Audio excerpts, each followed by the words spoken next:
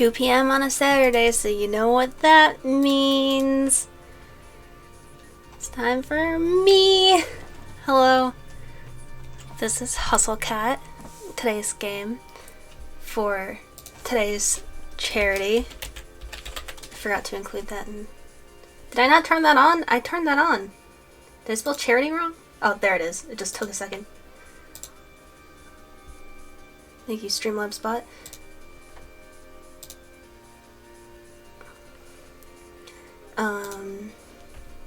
It doesn't like me tapping out of the game. So yeah. This is our game. This is what we're playing. So, you can choose your pronouns. It's cool. Start with choosing a photo. So we can have longer hair or shorter hair. Also, paler or darker skin.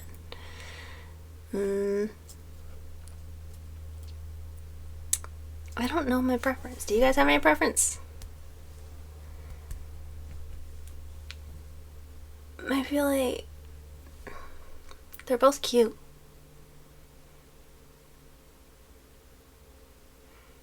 I think I might prefer the longer hair on top.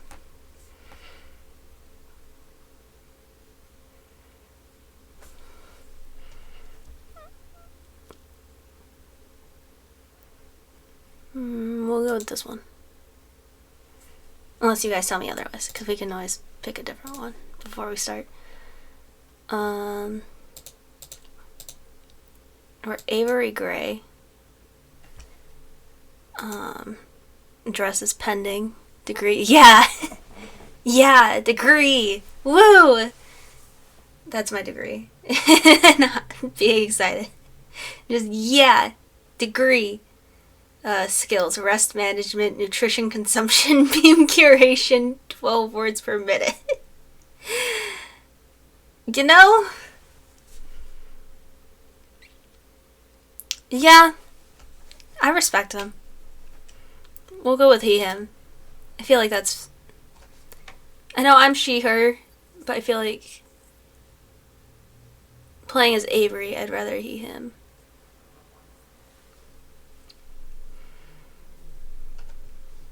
Or I could go they, them. Them, they.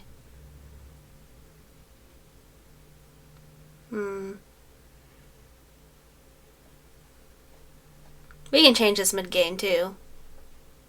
So yes, I am Avery Gray. This is me. I think I fell asleep on the couch again.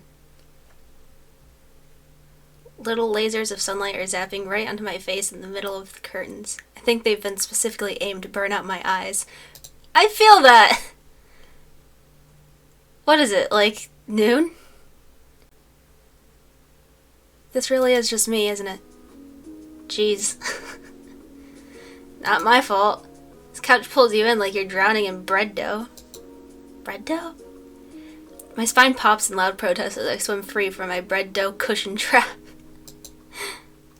I'm gonna have to apologize to Aunt Wendy. I'm probably leaving a dent in the shape of my ass in the cushions. I'll probably have to apologize for a couple of things, actually.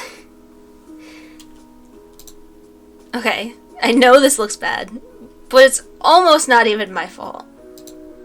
He's so cute. I can't even help that clutter is naturally drawn into my gravitational pull. This actually is just me. Honestly, it just makes me feel a little more comfortable, you know? Like I really live here instead of just like I'm on couch suffering at my aunt's. Or like I'm living in a furniture catalog. Not that I'm ungrateful. Aunt Wendy is awesome to let me use her apartment while she's away. She helped talk Mom and Dad into letting me come all the way out to the city, too. She's pretty cool. I hear rustling behind me, like fingernails on cardboard. Can I have his shirt? And his shorts. Can I steal his outfit? I hear rustling behind me, like fingernails on a chalkboard. On cardboard. Fingernails on cardboard, not chalk. Okay. Interesting. Makes me pause for a second, but I jump up as I realize what it is. Hey, Mochi, knock it off. Mochi, the living trash bag disguised as a cat, stares up indignantly from inside the pizza box. He's trying to scrape some dried up cheese off the bottom again. Ooh, gremlin. His little mushed up face is probably trying to stare me down, but it's kind of hard to tell where he's looking with those crossed eyes. Mochi! Look at Mochi. No.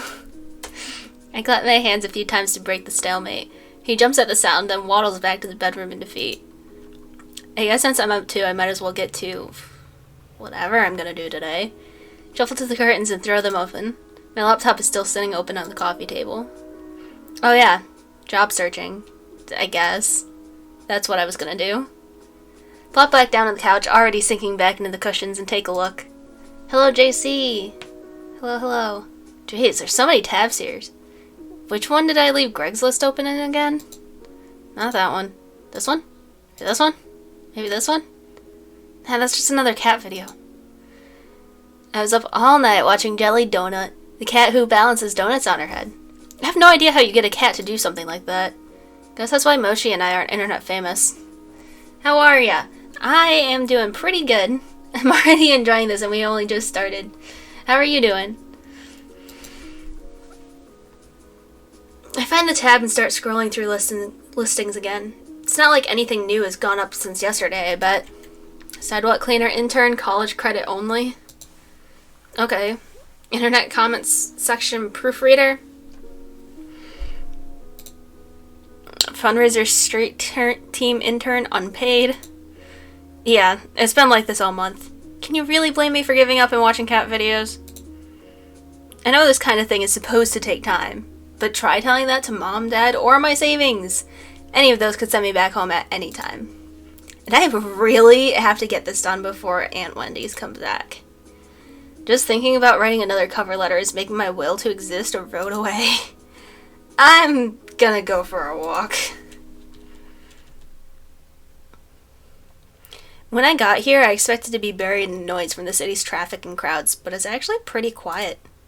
The apartment is on a side street, far from the main street bustle. From here, the noises of the city are just a distant hum. It's comforting, like the buzz of an old tube TV. I'd have to walk like 20 minutes to get to the train from here, but I rarely leave the neighborhood, so it doesn't really matter. Still, living in a small town life in the city, I guess. Whatever.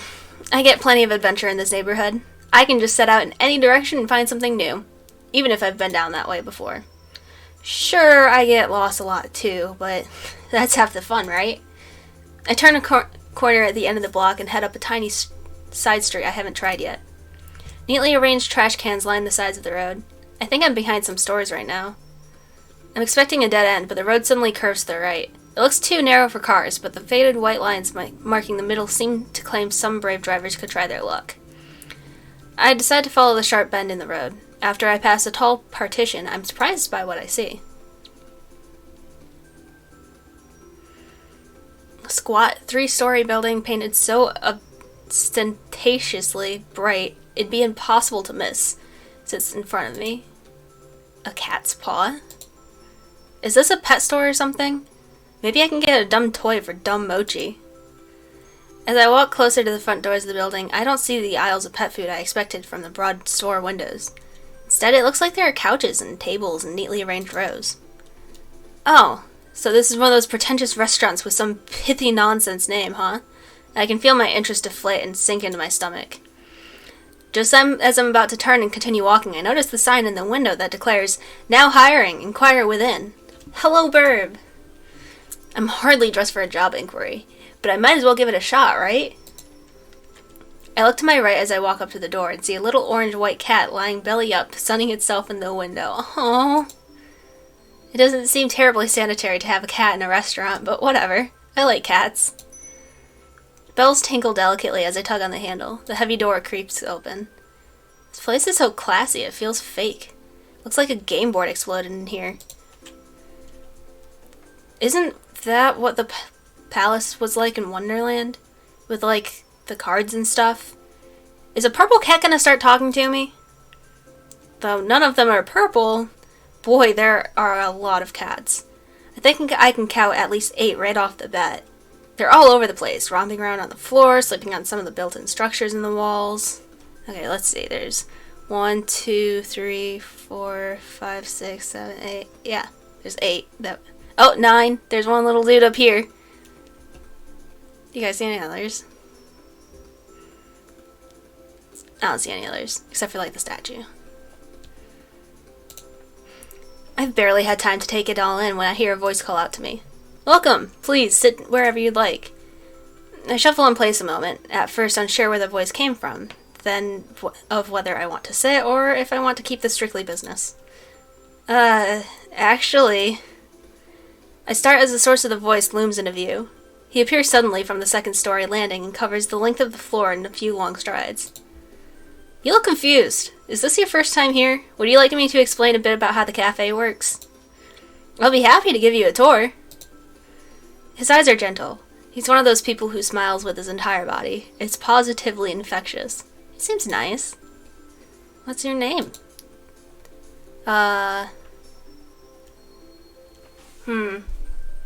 Be lurking. Hi, Crossbite. Thank you for lurking.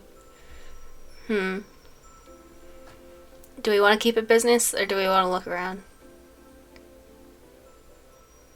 This cat looks like Nira. Let's look around. That sounds great. Oh, that's great. He bounds closer towards me in both stature and exuberance. It's a little strange that someone like this is working here, because he's more of like a big sheepdog puppy than what I'd think of a cat person. My name's Landry. Just interrupt if you have any questions. You got it, Landry. I'm Avery. Well, Avery, to start, all of our cats are rescued strays. The owner brings them in for care and socialization. They seem really happy. Having strangers around doesn't seem to bother them at all. We do everything we can to make them comfortable. Many of them are up for adoption. We have a good match rate for our fosters. Oh my god, look at the trunk! I love it. Over there is a wall of photos of some of our cats that have found happy homes. Oh, and proceeds from the cafe help pay for their care. The food is really good too. Our chef is amazing. Ah! Thank you for following, spooky little booty. Hello. The food is really good too. Our chef is amazing. I recommend the key lime pie personally. That all sounds really great. I bet you're really happy working here. Well, it's a lot of work, but I like to think it's all worth it. Actually, I saw you guys are hiring right now. Oh! His surprise freezes him for a split second. His broad smile immediately creeps back, but it's enough to pique my curiosity. We are. Did my explanation sell you that quickly?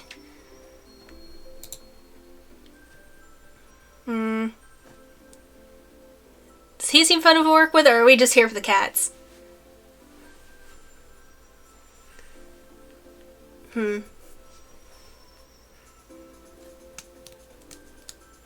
Because both seem accurate.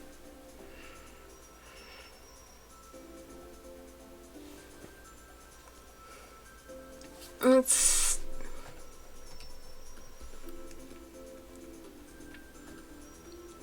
keep it about the cats. This face. Just like, yes. Excite. Much excite. Well, I'm really good with cats. I've got a lot of practice with them since my cat's such a handful. I bet I could do a good job helping out. Well, that's a good start at least. There's more to this job than just playing with the cats, though. Of course. I just mean liking cats is definitely gonna help, right? It's definitely a job requirement. Okay. I'll get the owner and you can talk to him about it. Why don't you have a seat while I go see if he's available?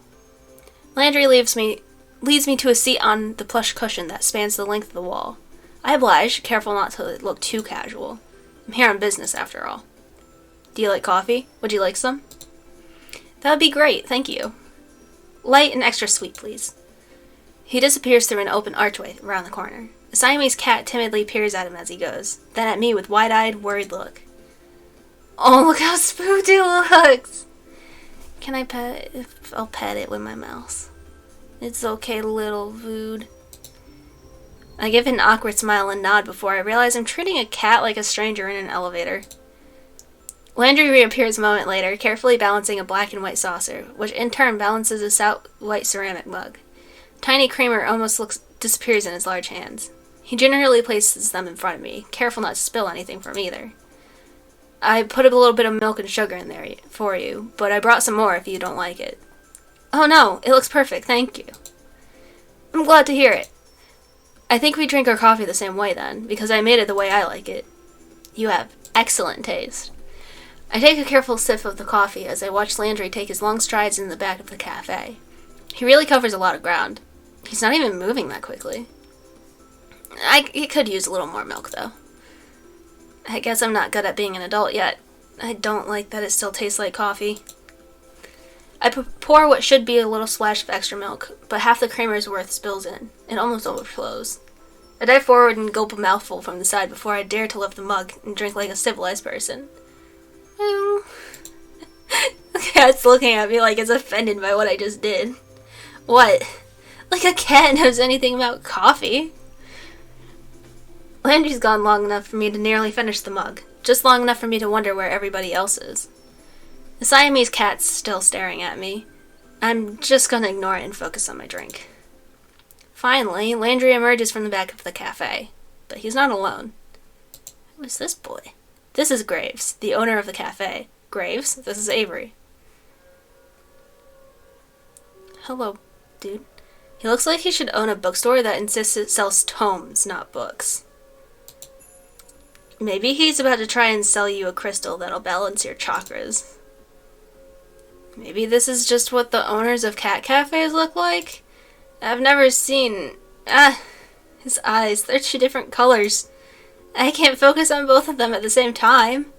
Which one am I supposed to look at? My attention is swallowed by his icy blue eye. Is he wearing a contact to complete his dark Renaissance look? I think it was his eye. Yes, it was this.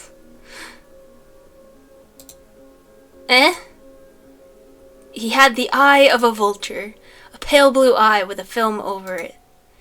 Whenever it fell upon me, my blood ran cold.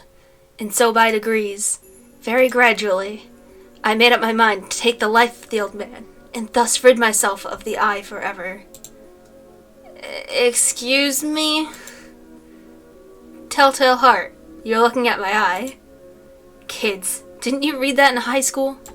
I knew it sounded familiar. Well, yeah, but...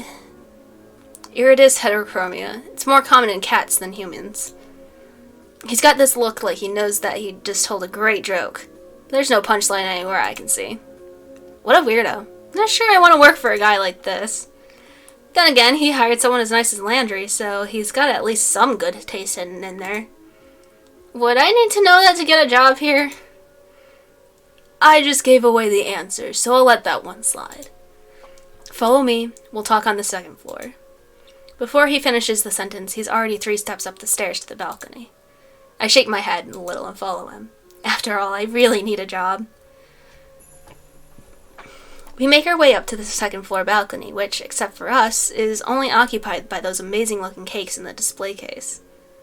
Those do look tasty. Who puts drinks in a display case? I don't think I've seen that before. Though I guess some boba shops put this stuff in a display case. No. I feel like some of them still are... I don't know. Have you guys seen drinks in display cases before? Because I don't think I have. We make our way up to the second floor balcony, which, except for us, is only occupied... Oh, I wonder if I can get a slice on my way out. Graves leans over the balcony of the cafe and raises his voice to the people below. Or to the cats, I guess, since cats are the only thing I can see from here. Hayes, will you get us some coffee? Is that the chef? I haven't seen anybody here besides him and Landry. Oh, I already had a cup. Is that going to stop you from another?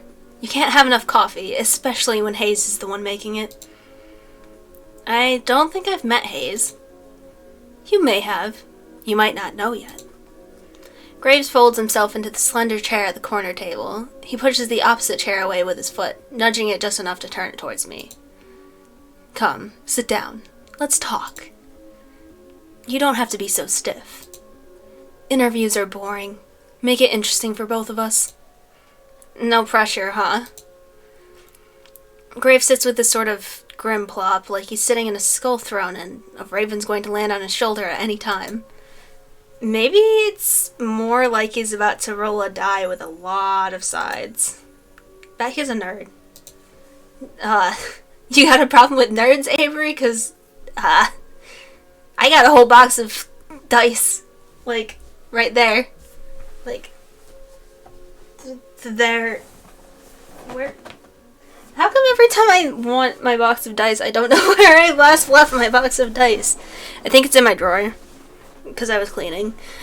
I take the seat across from him. Just so you're aware, we aren't starting without coffee. Okay. You can talk, of course. I meant the interview. Okay.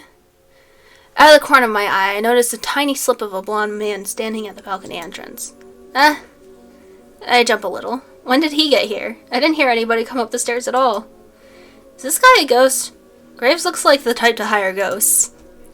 He looks terrified by my shout. I think I scared him more than he scared me. Oh, he's a soft boy. Gingerly, he sets 2 mugs in front of Graves.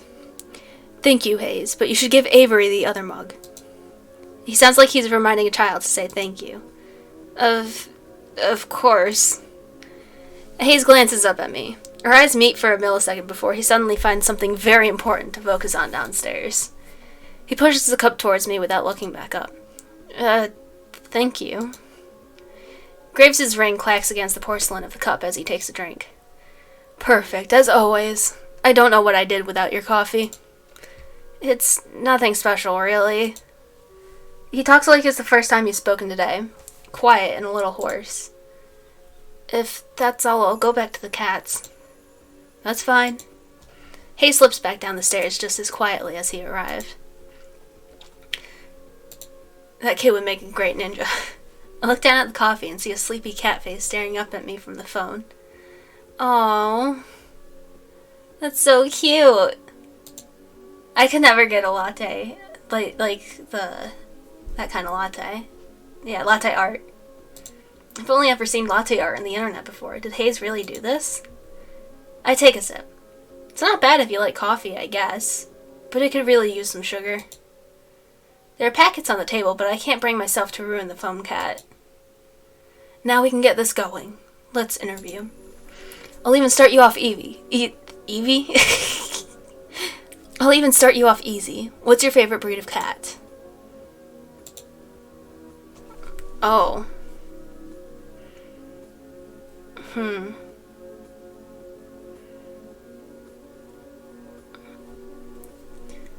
What's my favorite breed of cat?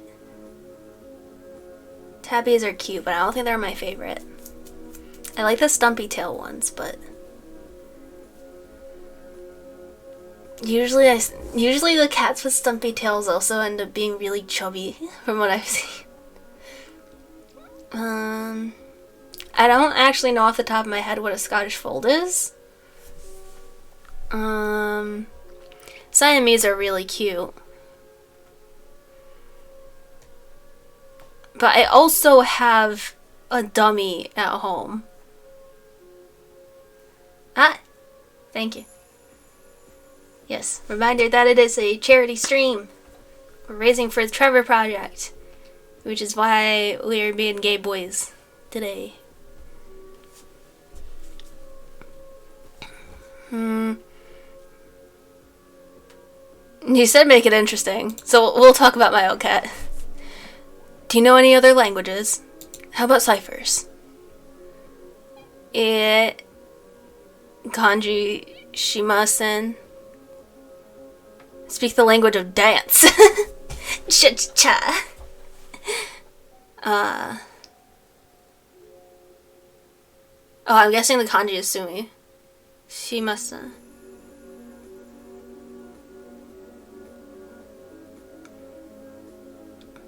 I do know. I don't know ciphers. We'll go with I speak the language of dance. What marine animal would you say best represents you? Dolphin, shark, butterfly. Butterflies aren't marine. What am I? Am I the dummy or is my cat a dummy? I thought we were calling the cat dumb. Dolphin, orca, shark, penguin, or butterfly. Could be a shark. Like Grua. They're a little penguin. Or butterfly's not a marine animal. Why is it... He said make it interesting. It's so tempting to choose butterfly. I think dolphin, penguin, or butterfly. I'm not feeling a shark or orca. They're too big.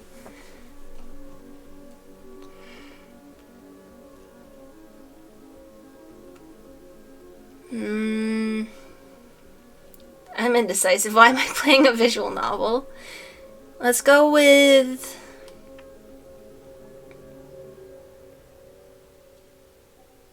penguin. Well, I guess penguins aren't really marine. I mean, I guess they are. But, like, are they? I guess they are. Penguins are weird. Because they're like birds, but they're also... I don't... What is a penguin? Anyway, what genre of music would you use to describe your worth ethic? Classically, hardworking? Children's sing-along. Twinkle, twinkle, little star. My job ethic is very hard. Punk. I'm not dead, just resting. Chiptunes. I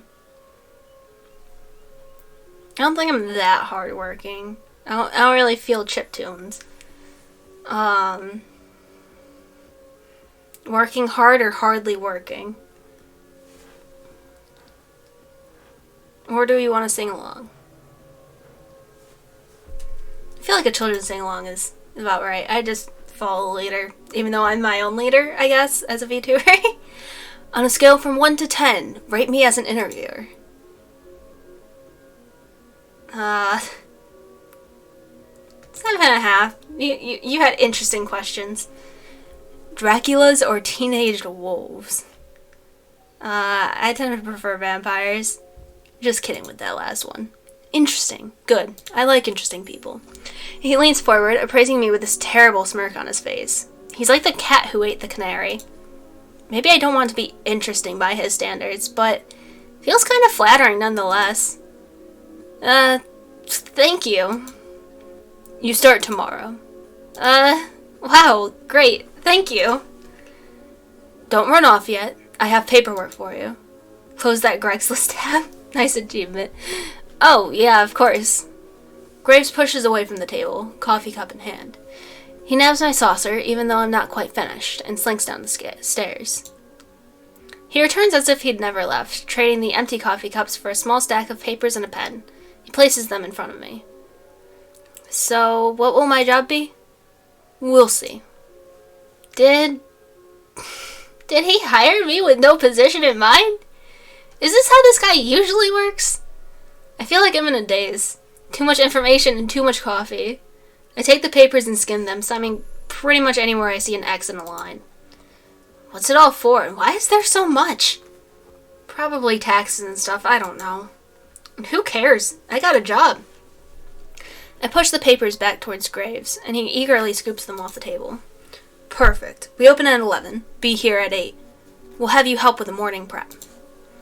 My displeasure must be apparent, because his mouth cracks into another smirk. You can work a later shift after training. You won't have to deal with those cursed mornings for too long. Okay.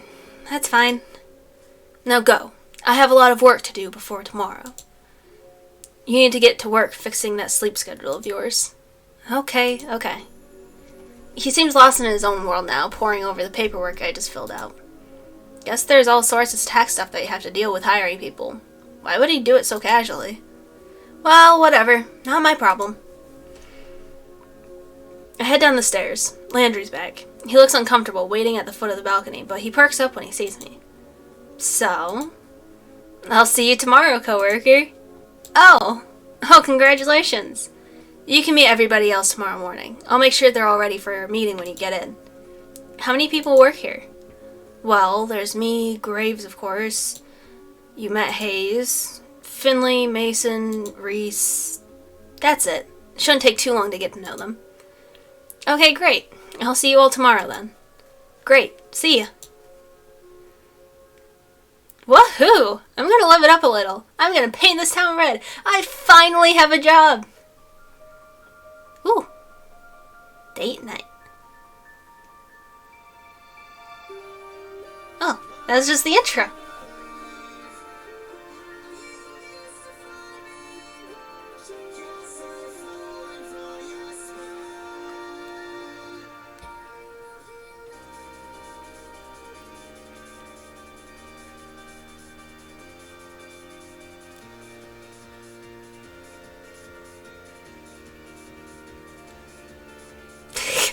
Cat is so judging. Finley. Landry. Reese. Okay. Mason. That's Hayes, yeah. Graves.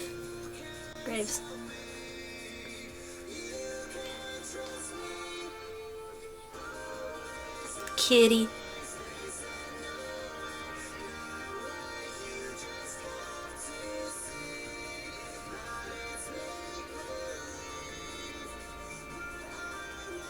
I love the expressions.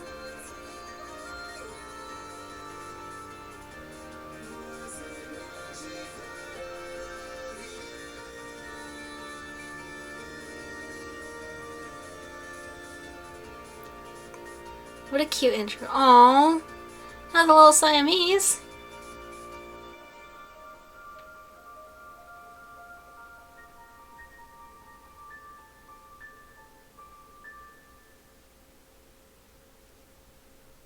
One dang rusty pole.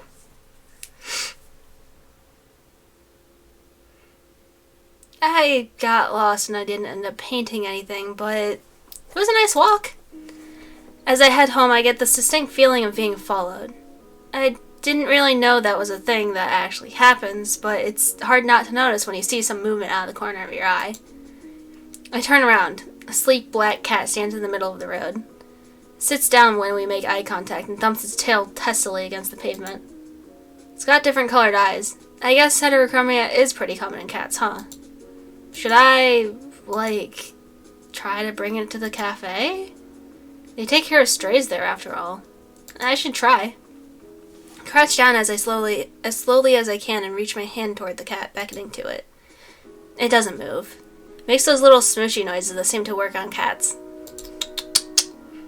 This one doesn't seem terribly impressed. It pins its ears back and it looks away, still for a moment, before standing up and slinking into an alley. No, come back! I guess I should leave this to the professionals. Aww. Sorry, little dude. I don't even know for sure if it was a stray, but okay. It's time to celebrate! I'm gonna wreck this pizza I grabbed from Pizza Lloyd's on the way home. Is a cat visual novel? Pretty much. It's following a boy or girl or non-binary. You can pick your pronouns and change them at any time. Fun fact. We could switch them right now.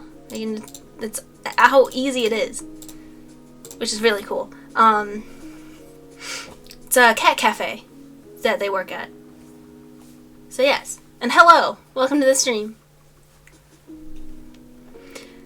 Picked up a can of wet food for Mochi from the corner store, too. I figure we both deserve a celebration. Mochi, get your fat lump out here. I have good news. No answer or indication he's even in the same room. You know, he never even asks how my day was. I know how to do this. I walk over to his food bowl and crack the lid of the wet food.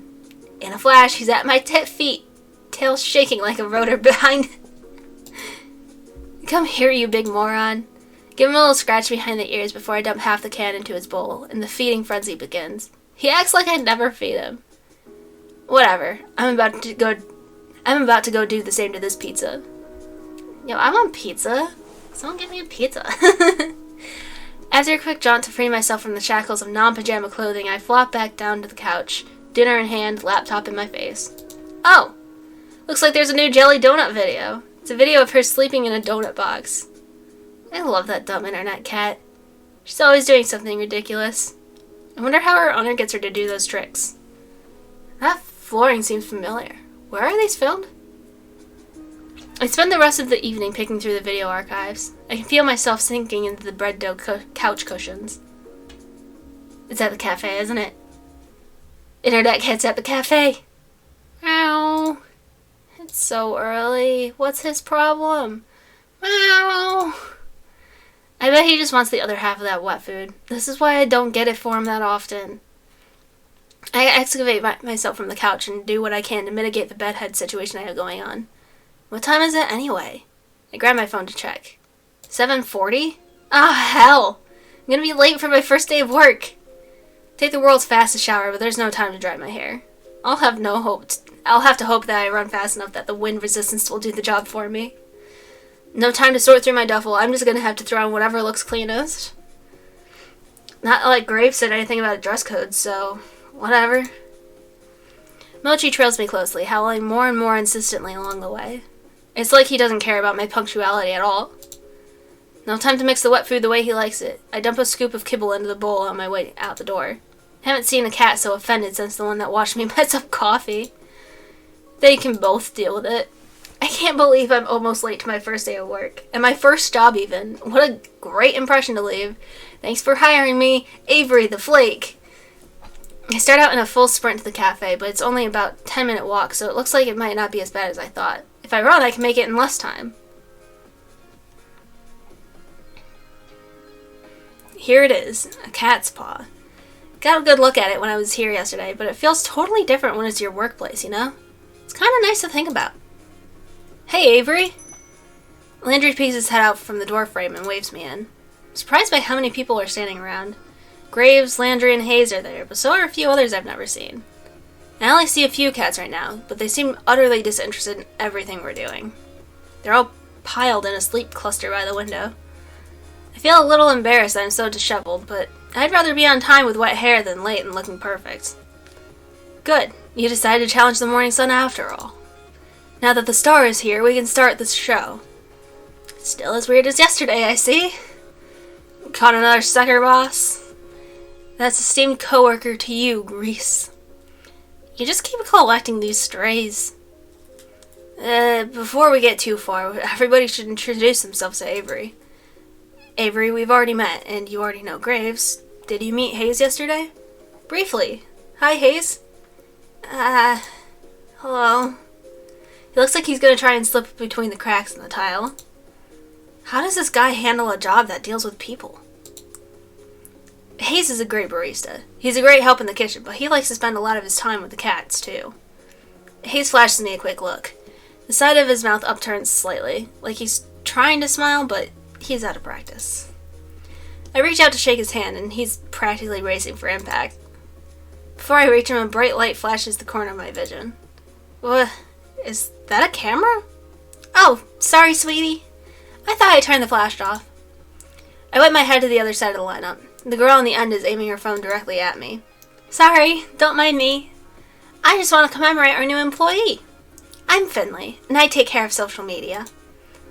I like candid, so I'll try again later when you've forgotten about it. Finley is also... Graves, I know what you're going to say. Don't ruin the surprise. Graves lets out a soft bark of a laugh. All right. You tell Avery whenever you're ready. Thank you. The two in the middle of the lineup look beyond unimpressed. One is the smart mouth guy, Reese, and the other looks like someone I wouldn't want to mess with. Finley puts her hand on the shoulder of the tough-looking woman standing next to her. Since she's not going to introduce herself, this is Mason. She's our head chef. Our only chef, I guess. Well, nice to meet you both. Yeah. Finley reaches up and places her hand against the back of Mason's head. She pushes her hand forward, forcing Mason to nod. I'm amazed Mason is putting up with this. Wow, that's the most you've spoken all day. She likes you already, Avery. Mason makes a quick little noise that could either be a laugh or a grunt. Maybe it was both. How kind of you all to save the best for last. I'm Reese, and I'm the one you'll be answering to after Graves, so you better stay on my good side. I would have sworn Landry was second in command here, so I don't know what this kid's talking about. I didn't even see him at all during the interview yesterday. I'm on cat detail today, but don't think that means I won't be keeping an eye on you. Cat detail must mean taking care of the cats. Obviously. I'm learning quickly. I don't know why the second in command would be so eager about telling me he's gonna clean litter boxes today. Maybe it's a weird status thing here. No, he's probably a vet.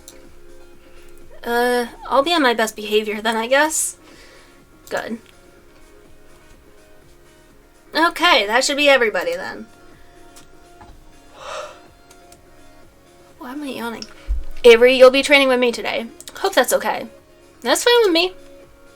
It looks like I'm no longer needed. I have other work to do. You know where to find me. Graves slinks to the back of the cafe. I think I can hear footsteps on creaky stairs. Mason and Hayes disappear after him. Avery, did you have breakfast? We're going to have something to eat before work if you'd like to join us. It's tradition. That sounds great. I fed my cat, but I forgot to feed myself. Reese has already seated himself at the long booth seating along the wall. He scoots two of the tables together, and Landry pulls over another chair. Great, just sit and relax. Mason's just finishing up breakfast. I move to take a seat, but Finley blocks my path. Avery, before you sit down, I have a question for you. Sure, what's up? Okay, is that... Her voice drops, almost conspiratorially. She leans in to whisper. That's an Akia shirt, isn't it? He's my favorite, too. What? Akia? From Blast Zone? From what? Look, you don't have to play dumb. I get it. No, I really have no idea what that is. Is that like a show? Is this shirt from something? Oh, no. Never mind. Don't worry about it. Aw. She's gonna fangirl. But you got my interest. What's Blast Zone? I don't know if it would be your type of game after all. Game? It's a game. I like games. Try me. Well, it's a story about men's passions clashing in a life or death struggle. Sounds dangerous. Oh, it is. But it's also romantic. Romantic? Like love blooming on the battlefield? That type of thing? I love her. I love her. Yeah, I think you do get it. Maybe I'll lend it to you sometime, if you prove yourself worthy. I'm not really sure what that involves, but sure. Okay. She gives me a grin and a wink, then takes a seat at the table next to Reese. I noticed that somebody set the table while I was talking to Finley. Mason and Hayes should be out in a minute, Avery. Come, sit down. Sure. Where should I sit, though? What if there are some unspoken rules about this sort of thing in placing? You never know with new groups. Landry answers the conundrum for me by beckoning to the seat between him and Finley. Quietly, I take the seat. Mason emerges from the back with a large tray balanced atop each hand. One tray has a giant stack of French toast. The other is some kind of egg thing. I'm not sure, but it looks amazing. Whoa. I had no idea how hungry I was up until now. She sets the trays in front of us and then returns to the kitchen. I hope she gets back soon, because I'm about to be on that egg thing like Mochi on wet food. Mason returns a few moments later, cradling 6 empty coffee cups in her arms.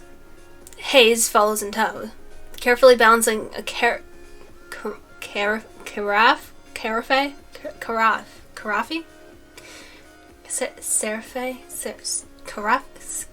Yeah, full of coffee.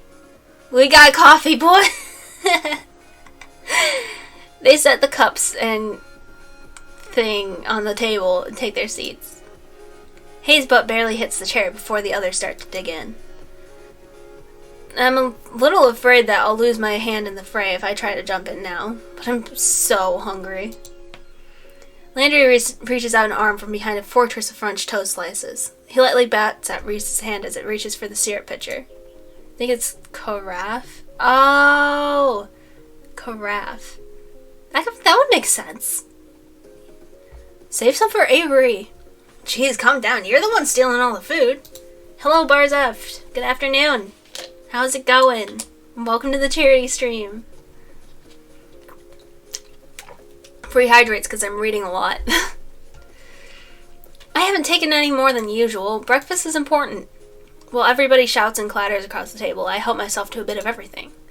I'm not used to eating a real breakfast, especially one that didn't come out of the microwave, so I'm gonna savor this. Wow, this is amazing. Mason, what is this egg thing? Mason's eyebrows shoot up. She looks at me like I grew another nose. Frittata. Is that like a souffle? Looks like it'd be really hard to make. Just eggs and vegetables in a pan. Still, I know I wouldn't be able to make anything like that. It's really nice to have a real breakfast. What do you usually eat, Avery? Mostly cold pizza, or toaster tarts, I guess, if I remember to get them. I'll take cold pizza. So it's like an omelet, but not folded. I don't know. Frittata. Yeah, it looks like looks sort of like a quiche. What's the difference between a frittata and a quiche? Frittata versus quiche. I know quiche is also... Yeah, it's all... Quiche... Oh, I think quiche will have, like... Frittata is a crustless quiche. Or an unfolded omelet. Yes. You got it. I've been awake, like, half an hour, so not sure how it's going yet. How's it going for you? Pretty good. Me and my roommate got breakfast. We came back.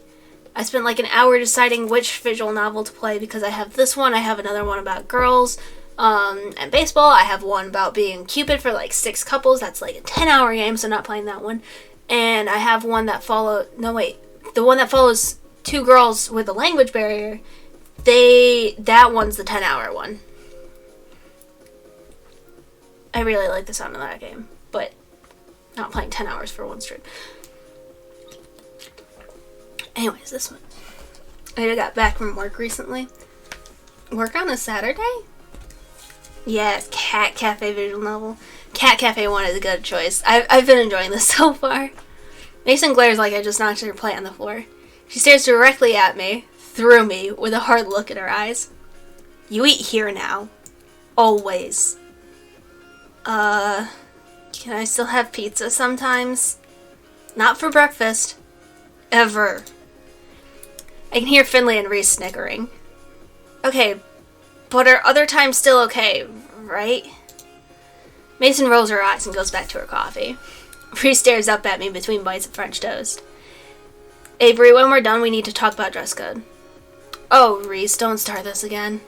Shh, it's an important part of new employee orientation. Landry passes a positively pained look at Reese. Look at Reese, not Grease. Reese, greasy Reese. Listen in the background. No, not today. I mean, we could summon her. She is the one that suggested this game, actually. Been eating peanut butter and jelly for breakfast. Sounds like a good breakfast to me. I haven't had PB&J in so long. We've got some, like, the Uncrustables in our freezer. Man, now I want more breakfast. Positively pained look at Reese. He glances at me, but a poke to the ribs from Finley sends him staring back at his plate. Landry, you're such a bird mama sometimes. Lighten up. Avery, look at this place. We take our visual representation very seriously here. Mason gives another grunt. Hayes places his empty plate and cup on Mason's plate and takes the stack in the back with the urgency of a tactical retreat. Graves and I expect a certain level of decor with a waitstaff. Is this about my outfit? I woke up a little late, so... No, this is about uniforms. Mason pushes her chair away from the table with enough force that it wobbles briefly on two legs. She stands and takes my plate in one fell swoop. Opening soon. Time to get ready. She picks up the now empty cast iron skillet with one hand and balances a few of the other plates on top. That looks heavy, but she's holding it all like it's nothing. Come on. She stares me down and gestures to the back door with a head nod before she heads back into the kitchen. Peanut butter toast at times. Does sound good. Don't think you can run off so easily, Avery. You'll get written up if you don't have your uniform.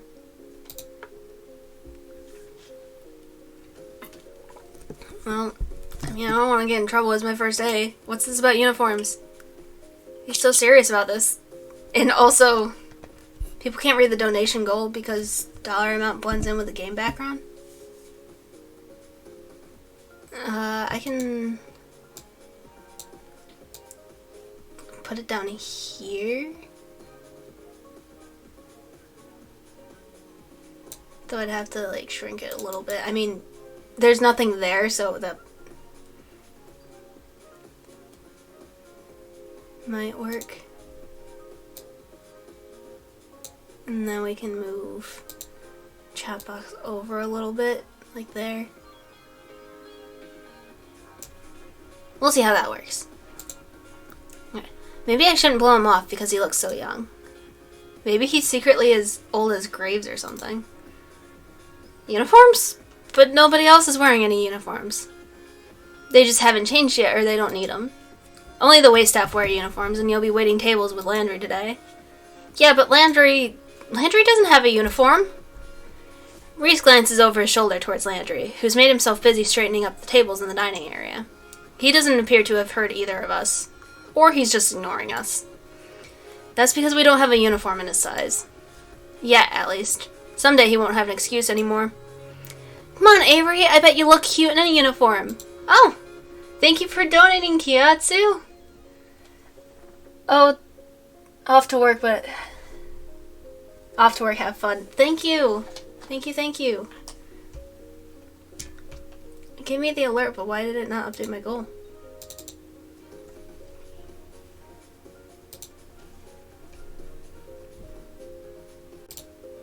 Huh. Yes, have fun. I know work necessarily isn't quite fun, but thank you for your donation. Thank you. And remember, you can always !charity if you would like to donate. There it goes. Finally updated. There we go. Oh, I don't know what you just said. Wait. No, not the main menu. I want to go back. I don't know what it just said. Oh well. That can't be it, right? This looks like it should be your size. Now come on. He dumps a pile of lace and fabric in my hands and then pushes me toward what I assume is the bathroom. I pause in front of the door and give Reese a baleful look. Come on, at least try it. Fine, sure, let's humor him. Alarm bells are going off in my head, but what's the harm? The list on the sidebar might show what it said. On the sidebar? Oh, yes! There it is, thank you. Reese, oh yeah. Rummages around in a drawer by the back door and pulls out some kind of black, orange, and white lace thing. Black, orange, and white. Interesting color palette. Alarm bells are going off in my head, but what's the harm? I'll look a little silly. Hell, I might end up looking cute. Alright, give me a second. Good answer. He seems pleased, but I'm a little irked by that smug sense of victory he's oozing. I close the bathroom door behind me and lay out the uniform. Yikes. This is even worse than I thought. Well, it's too late to turn back now.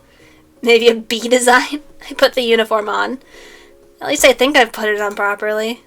I can't tell if these bows are supposed to go in the front or the back. My god. I catch a glimpse of myself in the mirror and then decide it's better to not make eye contact with my reflection. I crack open the door and I'm met with Reese and Finley's eager faces. Oh! Look at me! Oh. Finley holds up her phone. The flash doesn't go off this time. I told you I'd get a candid. You look so regal. Really, I can't believe you'd fall for such an obvious prank. Yep, you got me. Come over and take a look, Landry. Reese turns back into Landry, who quickly mumbles an excuse to himself and disappears upstairs. It's a pity neither of you were here when Landry wore it. He was bursting out of the thing. It looked absolutely ridiculous. I think it's cute. I'd wear that uniform. Same. I would too. I would wear that. Easy. I know you would. That's why I can't trust you. Where did this even come from? Reese's lips curls in disgust. Graves, he should stick to interior design and never step into fashion again. Excuse me? That's Graves' sense of fashion? It has like a hint of that aesthetic with the collar, but oh my goodness. He tried to get me to wear that, you know. Told him he could keep this Halloween fever dream. If Graves designed it, I'm surprised it didn't have a hooded cloak or a raven or something. Don't let him hear you say that. He might make some additions. I think the less we mention this thing, the better.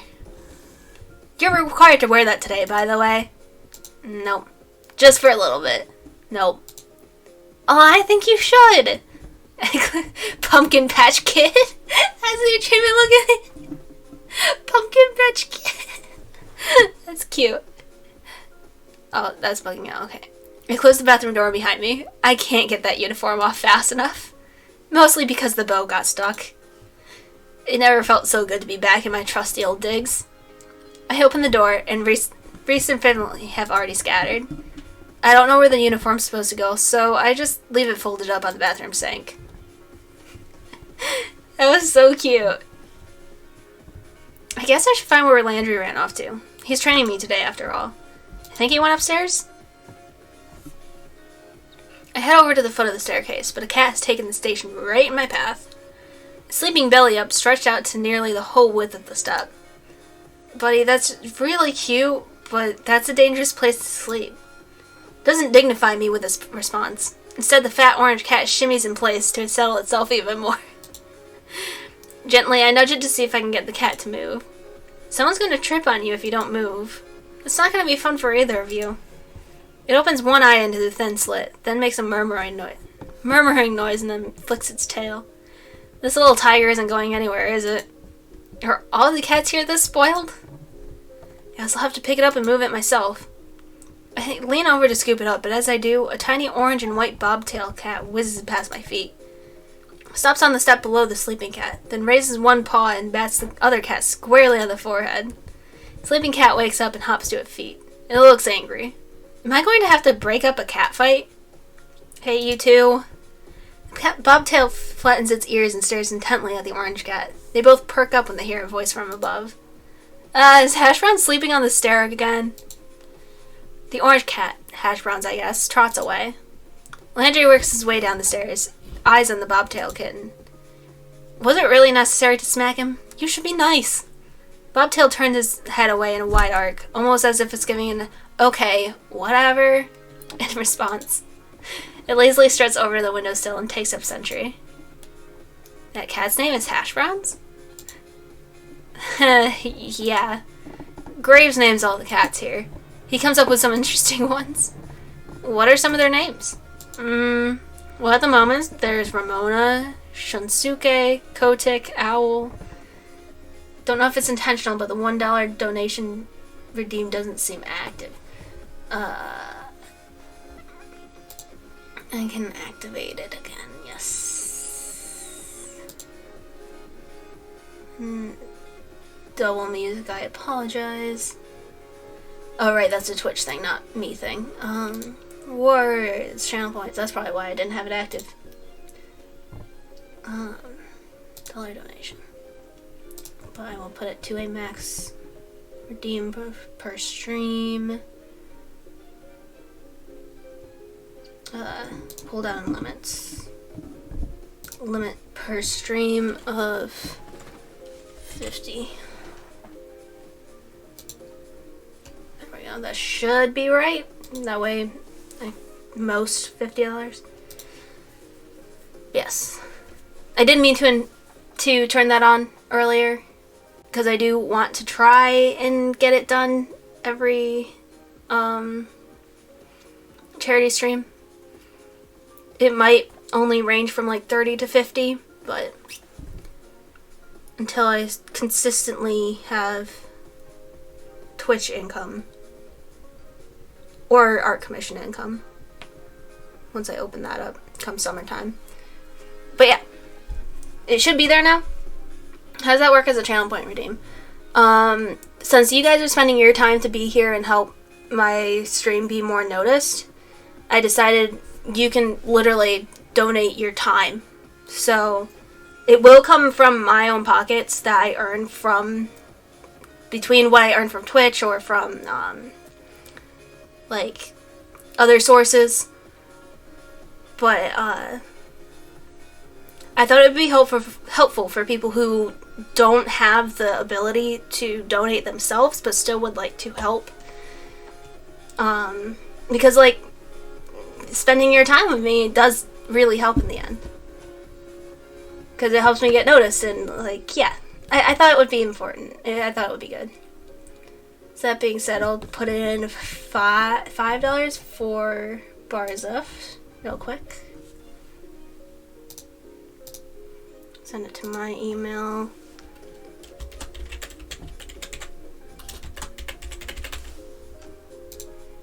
Barzuf redeems. PayPal. Oh! Don't know what that was. Thank you for hosting my stream! Thank you, thank you. And then I'll do $5 for Cat and After. Yes, just make that my preferred way. Should have like 50 on PayPal, so I'll make this easy. Yes, there's the redeems for Barzeft, and then Catten will do next. My email.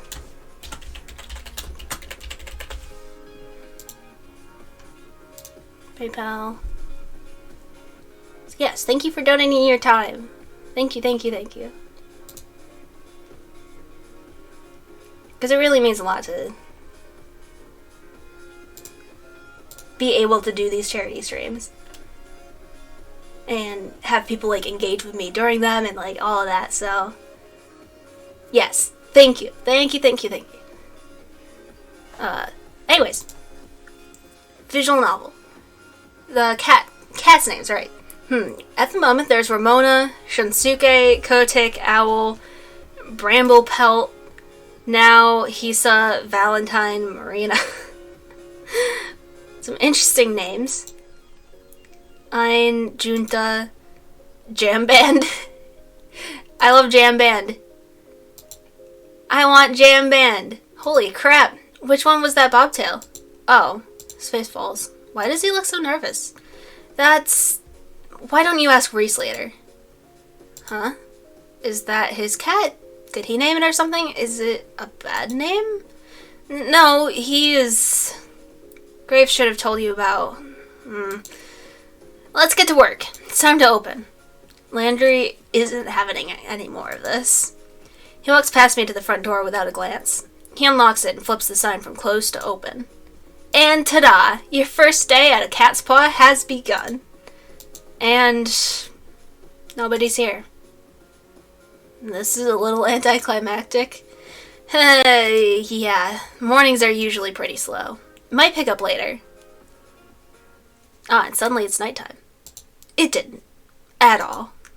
All day.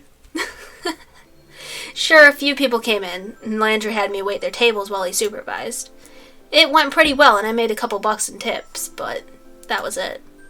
Finley came down a couple of times to check in, and I saw Mason and Hayes every time I went to the kitchen. But I didn't see Reese at all. Reese's bobtailed cat, on the other hand, was all over the place. I think I see why he'd take a shine to this one. They're both complete hams. Not that I mind that it was slow. It just meant I got to play with the cats more. There are like 10 of them here? Maybe? I can't get a solid count on them.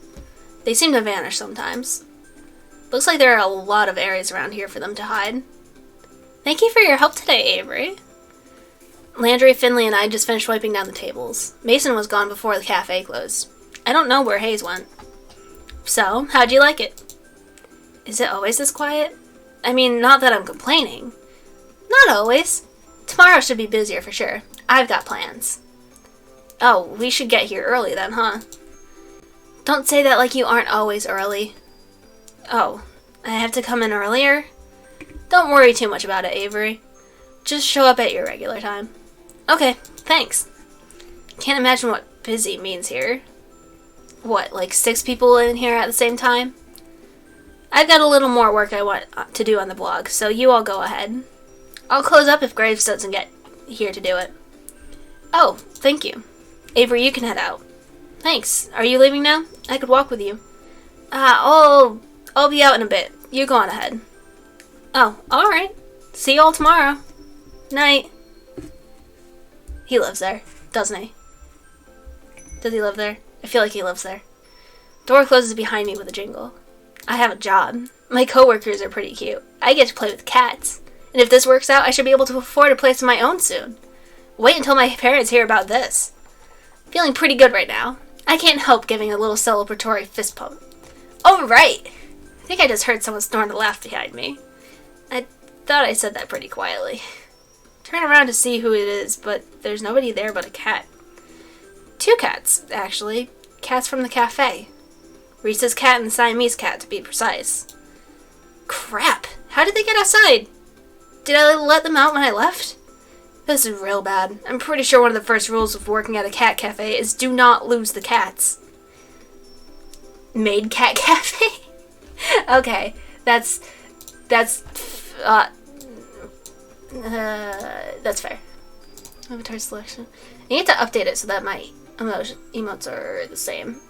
Oh, and I actually have to add the avatar because I forgot I factory reset.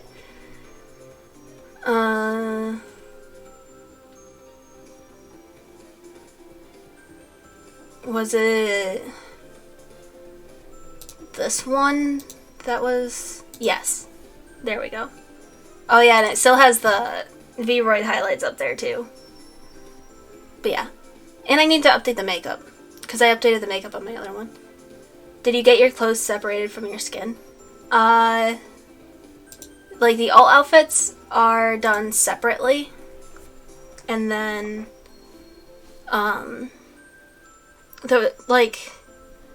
you can split your model in VOD into like 3 different parts. There's like the face and skin and eyes, and then the hair and then the body. So the clothes I feel are like one of the easiest to switch out because of Booth, and then the hair takes a bit more effort, and then you can constantly update all the other textures. Like on my model that I just had up, let me switch back very briefly, just to show her off. I updated the eyelashes, so they look a little more like the 2D style, where it's got like the fade on the corners. I'm really happy with that. Yeah. I love the options available in 3D. Although I might someday get a 2D model, because I found an artist that I really like that also does the rigging. Also, my eyes are bugging out because I'm rubbing my... But yes. I'm sorry, I'm babbling. Right. Don't lose the cats at a cat cafe. They're not looking at me anymore. Now's my chance. I start creeping towards both cats. If I move too suddenly, I might spook them.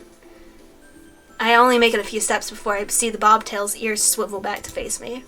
Without turning the rest of its head, it takes a springing leap and heads down one fork in the road. Siamese cat continues down the same path, as casual as anything. I can't get them both, but I need to get at least one of them. I better decide who to go after. No, we're not leaving a cat behind!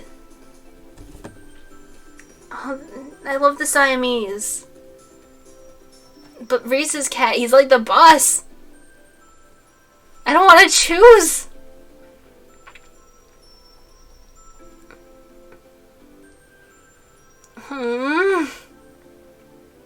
Yeah, I should just tell the cafe, hey,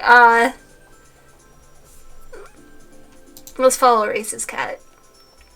It's a bot. I know he's not supposed to be out here. What a little jerk cat. I take off after the bratty bobtail. Reese's cat suddenly stops, turns around, and plants his haunches on the pavement. He looks up at me with a surprisingly bored expression. Oh, come off it, Avery. What? What? You can stop tailing me now, unless you were that bent on following me home. The cat is talking. Why? Why do you look so surprised? You knew it was me, right? What? What? Come on, my cat self and human self look so similar. They're both equally gorgeous. How did you not put 2 and 2 together? Of course I didn't put 2 and 2 together. What the hell is gonna think, oh, of course he's also a cat? That's the most absurd thing I've ever heard. I can't believe I'm even having this conversation right now. I don't know why I expected you to know anything about witches. I mean, look at you. What's that supposed to mean? It means I don't think you know much at all. Fine.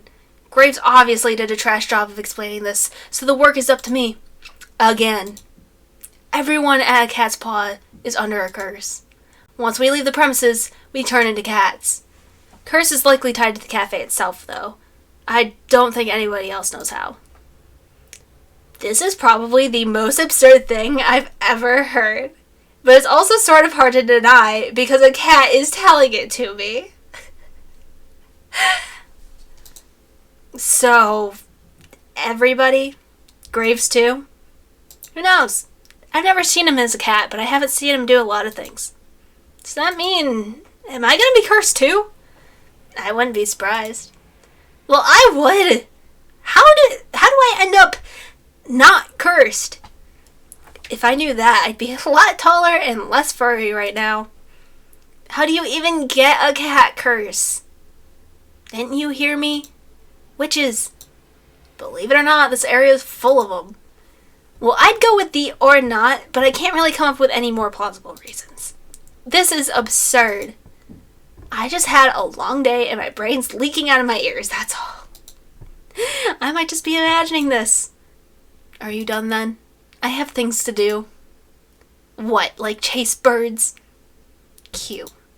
Look, if it makes you feel better, we can talk about this more at work tomorrow. With everyone else. Yeah, sure. Whatever. Introduce me to all of the talking cats. Just don't be late again. Hey, I wasn't late today. I get the feeling if he had the shoulders for it, Reese would be shrugging right now. Instead, he just rolls his head to the side. Reese stands back up. He takes a grand leap up a trash can, then again to the fence. Whatever you say. Good night, Avery. With that, he's gone. Good night.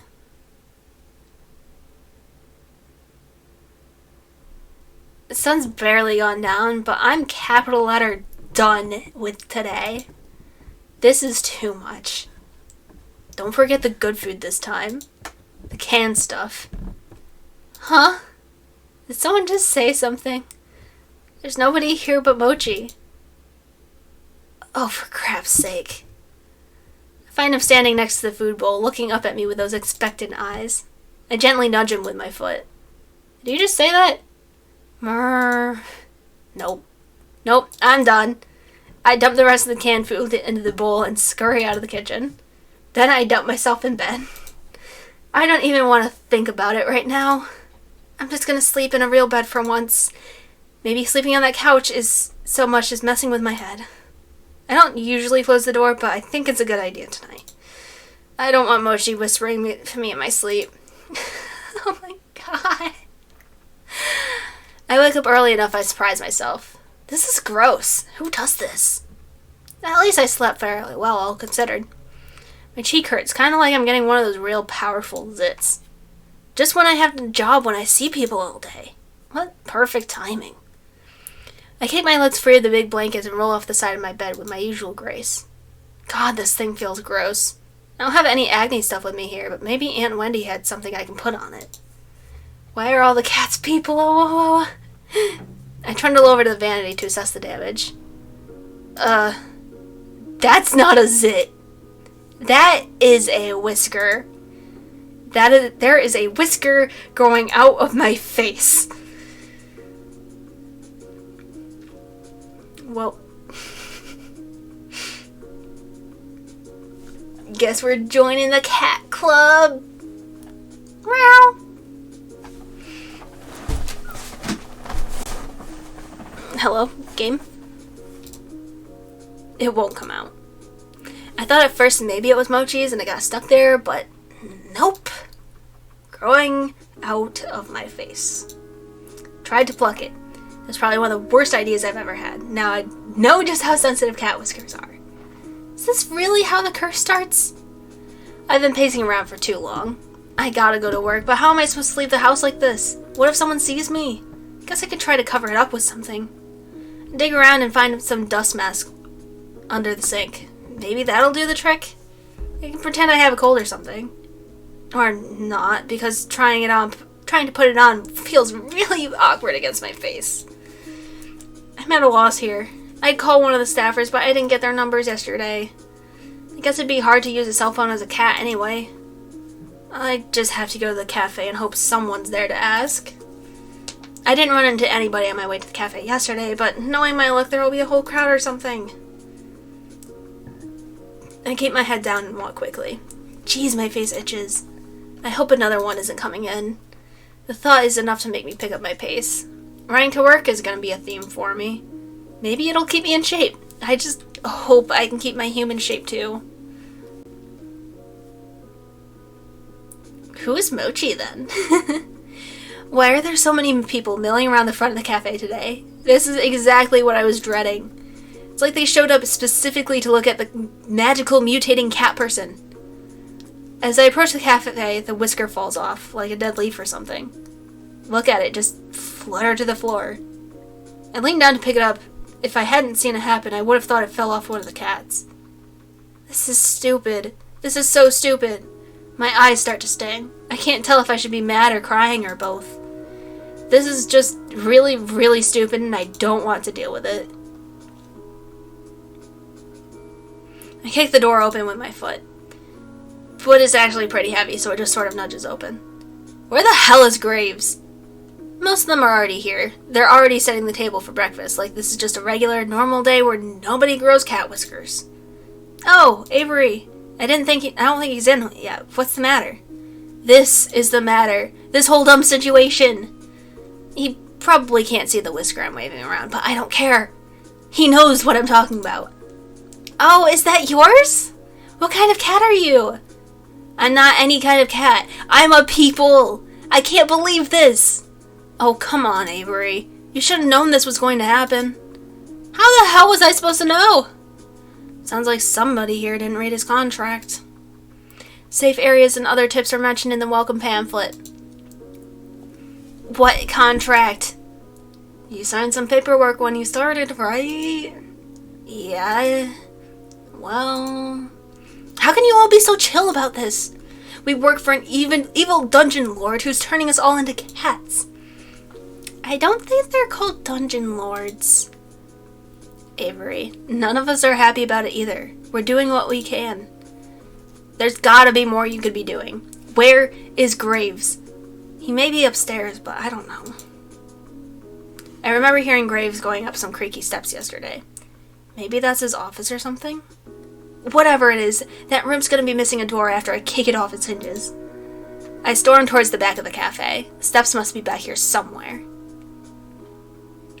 Who's the Siamese cat then? Hayes and Mason are in the kitchen. Hayes is gawking and Mason's got an eye on me.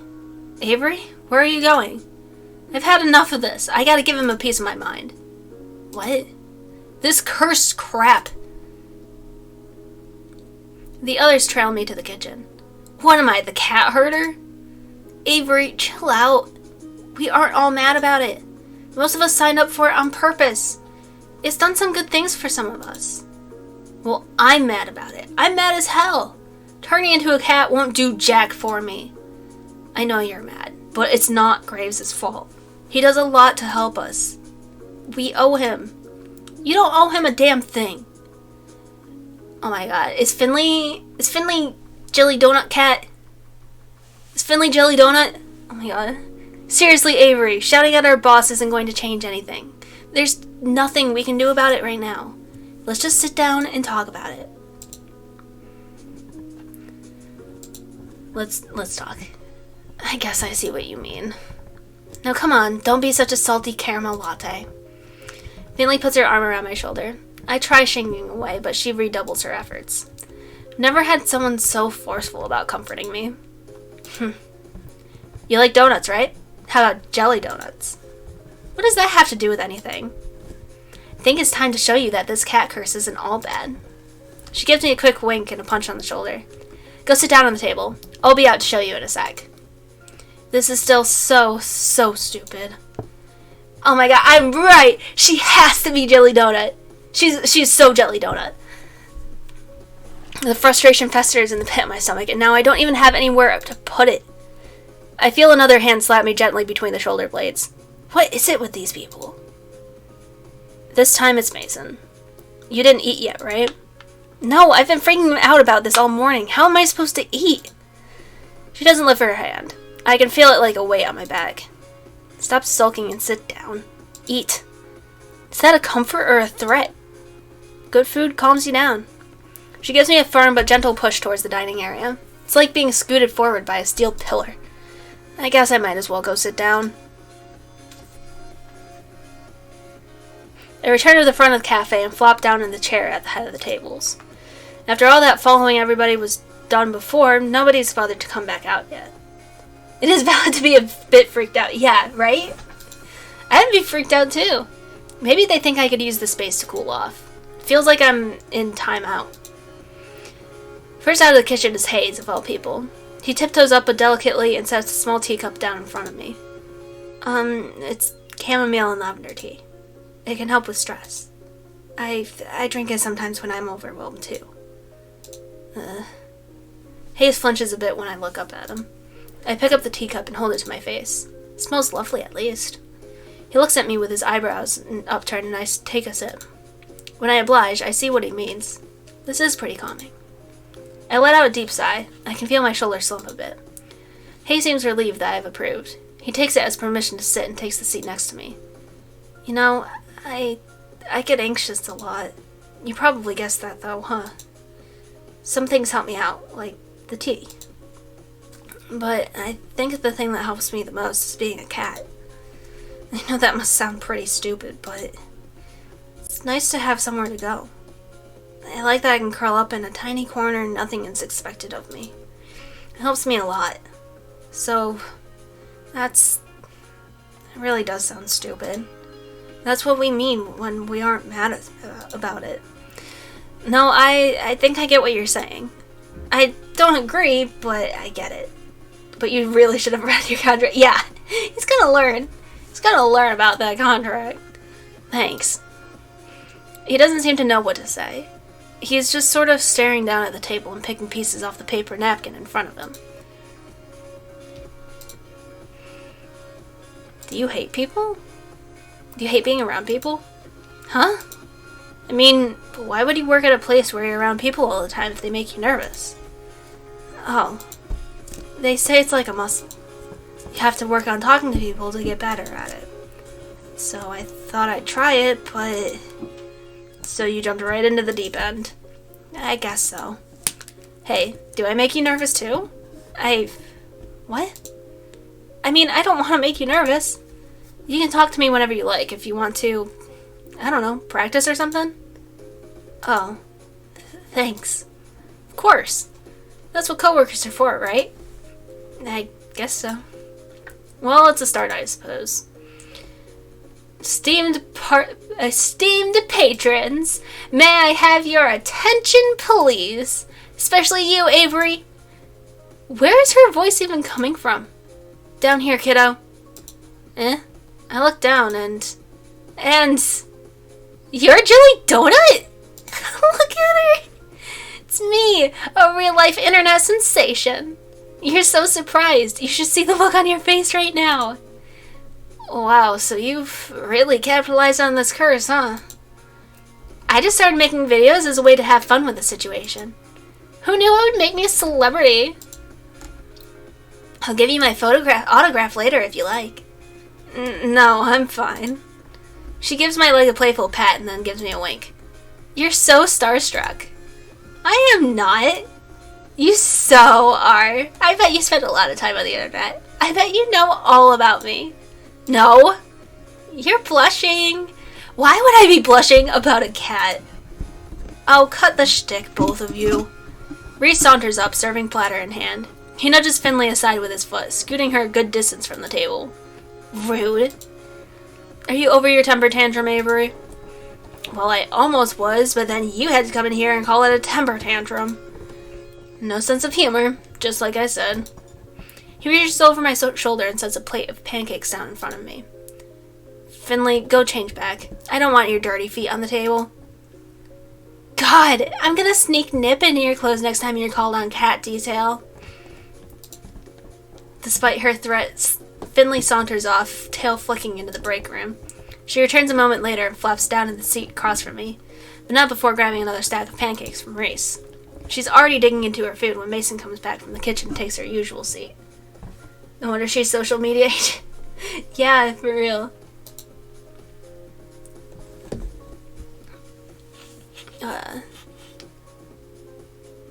Landry follows close behind her with another tray of pancakes, and the rest of the table pounces on their breakfast prey. How are you feeling, Avery? Better, I guess. Glad to hear it. We didn't mean to spring this on you, but I think we all forgot how confusing it all was at the start. I know I assumed you already knew what was happening. So am I the only one who didn't read the contract? Did it say like, hey, I'm gonna turn you into a cat or something? Not in so many words, at least. But of course we all read it, right? Wow, the varying degrees of sheepishness going around this table right now. Nope. I didn't really understand the safe zones talk and things. I thought it would be about safety protocol, but I didn't ask. Hayes shrugs and looks intently at the maple syrup pooled on his plate, which I'm choosing to interpret as no. I skimmed it. I got the potential for great power, but at a price part. But the specifics... Oh my god, all of you. No wonder I'm the one in charge here. The point is, Avery, we don't want you to feel like you're alone. We've tried finding out more about it, but we all hit dead ends. Yeah, you can't exactly wiki how to cure a cat curse. Well, you can, but the results are... well, they're from the internet. Why didn't you just ask him? Oh, yeah, I did. But he said something like... We are but actors on the stage of life, and we have been cast in the drama of this cafe. Wait, are you all witch cats? Yeah, the cafe has curse that when you leave the cafe, you're a cat. It seems. It sounds like something he would say. And you bought that? But everybody just sort of nods and agrees with Reese. Wow. But we're all in this together. We're like teammates now, and we can figure it out, with or without Grace. Yeah. Yeah. You're right. We can do this. I raise my fork, pancakes piece still attached, like a musketeer giving a salute. I get varying nods and murmurs of agreement, but nobody follows my example. I thought we could have made this a thing. What we need to figure out first is crowd management. Jelly donut days are rough and we need to be ready. I think I should spend time with Mason. To help her in the kitchen, of course. Hayes, too. I'm okay with that. We might need you both to come out to help us from time to time, too. We can't spare anyone besides Finley for cat detail today. You know how these days go. No cat breaks. Sorry, Hayes. I know. Avery will be the main two covering the floor. Hayes and Reese will be out from time to time if we really get swarmed, but Graves should be out like later to help us out. It might be a bit hectic, so I hope you're ready. Cat detail being a cat. Yeah, I think so. I think that's cat detail. It might be a bit hectic, so I hope you're ready. Yeah, we got this. This sounds exciting. I bet this place is fun when it's busy. Yeah, some of the people who come by are so cute. Just wait until you see the kids. This little girl had a jelly donut shirt she made herself. Oh, that's so cute. I think you'd look cute in a jelly donut shirt, too. Are you trying to get me to join your fan club or something? I don't have one, but if you want to manage it... no, that's... Yes. There you go. Thank you, Captain. I should have put that in the title. And hello, Mad Hatter. Welcome to the fun. Oh. We are romancing some cat people. People turned cats by a curse. Thank you for lurking. Okay. Your loss. Gonna go eat. Okay, hopefully it's something yummy. Mason, are you ready? This is gonna be quite a long day for you. I like a challenge. Now finish eating so we can get back to work. Yes, ma'am. Reese shovels one last pancake into his mouth and without even finishing chewing, grabs his plates and hurries after Mason. Hayes at least manages some grace in his exit. I better get ready too. My public awaits. Finley hands me her plate, then dramatically flicks her hair away from her face like Starlet in a photo shoot. She disappears in the back as well. Alright, Avery, drink your coffee because it's time to get energetic. Yeah.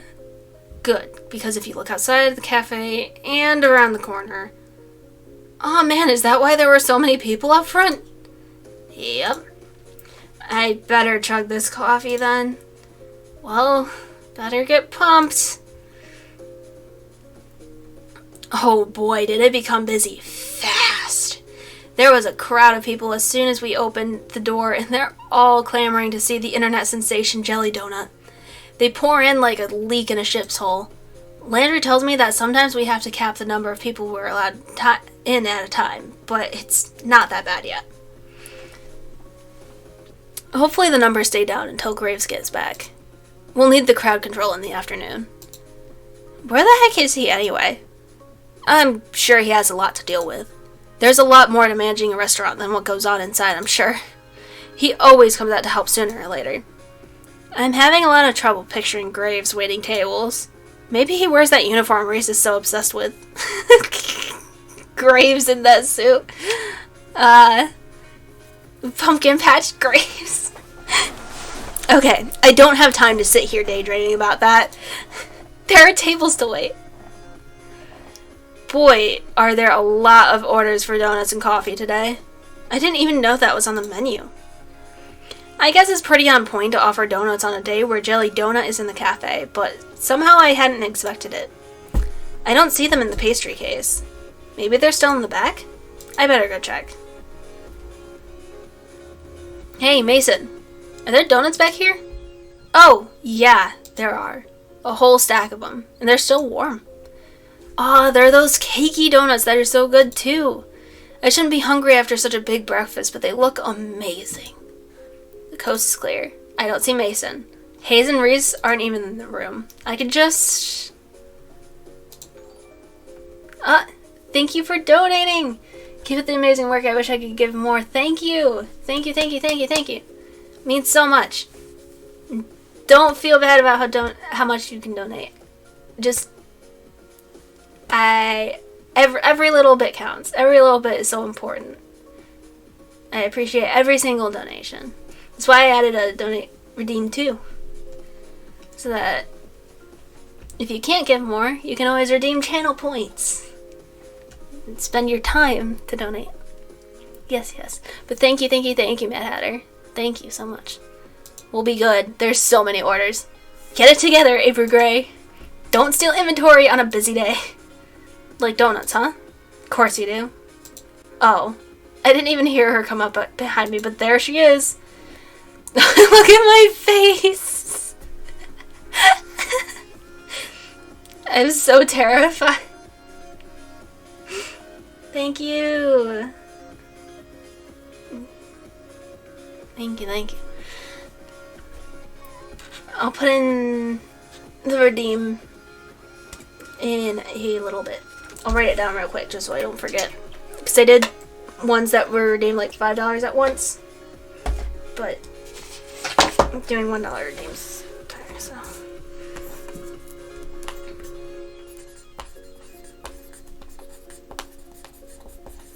There we go. Wrote it down so I don't forget. I'll do it. Either $5 worth of randoms or random redeems or end of the stream. But it will get there. Promise. Cross my heart and hope to die. Ah! Thank you for hosting my stream too! Thank you, thank you, thank you, thank you, thank you, thank you, thank you, thank you, thank you, thank you. Amazing charity to donate to. Yeah, I definitely... It was one of my top 3 from JC coming in with another redeem. Thank you. Coming back from working just to redeem. But yeah, it's definitely very important. I heard about them a couple years back, and because it was made in memorial of a boy who committed suicide. I think it was a boy. I don't remember. I think they committed suicide because their family rejected them or something, or something or other like that, or because they were bullied. And it was made in his Trevor's name. I think I forget like the details of the charity, but heard about them a couple years back. They do great work. Offer a hotline for LGBT kids.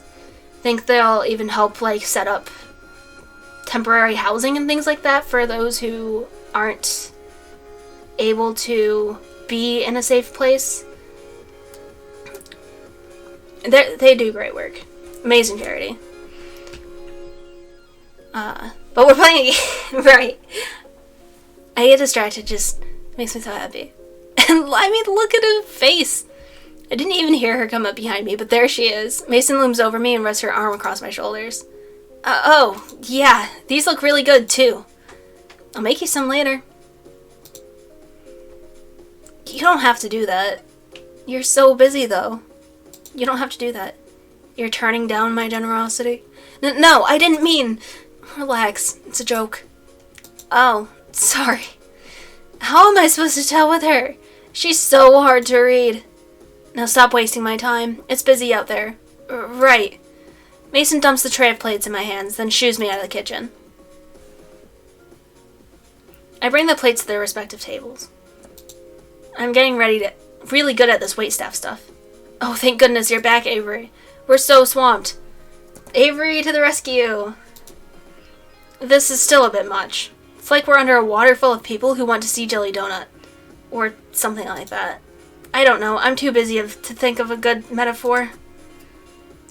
Finley's loving it, though. Just look at her. Look at her just mug for the camera. There they go again. Look at her. She's so cute. Someone else trying to put their donut on there. Excuse me, please read the rules. We can't let customers bring food to the cat play area. Fine, whatever. Jeez, you see something on the internet and you think it's okay to do in real life? Some people. Someone better talk to that kid about these bad habits she's encouraging in people. The offending customer has already vanished back to his table, but now there are 3 people who have taken his place. We need more babysitters. 1 at a time, please. No flash photography. Oh, thank goodness. Reese and Hayes are back to help corral the crowds. Reese has taken a spot at the door with the world's tiniest bouncer, and Hayes is taking someone's order. Which reminds me, I better get back to work too. We're in the final stretch, but dang, this is exhausting. My pockets are bursting with tips, but that's not much consolation if I feel like I'm never going to leave this place. I could really use a break. Hey. What's she doing out here? Does she need a break too? I suppose I shouldn't be too selfish. I'm not the only one working my butt off here. Get in here. It's not a request so much as a command. I better go see what's up. Did some kind of baking bomb go off in here? We're all taking turn bussing tables, but this crowd hasn't left much time to deal with dishes and cooking utensils.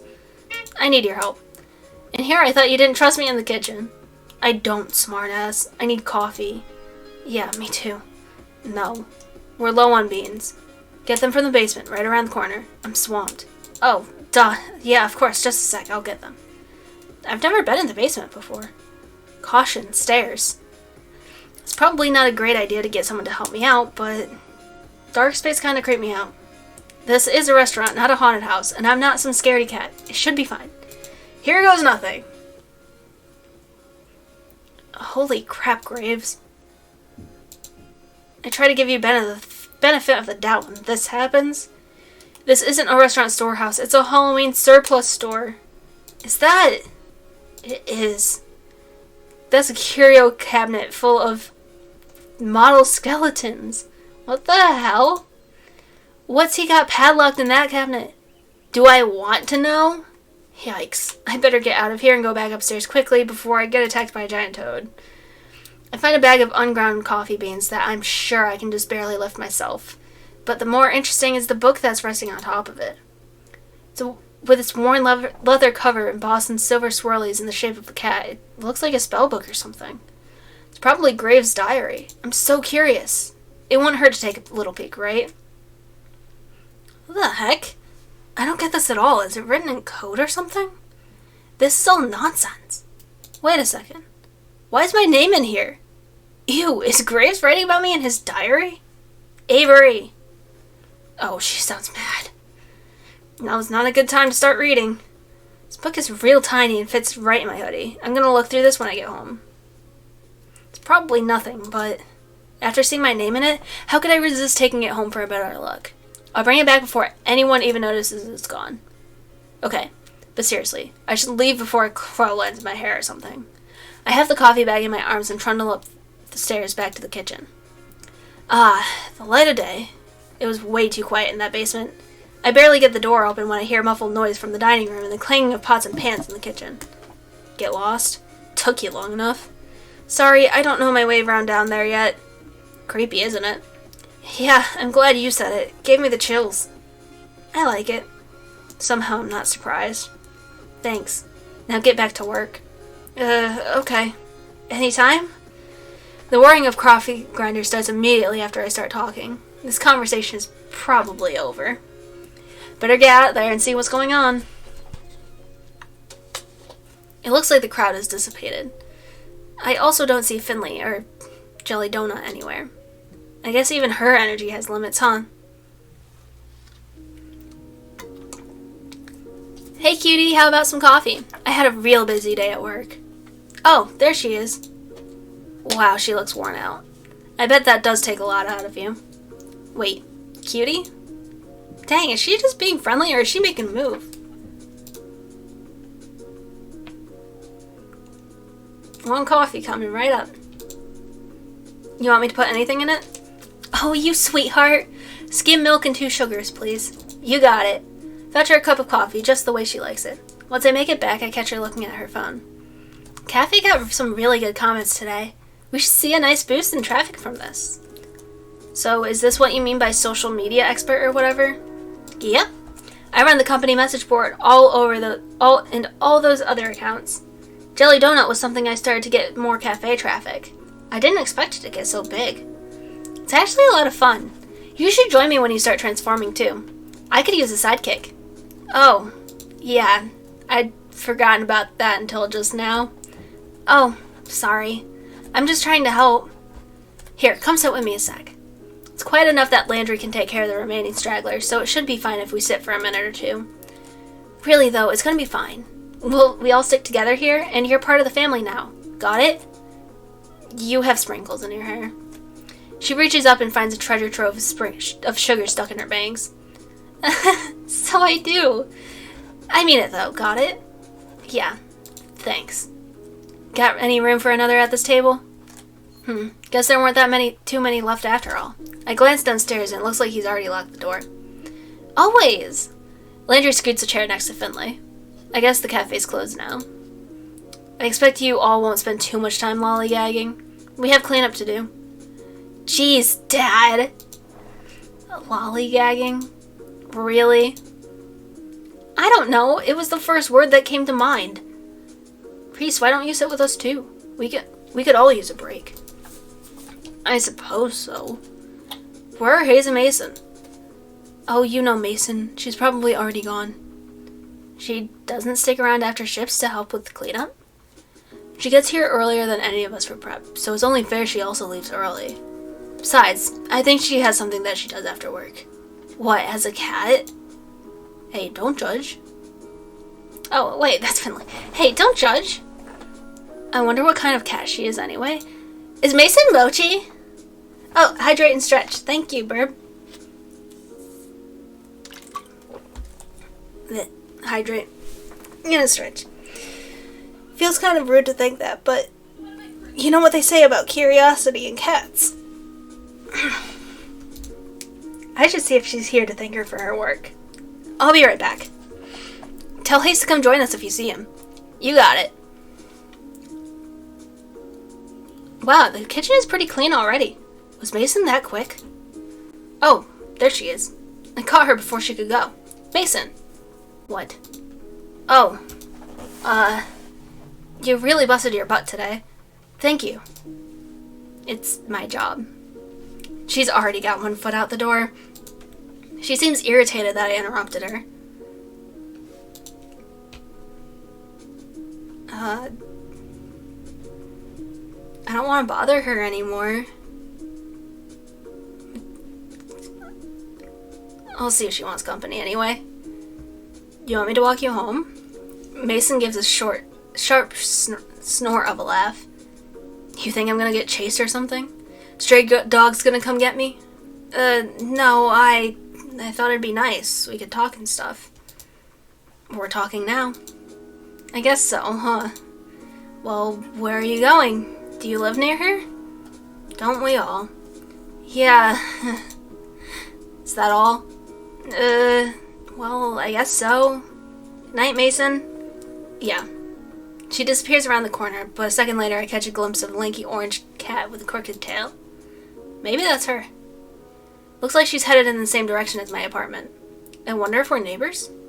Probably not. That's kind of silly to assume. When I get back to the kitchen, I hear the sink running. It looks like Hayes is doing the rest of the dishes. Why doesn't he come out with the others? Poor boy deserves a break as much as the rest of us.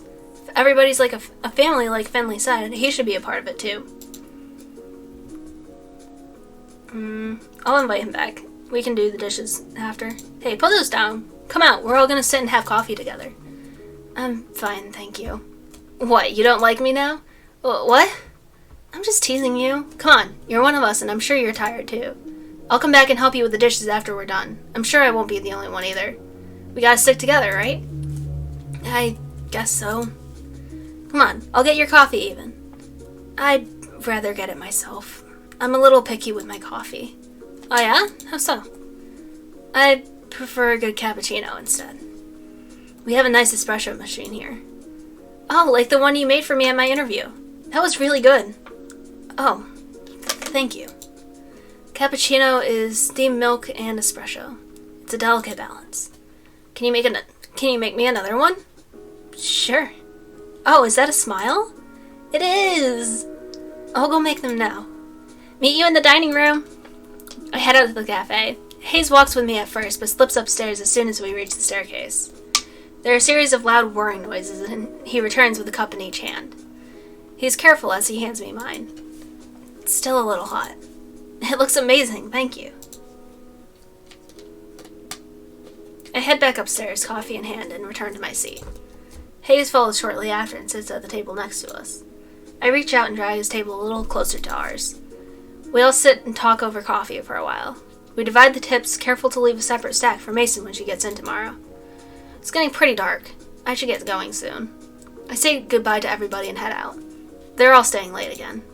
I can understand that. Of course they'd want to be human for as long as possible. I'm gonna enjoy this while I can. Gravity of the situation weighs on me as soon as I'm out the door. Oh no, is he already cat? What the hell am I gonna do once I start turning into a cat? How could I explain that? Nobody would believe me. Meow. And the thought flies out of my head. The black cat with the odd eyes is back. It sits in the middle of the road. Something dangles from its mouth, but I can't tell what. Quit it, Graves. I know that's you. Black cat stares back at me impassively. Playing dumb isn't gonna work. The black cat flops onto the pavement and splays out its legs. It's not even looking at me. Maybe I'm off on this hot tip after all. I guess sometimes a cat is just a cat. Everything's getting to me. All the more reason to go home and get some sleep. I'm almost home now. I should figure out what I'm gonna do for dinner. Ah! Wait, what's that? What's that, Scott? Something just hit my back. Get it off, get it off, get it off! Wait, it's gone? I see the black cat at my feet. What the hell? Damn it, Graves. I don't care if this cat is Graves or not. I'm calling it that until I'm proven wrong. Meow. The black cat trots off somewhere. Is it just me, or did that sound like someone saying the word meow? Worse than that, it sounded kind of smug? Graves! Maybe it's not him. Maybe I just smell like cat and attracted other cats now. I better get home before I'm jumped by more strays. I ran the rest of the way home and slammed the door behind me. I can't take this. If my hair wasn't already white, I'd be turning that way. You're late. Eh? Who said that? I looked down. Mochi's fat face is looking up at me. Oh, no, no, no. No, I'm not doing this. I dump some kibble in Mochi's bowl, then go to my room and close the door behind me. Come on, just have a chat with Mochi. I shamble into my pajamas, but when I bundle up my hoodie, I feel a firm, squarish bulge in the pockets. Ah, that's right, the book. Maybe something useful is in here? I start to flip through the book again. There's my name. There's Hayes. Finley, Mason, Landry, and Reese.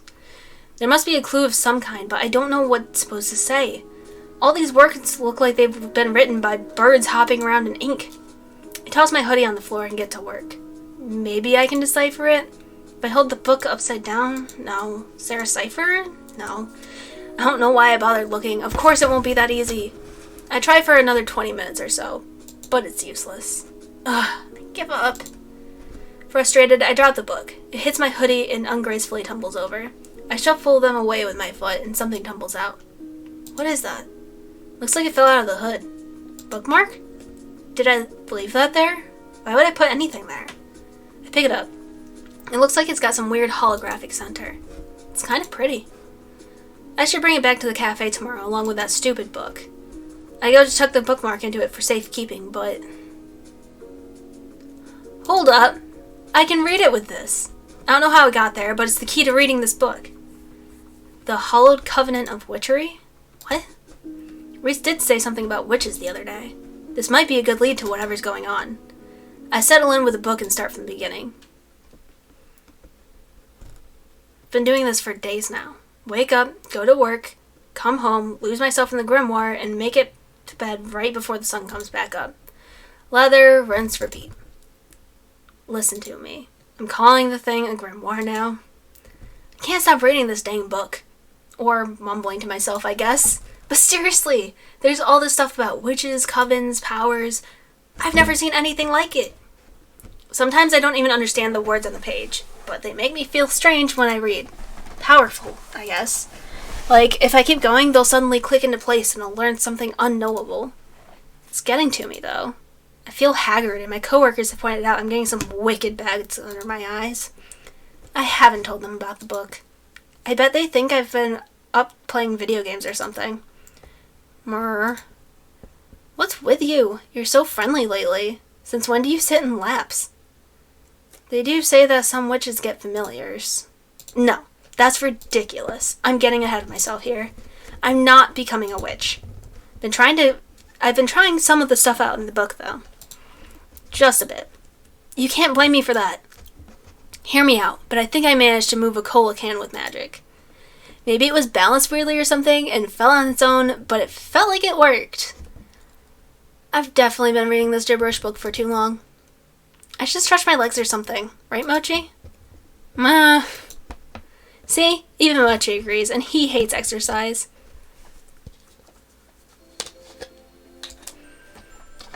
Hey, it's actually pretty early. Reading a dusty tome all night actually reset my sleep schedule to a normal one. I'm gonna celebrate with some coffee, breakfast, and a nice walk. When did I become a coffee drinker anyway? It's not bad at all, now that I've gotten used to it. Stuff I drink actually is a real shade of tan now, almost. My palate is refining every day. How proud of yourself. Kinda just want a big old cheese Danish or something, too. There's that corner store down the road. I've been there for a lot of stuff, and their breakfast pastries look really good. I also could just stop by the cafe. It's close to customers today, but I bet someone's hanging around who could make me a nice fancy coffee or something. Let's go to the corner store. We spend so much time at work. Yeah, you know what? I eat at the cafe all the time now. Why not get some variety? This place is really cute and handy. I'm not really a grocery shopping kind of person, but if I was, I'd do it here.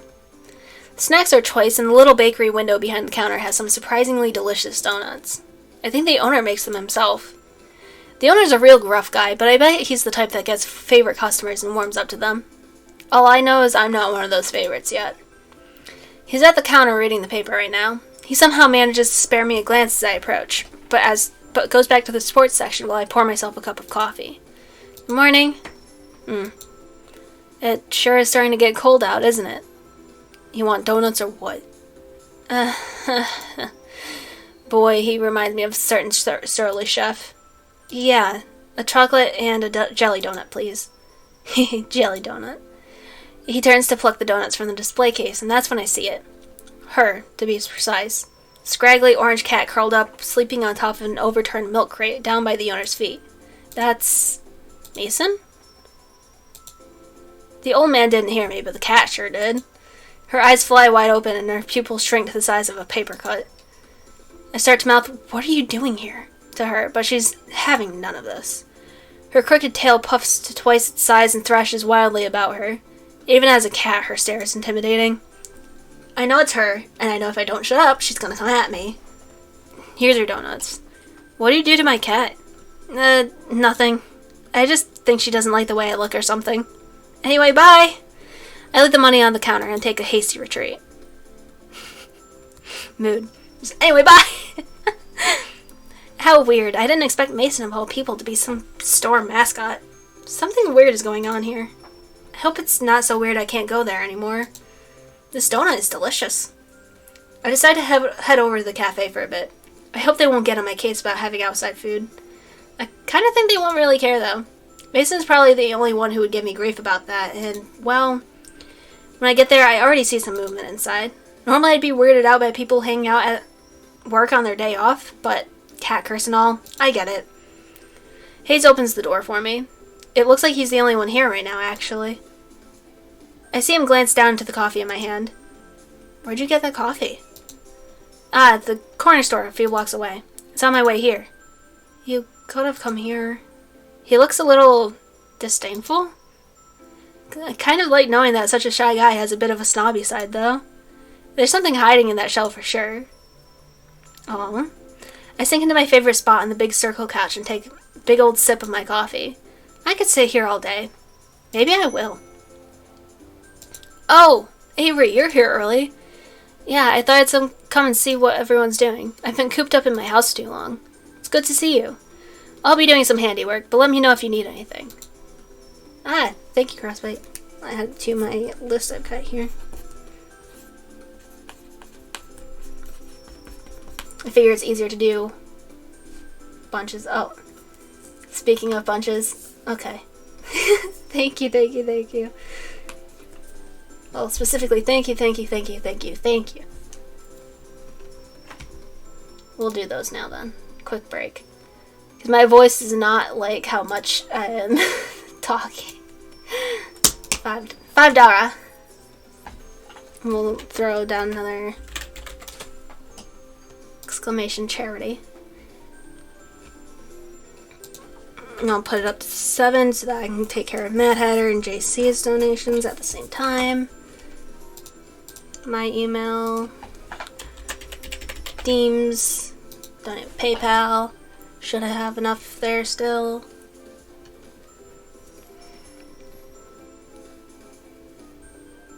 Oh, yeah. That's fine. Split it between PayPal and my card. There we go. Back to lurking. Bye-bye! Oh, don't worry about me. It sounds like you'll be busy enough. There's the door again. Hello! So, Avery, what breed are you? Do you know yet? Excuse me? Cat, I mean. Sorry, is this still a sensitive subject?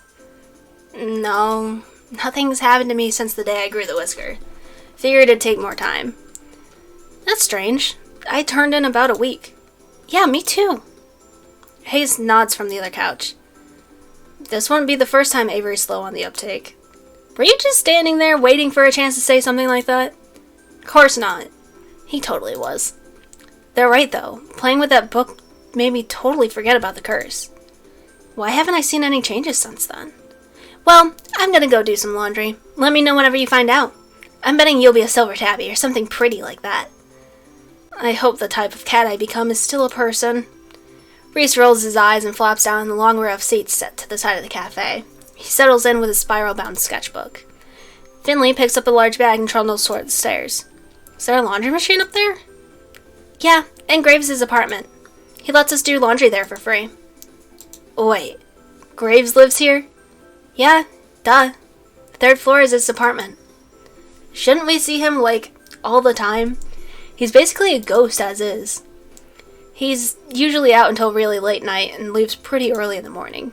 I don't think he sleeps. I bet he sleeps in a fancy coffin. I just mean he's really busy. He takes care of all the administrative stuff for the cafe, after all. Well, I better get to work. That ramp isn't going to build itself, after all. Landry gives me a little wave, then disappears into the back. He's back a few minutes later with hands full of lumber and a roll of carpet. So that's why all that stuff was in the basement. Sorry, it might get a bit noisy in here. That's no problem with me. I suppose, if you must. Landry and Reese go back to work. A few minutes later, I hear Finley. I peek up at the balcony and she's fiddling with a laptop or something. Everybody seems to be keeping themselves busy. Maybe I should help one of them? But on the other hand, I'm not getting paid for it, so...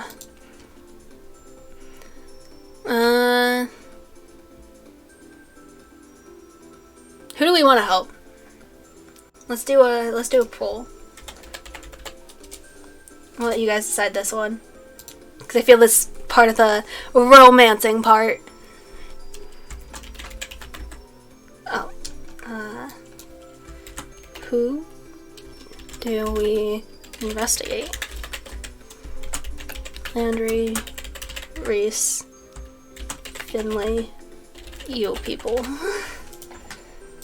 Leave it up to you guys. Well, I quickly stretch. Have some water. Etc., etc. Got some cookies I could have. Like, you know those cookie tins that aren't actually cookie tins but usually sewing kits? I have those kinds of cookies. Somewhere.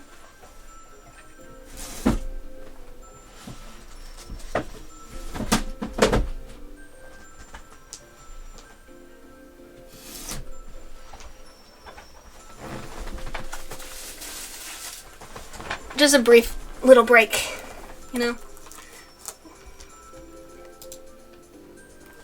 Come on, someone vote. Someone pick for me, pretty please. Pretty please, with sugar on top.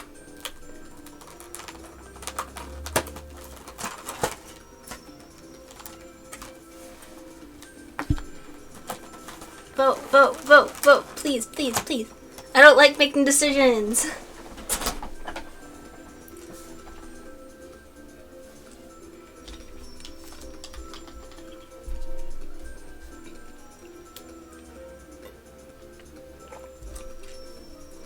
I'm definitely getting pizza later.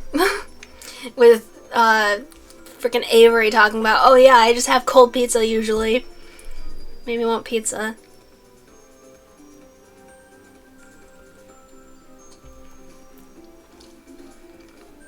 Though I don't know if I actually want pizza, or if I just like the idea of having pizza, you know?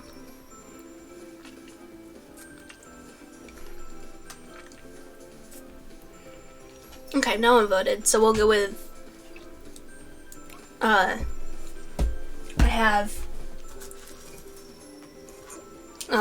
only have D20 here. Where's my usual dice?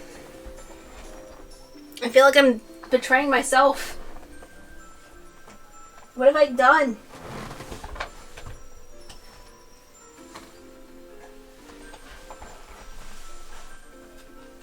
How did they get under my bed?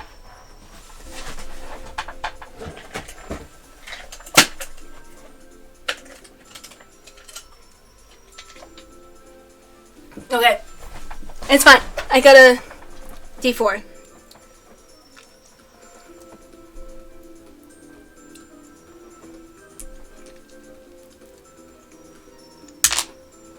That is a 4, so we'll just stay put. I'm gonna stay here and finish this delicious coffee before I do anything. This is my day off, after all. We get caught up in doing our own thing when I hear footsteps approach from the kitchen. Why, if it isn't the big boss himself. My wonderful cat herders, I see you've been keeping the place well while I've been gone. He looks us over, but his gaze stops on me for just a second. What's the mystery you're investigating? Not mystery. I guess investigate was the wrong word, but everyone was doing their own stuff, and we could have interacted with some of them or not. But I just didn't. I let the dice decide. He looks us over, but his gaze stops on me for just a second. He has a weird glimmer in his eyes that I can't really place. Ew. I'm on to you, buddy. I know you have something to do with that book. I can't have just been there because you're a collector or something. Heck, it has our names in it. I don't really understand those pages since the bookmark doesn't work on them, but still, it must be something fishy. Landry. Excellent work on the cat's equipment, as always. But I'm not done yet. Have you ever given me reason to doubt? I know you'll do a stellar job. We can talk about future designs soon. Sure thing, boss.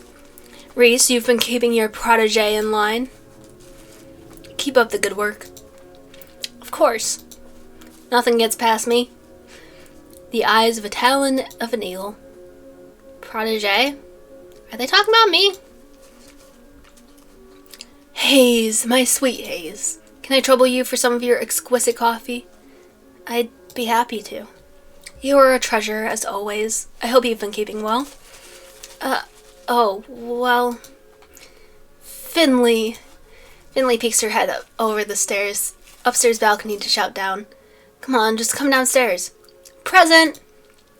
Your videos are always keeping me busy. We hit a whole new attendance record the other day. And 6 adoptions in 2 days. The home inspections never end. I'm sorry you have such a precious, adorable girl here making your business work.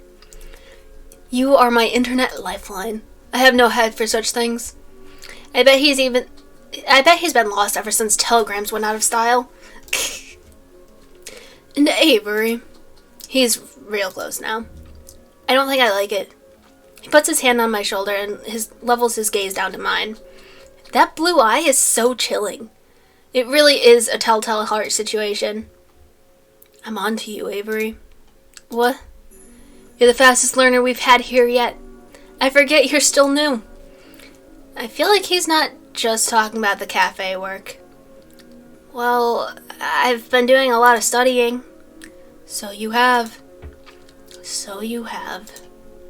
He lets go of my shoulder and turns away to the rest of the employees.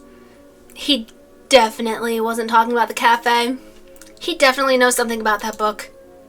I'd ask him more, but maybe it's not a good idea in front of everybody else. I'll chase him down later when he's leaving, or something. Avery, a witch in training? Perhaps. A cat witch?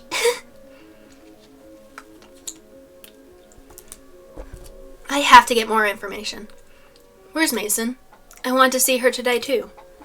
She hasn't been showing up as much on days off lately. Maybe she's found a comfy gig at an old cat lady's house or something. Haven't been to your place in ages, though. Huh? When did you get here? You startled me. Mason, I'm so glad you're here. It wouldn't be the same if you didn't join us. As much as I adore your cooking, today I'd rather give you respite. Think I'm gonna cook my day off? Of course not. That is why I take the pleasure of providing you, my dear employees, with dinner today. But first, an announcement. He slips back into the kitchen for a moment. When he returns, he's holding a garment bag. No. You haven't even let me make the announcement. I know what this is. Absolutely not. For my more cooperative employees, then.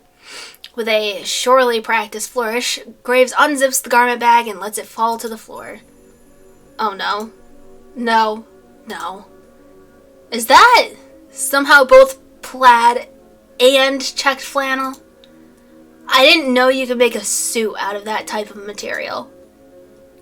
There's a sort of appalled silence from everyone. Reese looks personally offended. Mason straight up leaves. No appreciation for your new uniforms. And to think, I had it made in your size, Avery. Try it on, Avery! She's still shouting down from the balcony. I can't blame her. I wouldn't want to get any closer to that suit either. I'd rather wear a potato sack. And they went through such trouble to have it made. Check with us next time before you waste your time.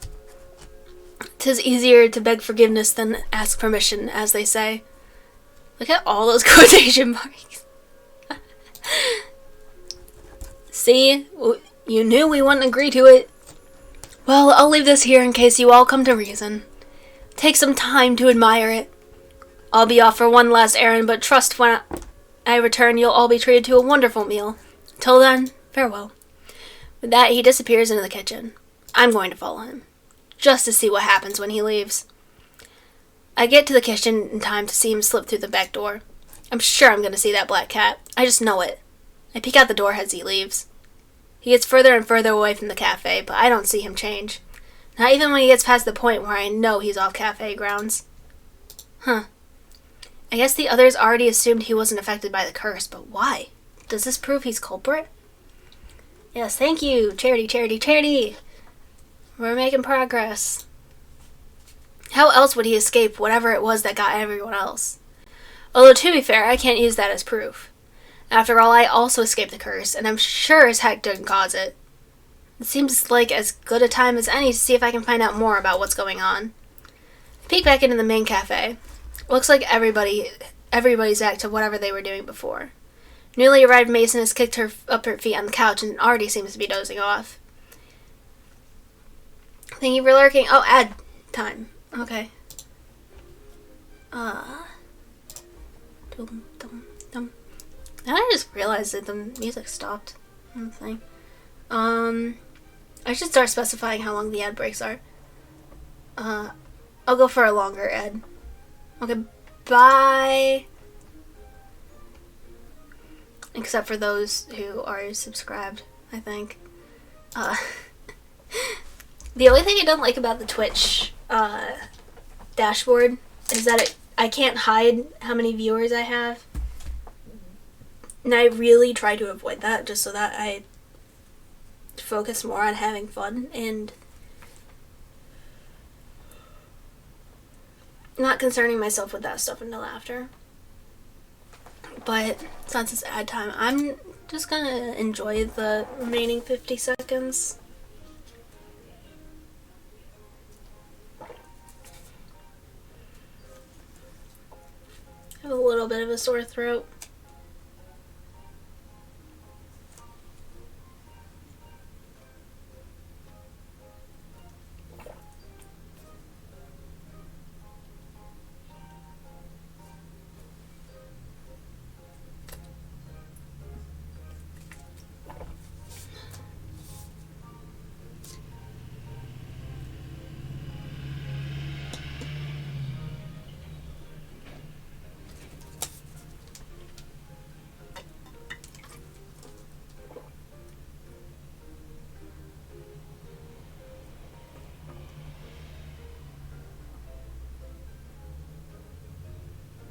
And welcome back, people who watch ads.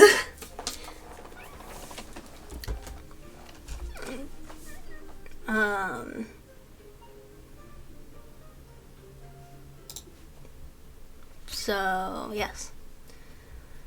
I thought people said the average playtime was like 2.5 to like 4 hours, like somewhere around there.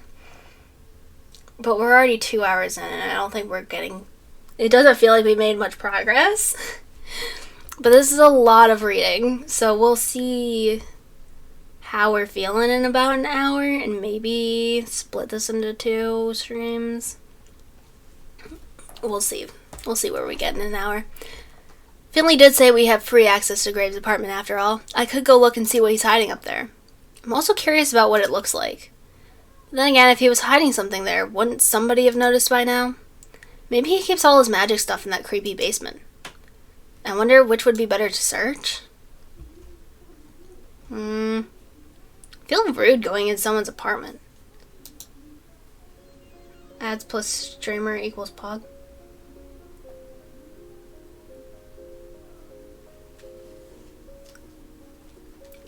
Some people don't get ads based on RNG.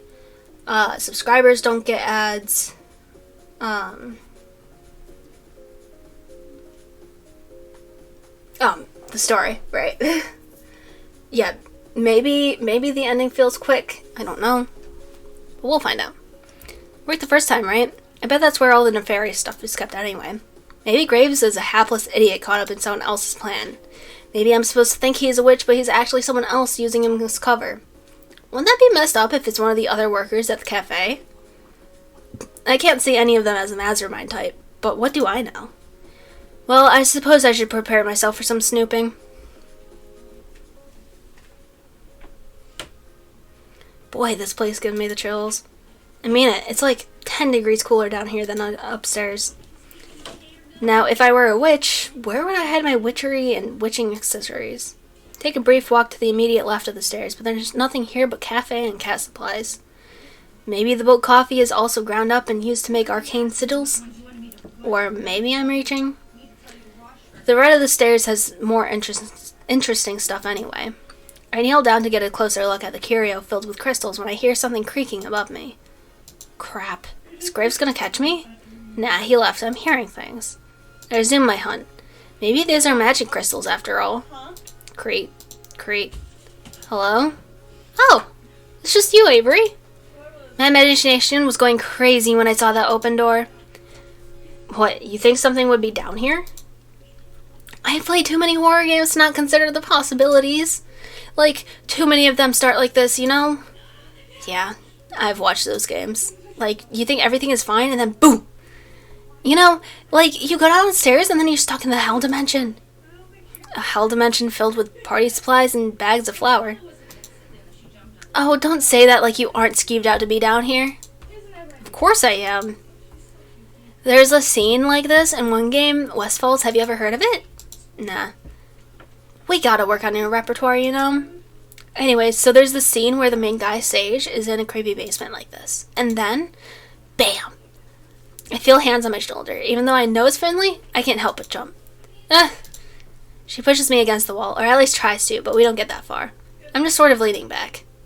A shadow is all up in his face, and you gotta shake it off! I get it! Sorry. It was this big surprise. You'd have to play it, I guess. That's another game I should lend you sometime. Boy, she is so close right now. Like, really close. Not that I mind. So, what are you looking for down here anyway? She doesn't really bother to let go. Instead, she puts her arm around my shoulder like we're going on a walk together. Nothing particularly. I just wanted to explore a bit. You know, last time I was down here, I think I saw a ghost. It was just lying on the floor behind the cat food. There it is! Right there! I feel a hard poke in my side. Sorry. You're so cute when you're surprised. Just you wait. I'm gonna get you back when you aren't expecting it. I bet you'll try, but I doubt you'll succeed. Wanna go back upstairs? Yeah, sure. I don't think we can go up the stairs arm in arm, though.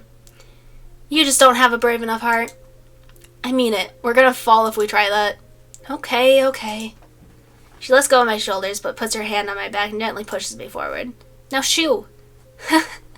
Okay. Well, that was a bust. Mostly. It's kind of nice to talk to Finley, I guess. Feels good getting closer to everybody here. It's sort of like I finally have a social life. Well, sort of. Guess I'm still hanging out with a bunch of cats, one way or another. Back to the drawing table on this curse business, huh? I drift from person to person, helping everybody with what they're doing for a while, but eventually the urge takes over. I just want to play with cats.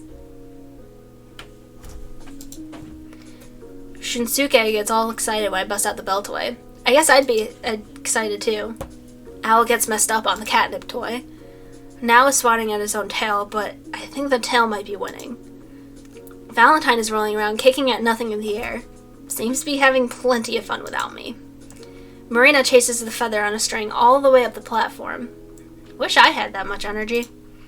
And then they start taking naps. That seems...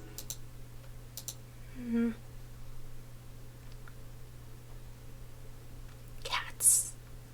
Love cats. Will someone please exhume Avery from that pile in the corner? Huh? Jump up with a start. When did I fall asleep? Oh, look at him. Good morning, sleepyhead. Why is there garland on my head? In fact, I seem to be covered in cat toys. What the heck? Well, we tried to wake you up. With catnip? What is all this? Finley. What? I just put a mouse there to see if you'd wake up. And then you didn't, so I put another, and another, and another. I got some really cute pictures out of it. Oh my god, don't put those on the blog. Why would I ever do that? I fling a catnip mouse at Finley as hard as I can. It ricochets off her head. Ow! Hey! Okay, they won't go on the blog. Good. Today. No. Finley, be nice. All of you, stop distracting from the matter at hand. Dinner has arrived. I thought you were going to actually make dinner, not just order takeout. We usually order takeout on off days. It's nice to get a change of pace and try some of the other restaurants around here. And there are fewer dishes to wash. The cuisine du jour is brought to us by the Thai restaurant downtown you also enjoy. Avery, I believe you will be experiencing their splendor for the first time tonight. What did you get? You didn't ask me what I wanted from the menu. I did, actually. You mumbled something about pad thai, then rolled over on top of a bunch of cat toys. Well, I mean, that's what I would have wanted anyway, so... I look over to the tables, and it looks like they've already pulled them all together into one long row again. Oh, woo, I was actually afraid Avery slept through the day. Right? Like, if you just took a nap, wake up the next day. Like, oh, yeah, time for work, get up, wakey. I look over to the tables, and it looks like that they've pulled them all together into one long row again. Takeout boxes pile up in the center table, and all the places have already been set. Bon appetit, dear employees.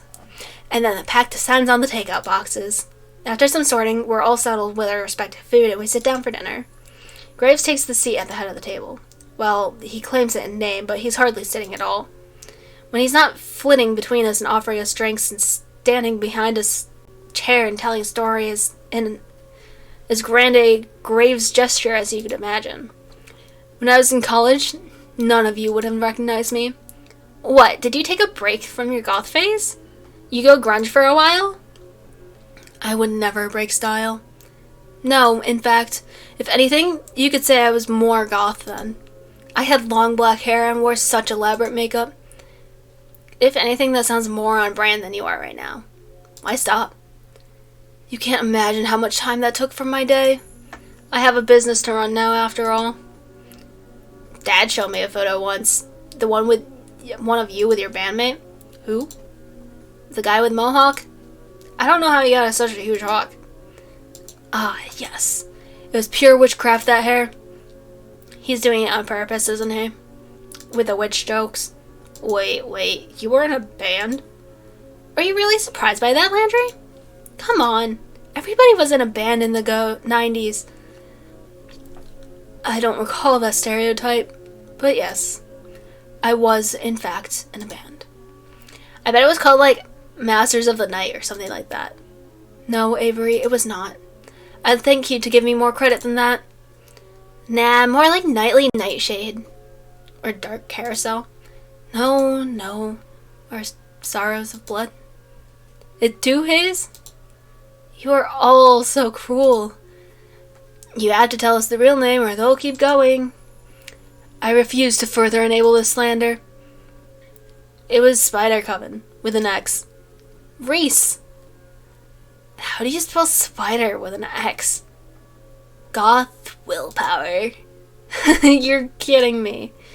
They had a song that was called something like Rose Baptism. I only remember the parts that weren't in French, but no. It went something like, no, this is traitorous. My own pupil betrays me. Trapped within my own mind. Something in French. My will dissolves to blood. The rat soul's red rind. Life is but a march towards death. Right, Graves? Graves isn't listening to us anymore. He's pacing around and mumbling in agony. How do you know all this, Reese? Graves and my dad went to college together. He went to their shows. He met your mother at one of them, if I recall. You have me to thank for your very existence, my boy. Ugh, don't put it like that. Everybody's laughing and having a good time. Even Graves is being a good sport. This is nice. I wonder how long they've been working together. They're all like a big family. Graves is a lot more charming than I thought. He knows how to work a crowd, at least. I'm starting to get it. I guess this is why nobody's all that mad at Graves, even though they're going through this weird nonsense. He's kind of like everybody's weird but benevolent uncle. We all chat over dinner, then coffee, and before I know it, the sun is totally gone. How long have we been doing this? Shoot, better get home and feed Mochi before he throws a fit. He gets real passive-aggressive when he's fed late. It is quite late. I'll take care of the dishes and sundry, so please relax and prepare yourselves to face the day tomorrow. Yeah, I guess we all better get going, huh? Later. Mason's already headed out the back. She barely even turns her head when she waves goodbye. Alright, everybody. See you tomorrow.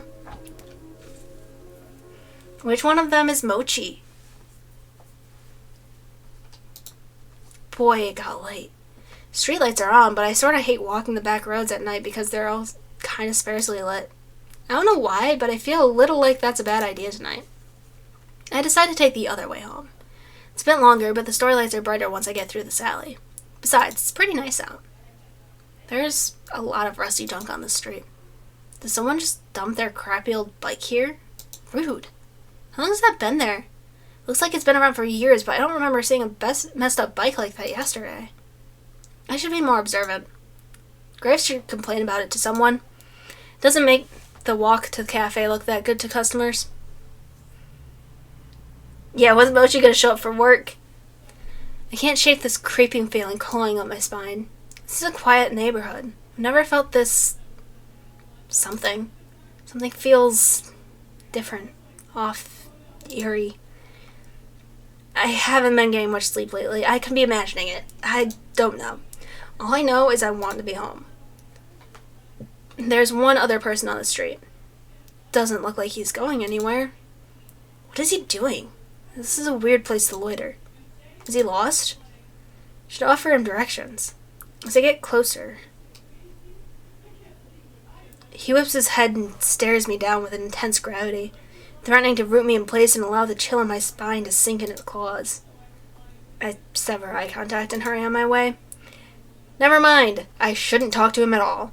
Maybe I should have crossed the street to avoid this because I seem to have his attention now. Out of the corner of my eye when I pass, I see his head move to follow me. I walk faster. Okay, maybe I'm exaggerating, making things up, but I'm not about to stay and find out what his deal is. Yikes. I feel like he's still watching me, but I'm not going to look back to find out. I walk even faster. Yikes. Maybe I'm making a mountain out of a molehill here, but that was creepy. I'm gonna stick to the back streets after all. I better go take care of Mochi before he jumps through the window and attacks me for food. I head upstairs and the rest of my night is pretty quiet. No more weirdos on the street, just the four-legged weirdo that lives in my apartment. But it turns out, if I'd stuck around, I would have seen the man continue on his way. Would have seen him take the back alley all the way to the cafe. I would have seen him stare in the window of the cafe for a long time, then up to the third floor. I Would have seen him leave a rusty handprint on the shutters of the building across the street. What? Now this guy is sus. Who's this dude? Graves pops in and out of the cafe like a stray cat over the next couple weeks, never staying for long. Still don't know what he's doing when he's gone. The days come and go when we settle into a routine. Everybody shows up and does their thing. I'm getting better at my job, and I'm getting better at some other stuff too. Hey Mochi, check it out. Mochi opens one eye and thumps his tail once against the side of the couch. I'm almost totally sure he understands me now somehow. When I talk to him, it's not like I'm talking to a sentient pillow anymore. He actually acknowledges what I say and responds. It's not that weird to talk to your pets anyway, right? I mean, it's not like he's literally talking back to me. That would be weird. I set two cola cans next to each other, then take a step back. Are you watching? You better be watching. Okay, here we go. I'm so cute. Look at me! You aren't getting whiskers outside the cafe anymore? No, I think he said that was just a one-time occurrence. It wasn't that clear. Concentrate and cola cans flutter apart into ribbons like potato peels that collapse on each other and form jumbled mess of aluminum. Look at me! Look at me go learn magic! There's some soft crunching while the ball of soda cans wobbles around a bit. Shapes begin to emerge from the ball of aluminum ribbons. Arms, legs, ears. Then, before you know it, ta-da! Oh my god. Look at me go! Magic aluminum cat. Soda can sculpture of a cat. See you! Mochi makes a little huffing noise, then closes his eyes. I set the cat sculpture aside with all the others. What, you don't think it looks like you? You're the worst audience. I'm gonna show this to the guys at the cafe. They'll appreciate it.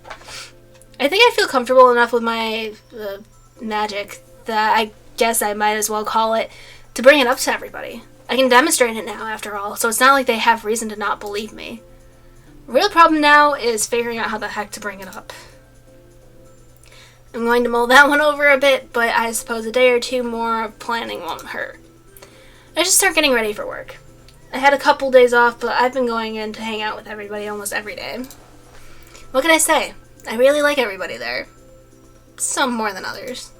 Okay, one especially more than the others, but whatever. But again, first things first, we'll worry about the cat situation, then I'll worry about the cute coworker situation. Grab my keys, smush my face in emojis to say goodbye. He hates it. Then head on my way.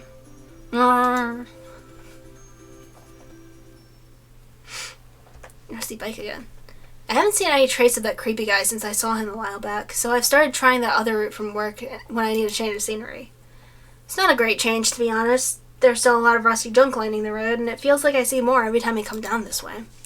It's so deliberately placed that there's no way it isn't on purpose. There's a stack of old car parts that almost looks like a tower if you look at it the right way. It's almost artful. Today, though, there's a different addition to the walkway. Graves?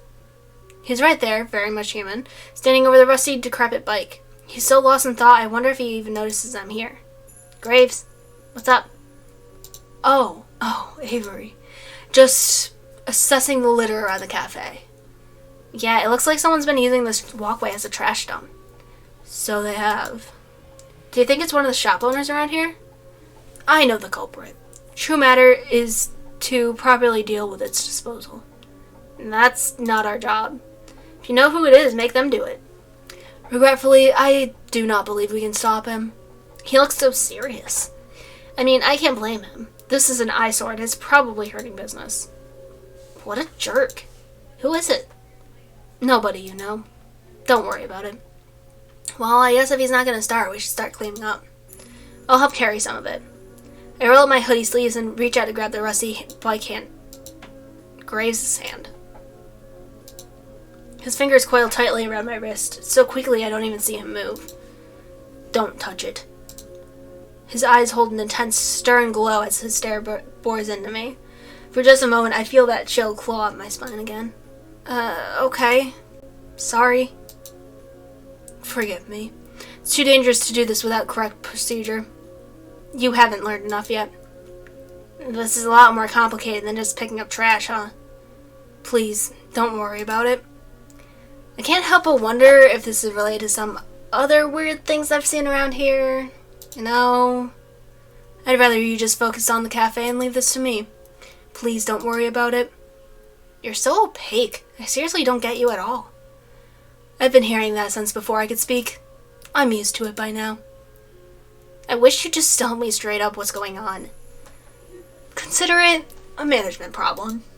How's the job treating you? You enjoy it here, yes? Well, maybe if I had a boss that told the truth, it'd be easier. No need to be conscientious. I'm doing the best I can. I truly am sorry for the mess, Avery. I'm not the one you should be apologizing to. Talk to the rest of the staff about that.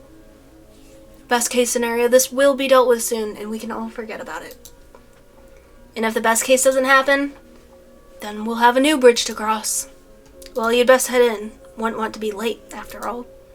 You gonna write me up or something if I am? I don't think I need to after Finley got through with you for making her open by herself. Shoot, you're right. Guessing it's magical hazardous waste? Maybe.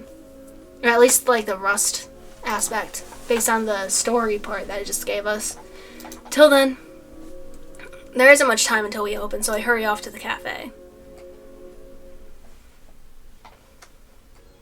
Avery, there you are! I was starting to get worried. Sorry, I got sidetracked on the way here. I ran into Graves. I guess talking to the boss counts as work. No, it doesn't. Graves couldn't keep hold of a topic if it was stable to his hand. We hurriedly get to work finishing pre-open setup. Though it doesn't really matter because it's a slow morning. The first person to come through the front door isn't even a customer. It's Graves. Fancy meeting you here. You want some coffee? The usual? Not right now, thank you. Please pay me no mind. I'll be in and out today. Maintenance work. Finally. Sink in the kitchen has been backing up something fierce lately. Not that kind of maintenance, my friend. Security improvements. He blows through the building and disappears through the back door as quickly as he arrived. Reese watches him go and takes a few wavering steps towards the door before deciding against it. I guess even Reese can't call out boss the boss. Security improvements, huh? What the heck is that supposed to mean? That was weird. Well, back to work, huh? Yeah. It's hard to focus when I can see Graves pacing back and forth in front of the big glass storefront. Luckily, it's a slow day, so I can excuse myself every so often to peek in on him. I think I just saw him bury something under a loose tile. At one point, I did my head out to see what he's doing, and he's just standing there, staring at the wall. Excuse me. Tracing a picture on it with his fingers. Warding the windows. Oh. Maybe. Boards is an interesting idea. I'm sure he's just doing it to look busy, but then I catch a glimpse of something and like magic reflecting off a piece of metal on the wall itself. Flashes for a moment and then it's gone.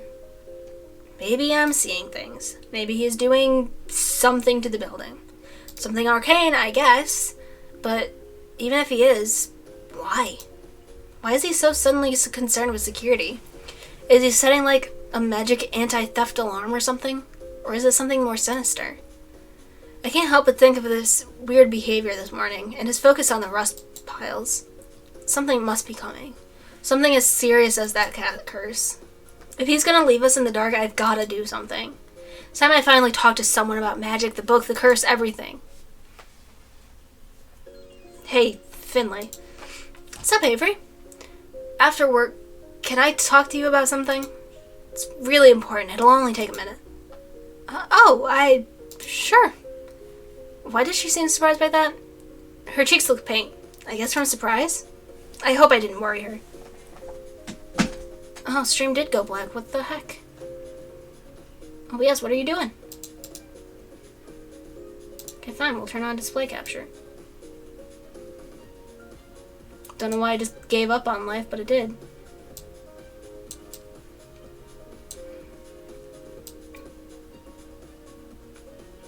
There we go. Thank you for pointing that out, because I probably would have missed it for a minute there.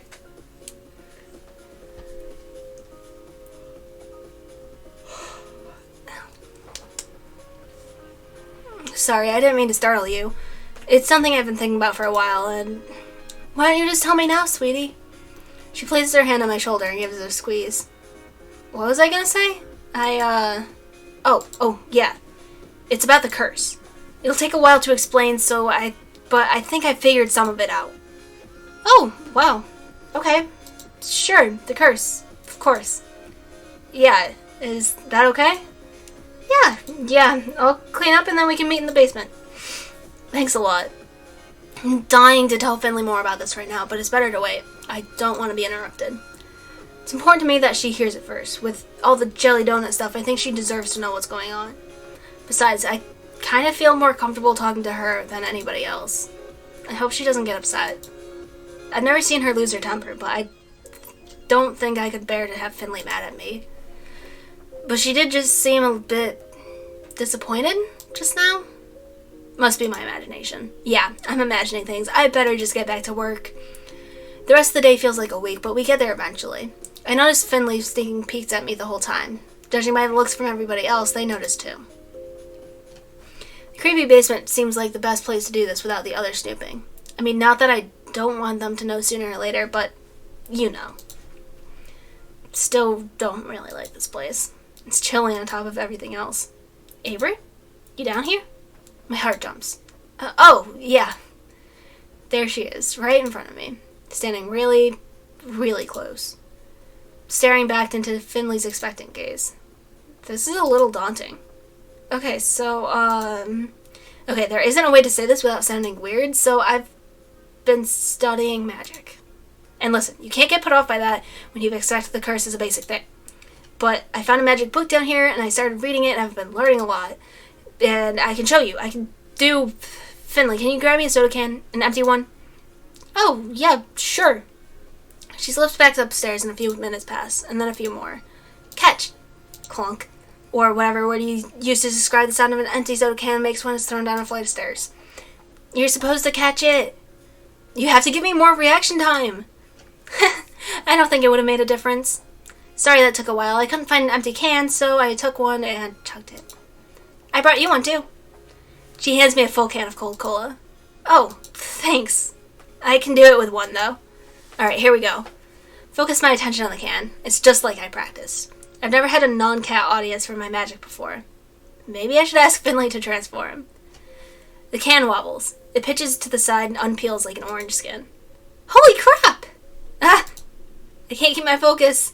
The peel flops to the ground and scrapes the cement. You were doing that? Yeah, but I messed up. Gotta try again. Okay. I'll be quiet this time. I unfocus my eyes again and get back to work. Spikes, petals, twirls come out of the aluminum. I lean down and pick up the soda can rosette I've made. Ta-da!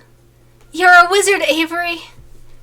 I hand it to Finley. She considers it appreciatively, then clips the flower to her shirt. I think the correct term is witch. At least according to the book it is. Hydrate! Thank you. Kitten statue.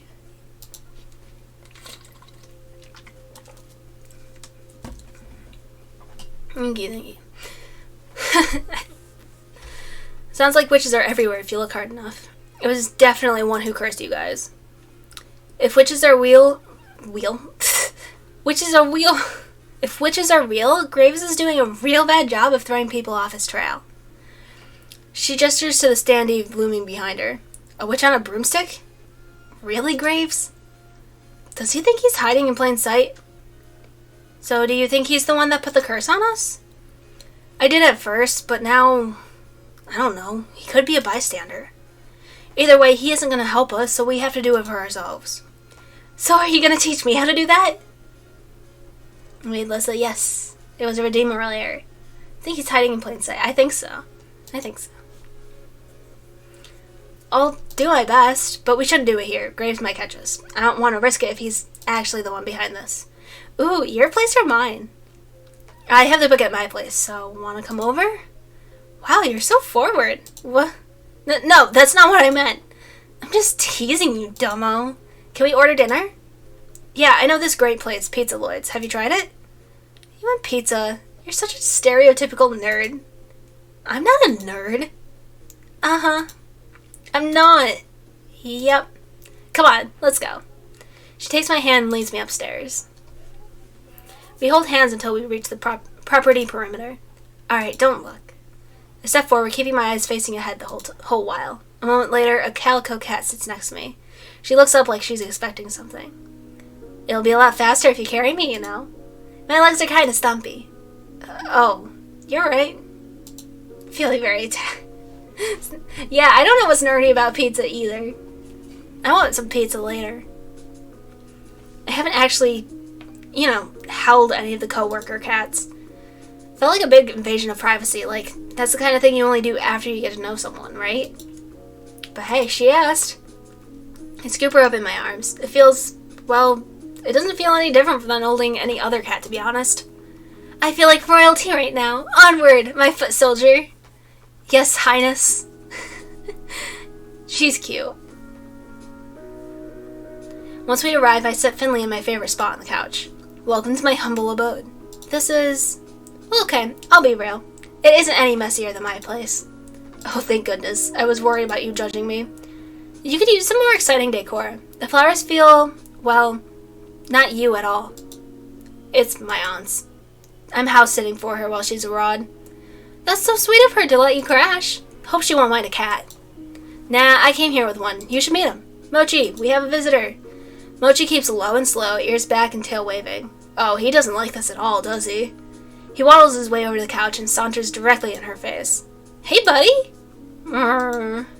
Mochi sniffs her nose, then jumps in what I assume is cat version of surprise. He backs off, tail thumping wildly, and stares through tiny pupils.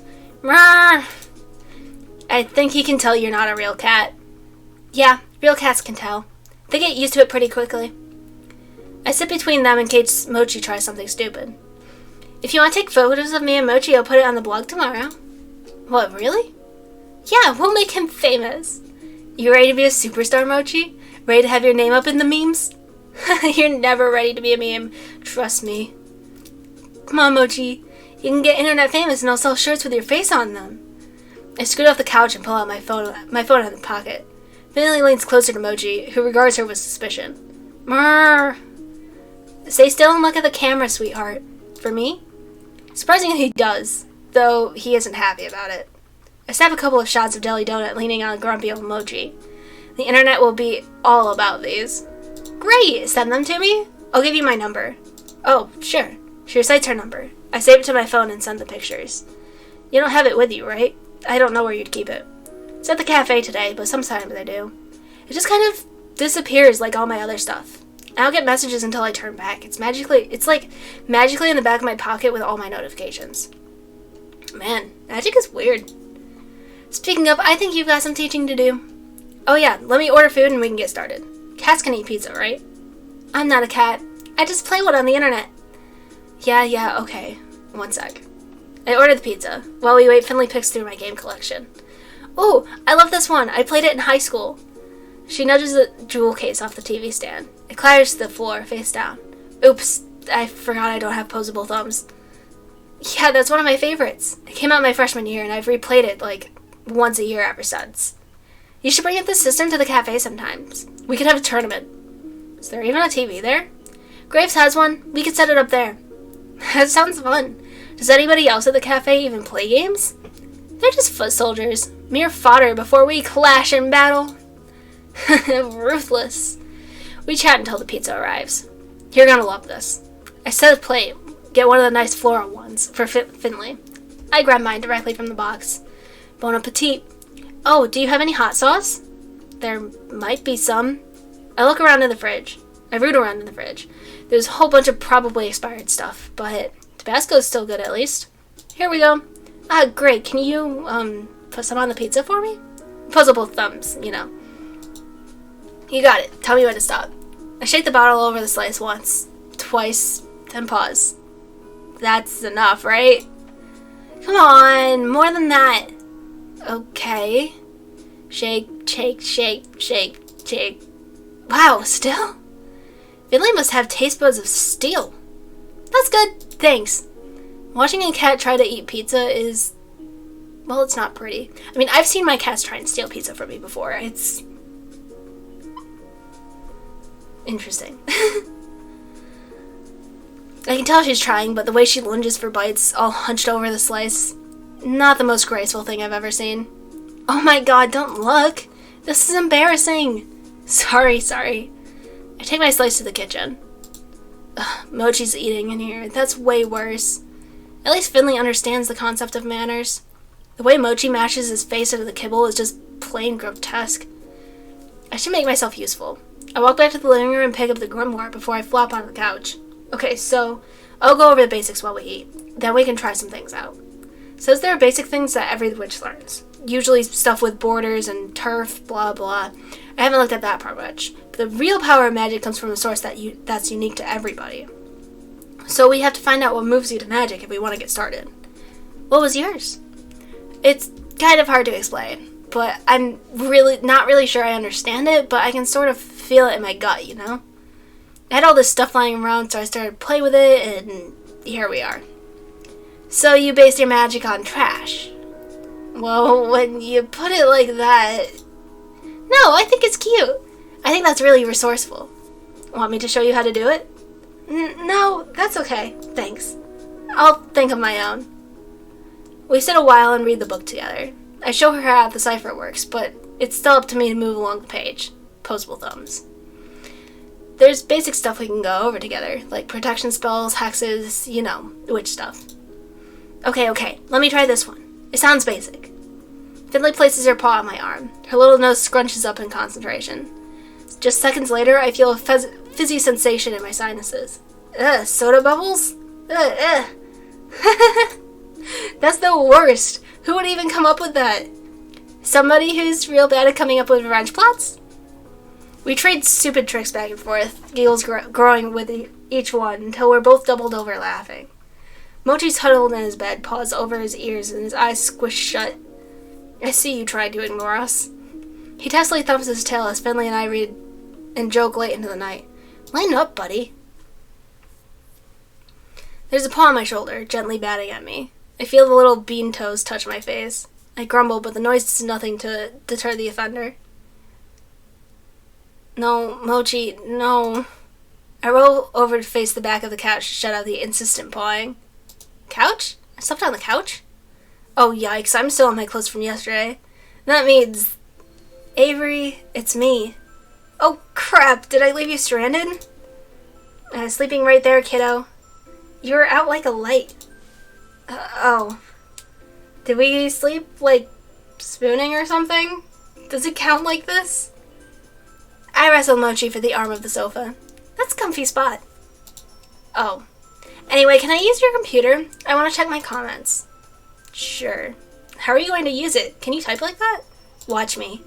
I scoot the laptop toward her and hope I didn't leave the tabs open to something stupid. I guess not, because she doesn't react.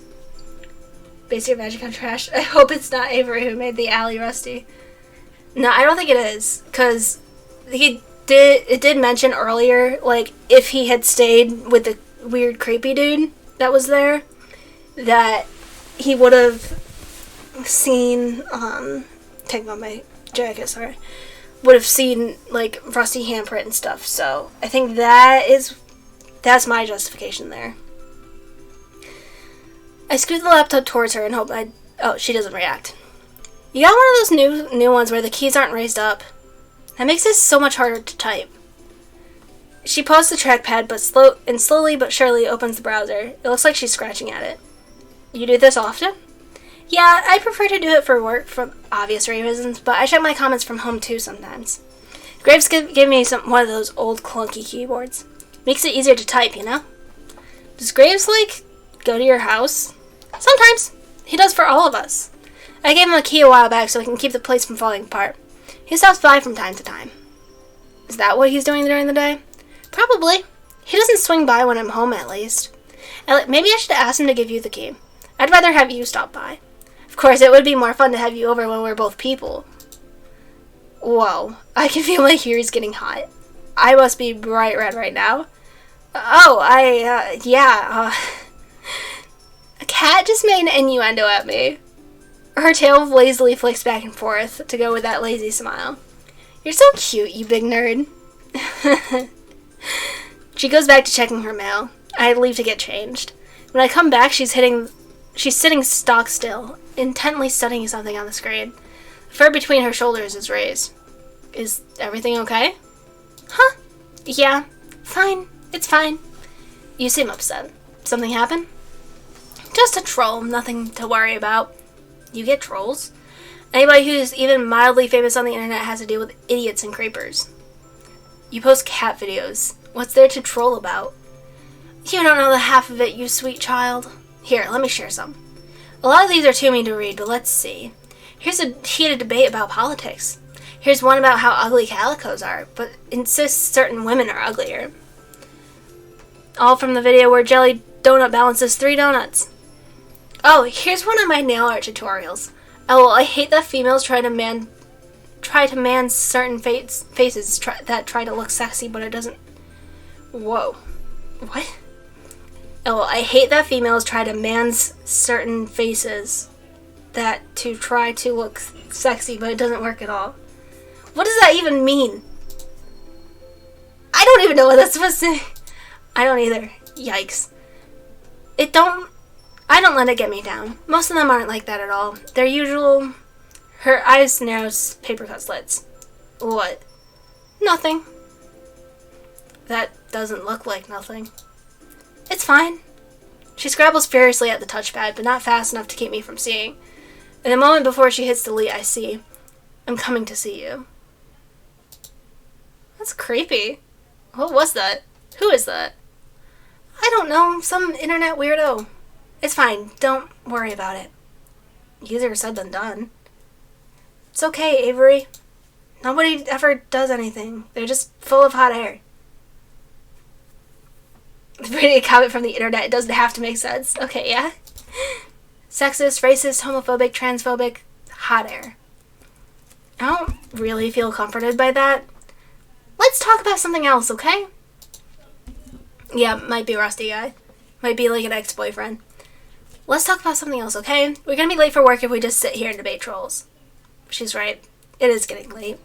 What a scandal. We walk in together, me in your arms. I'm putting you down before we cross the threshold. You can't carry me as a human? You got those scrawny little noodle arms, so I guess not.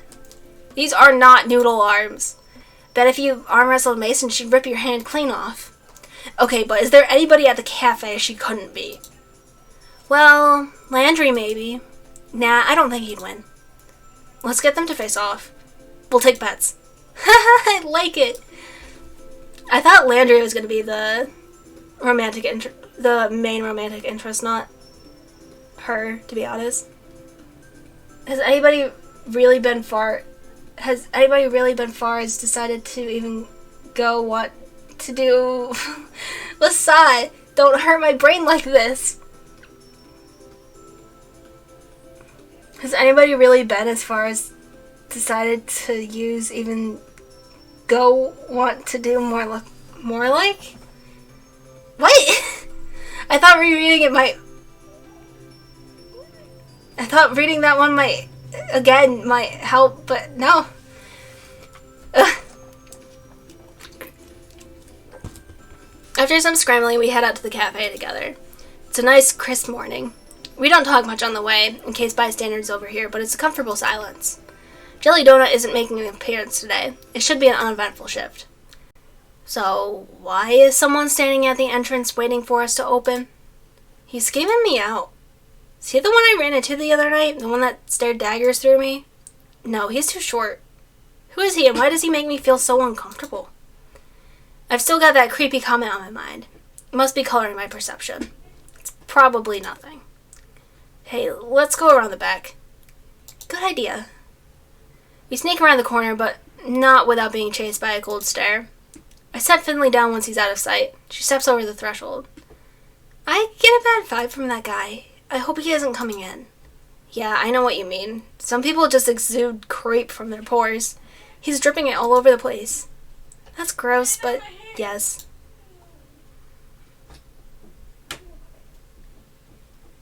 We sneak in through the kitchen. Mason watches us with an expression I've never seen before. Well, on her at least.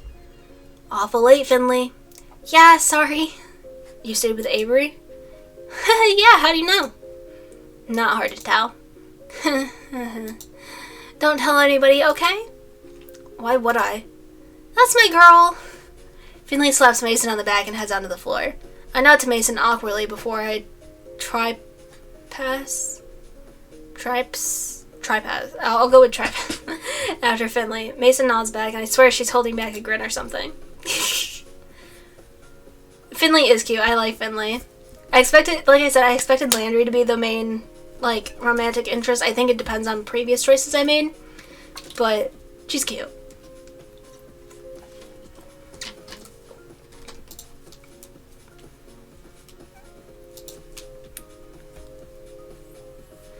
You sure about going out there with that guy? What guy? The one hanging around outside. What if he's that internet weirdo? Let me take your shift. You can take it easy. Nice of you to offer, but I'll be fine. If I let some commenter get me down, I might as well give up. There's always gonna be creepers. Anyways, how do we even know he is? Maybe you're jumping to conclusions. I'd rather you be safe, honestly. Look, if things get weird, I'll go upstairs, okay? I guess. Don't worry so much. She presses her finger on my nose. Boop! Come on, let's finish prep. I can't help but sneak anxious looks out the window. I don't see the creeper anymore, so maybe it was a coincidence.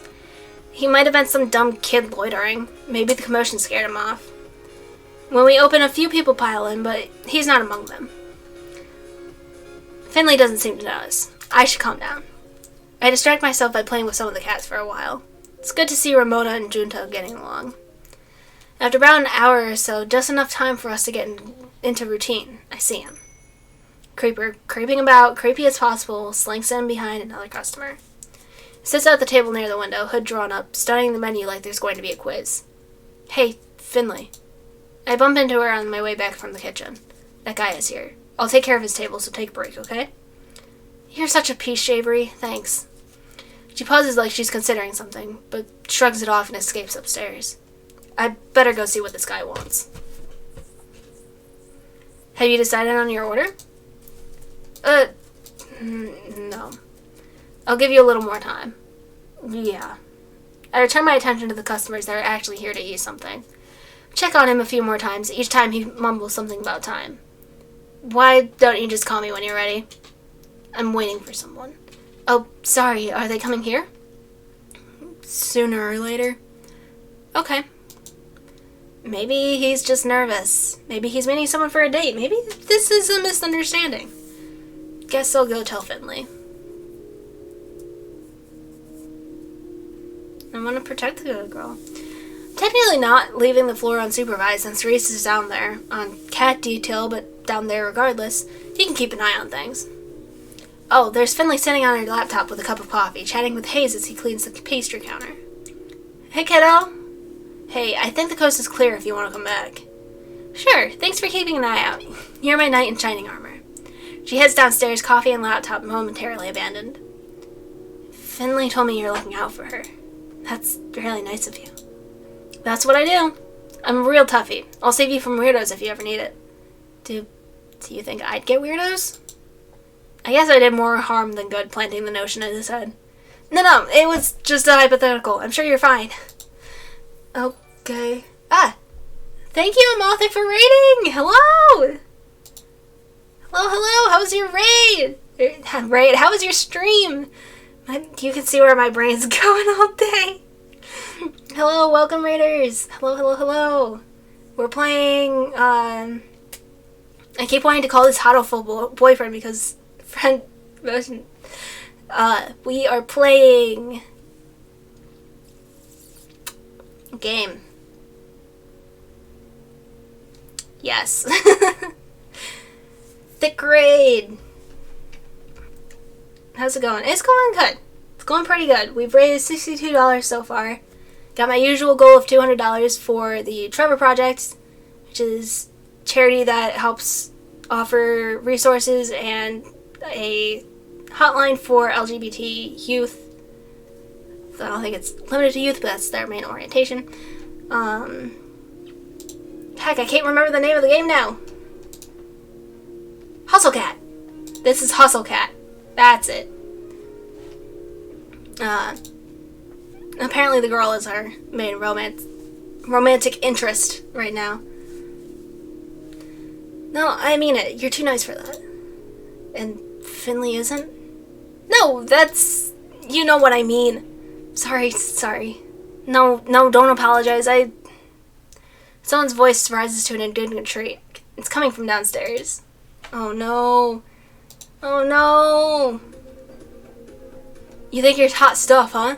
Think you can manipulate men? Oh crap. What? Did I stutter? I'm telling you to get your ugly face off, Neko.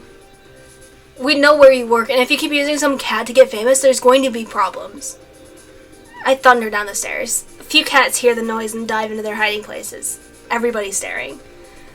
Oh. Finley's trapped between this guy and a wall. Is he reading off a cue card? What's going on? Is there a problem? Avery, This isn't your problem. I believe it is. Avery, it's okay. I don't have to, but I'm gonna. Look, dude, if you don't leave, you're gonna have problems. Oh, so now you're threatening me? You wanna fight right here in the middle of this cafe? Is this what guys like me have to deal with? I show up to express my concern, and she sticks her white knight on me? Is this what women are really like? I don't want to hear that from you. You started this. I started what? You're the one manipulating guys to get what you want, and I'm gonna stop it. Yeah, kick his ass! Kick his ass! His voice raises with every retort. The longer we talk back, the more he digs in his heels. I have a feeling this will only get worse. You're going to have to leave. Because I have an opinion? You can't censor me like that. What should I do? Maybe I can intimidate him. I stare him dead in the eyes and roll up my sleeves. What, I hit a nerve? The second you hear stuff you don't like, you get violent? Typical. If you keep threatening me, maybe I'll hit more than nerves. Is this gonna be a fight? Finley's clutching her fists hard enough that her fingers are turning pale. She's gonna deck this guy. Leave Avery out of this. Get out of here. I've never heard her so angry. Her voice is low, like an angry cat's growling. Oh, I need more water, Jesus Christ. I don't know how to talk without so much air in my lungs. Get off our property, trespasser. This here is private property. Yeah, cats only.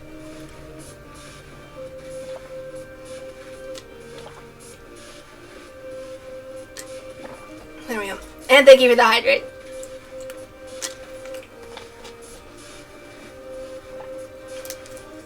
Ah, much better. Okay. Yes, thank you for the raid again. Thank you. Wait until I write about you, about how you threatened me. I'll make sure everybody sees it. A hand settles on his shoulder. Its fingers splay out and slowly, deliberately dig in. Get out. Oh, it's Mason, thank goodness. Who the hell are you? Security. Get out. Or I make you. She gives him something I've never seen Mason give anyone. A smile. A twisted, crooked, malicious smile. Do it. Tell them about the hell beast at a cat's paw. Love to hear what they say. They can come see me too and tell me to my face. Got a special greeting for all of you. You're horrible. Then get out. I'm going. Get your hand off me. Mason nudges him and he rushes out the door as if chased. You too. Kitchen. Finley is silent, biting her lips, eyes smoldering.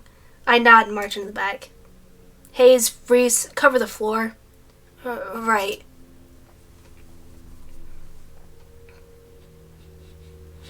Mason stands between us like a referee. Finley refuses to look up from her phone. Her thumbs furiously fly across the screen as she types. So that really was him. Who knows? Could have been that guy, could have been one of the other creeps who harassed me. Hell, maybe they'll all come out now. Is being internet famous really worth getting treated like this? Maybe you shouldn't make videos anymore. Why shouldn't I? They don't have the right to judge me for what I do, so why should I stop? I'm just trying to help. I don't need help.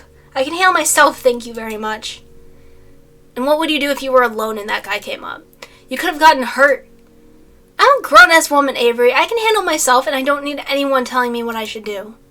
This is ridiculous. You're being stubborn. You're being condescending. Cut it out. Cool down. Finley, take a break upstairs. Yeah, fine. Avery, sit. Okay. Finley storms upstairs to Greg's apartment. I can hear the door slam from here. I sat on a stool in the kitchen and fiddled with my hands. Is Mason gonna lecture me? I don't need that. Mason doesn't say anything. She just goes back to work. This is almost worse than if she laid into me. Is this the silent treatment? I should get back to work. No. Sit. Am I in timeout? She shoves a mug in my hands. It's tea. Just drink it. She scoops another mug off the table and disappears upstairs. I draw in slow breaths of the tea's flowery scent, but it doesn't settle the anxiety lurching in my gut. Okay, Avery, breathe. Drink your tea. Calm down. But the look on Finley's face, the look on that creepy jerk's face, they keep popping up. A lot happened in so little times. How many times did I screw up during that flurry of panic? Mason returns empty-handed. She goes back to work. The rhythmic sound of the knife hitting the cutting board is soothing. Neither of us talk. When I start again, it's more to myself than anything. I did the best I could. I just wanted to protect her. Is that your job? Oh, she answered. She and Finley are pretty close, so I guess that makes sense that she's getting involved. Well, no. Big difference between protecting and acting like a parent. I don't get it. That's a start. I don't get that either. Look, just cool off, then go talk to her. Okay. Take this to table 7. She dumps a tray in my hand. Oh, so now I can go back to work? Break's over.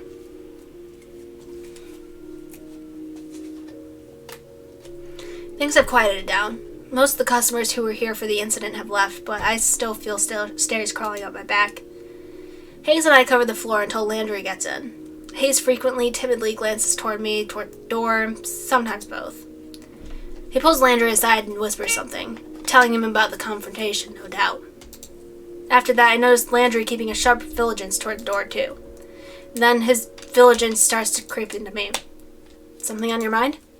Hey, Avery, have you seen Finley since this went down? I hope she's okay.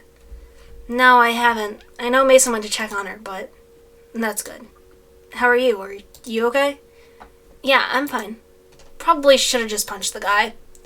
I'm glad you didn't. If he comes back, you leave him to me or Mason. Your job right now is talking to Finley. Do you want me to go see if she wants to?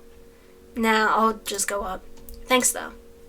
Of course. Remember, none of us will let anything happen to you or Finley. We're all family. Thanks.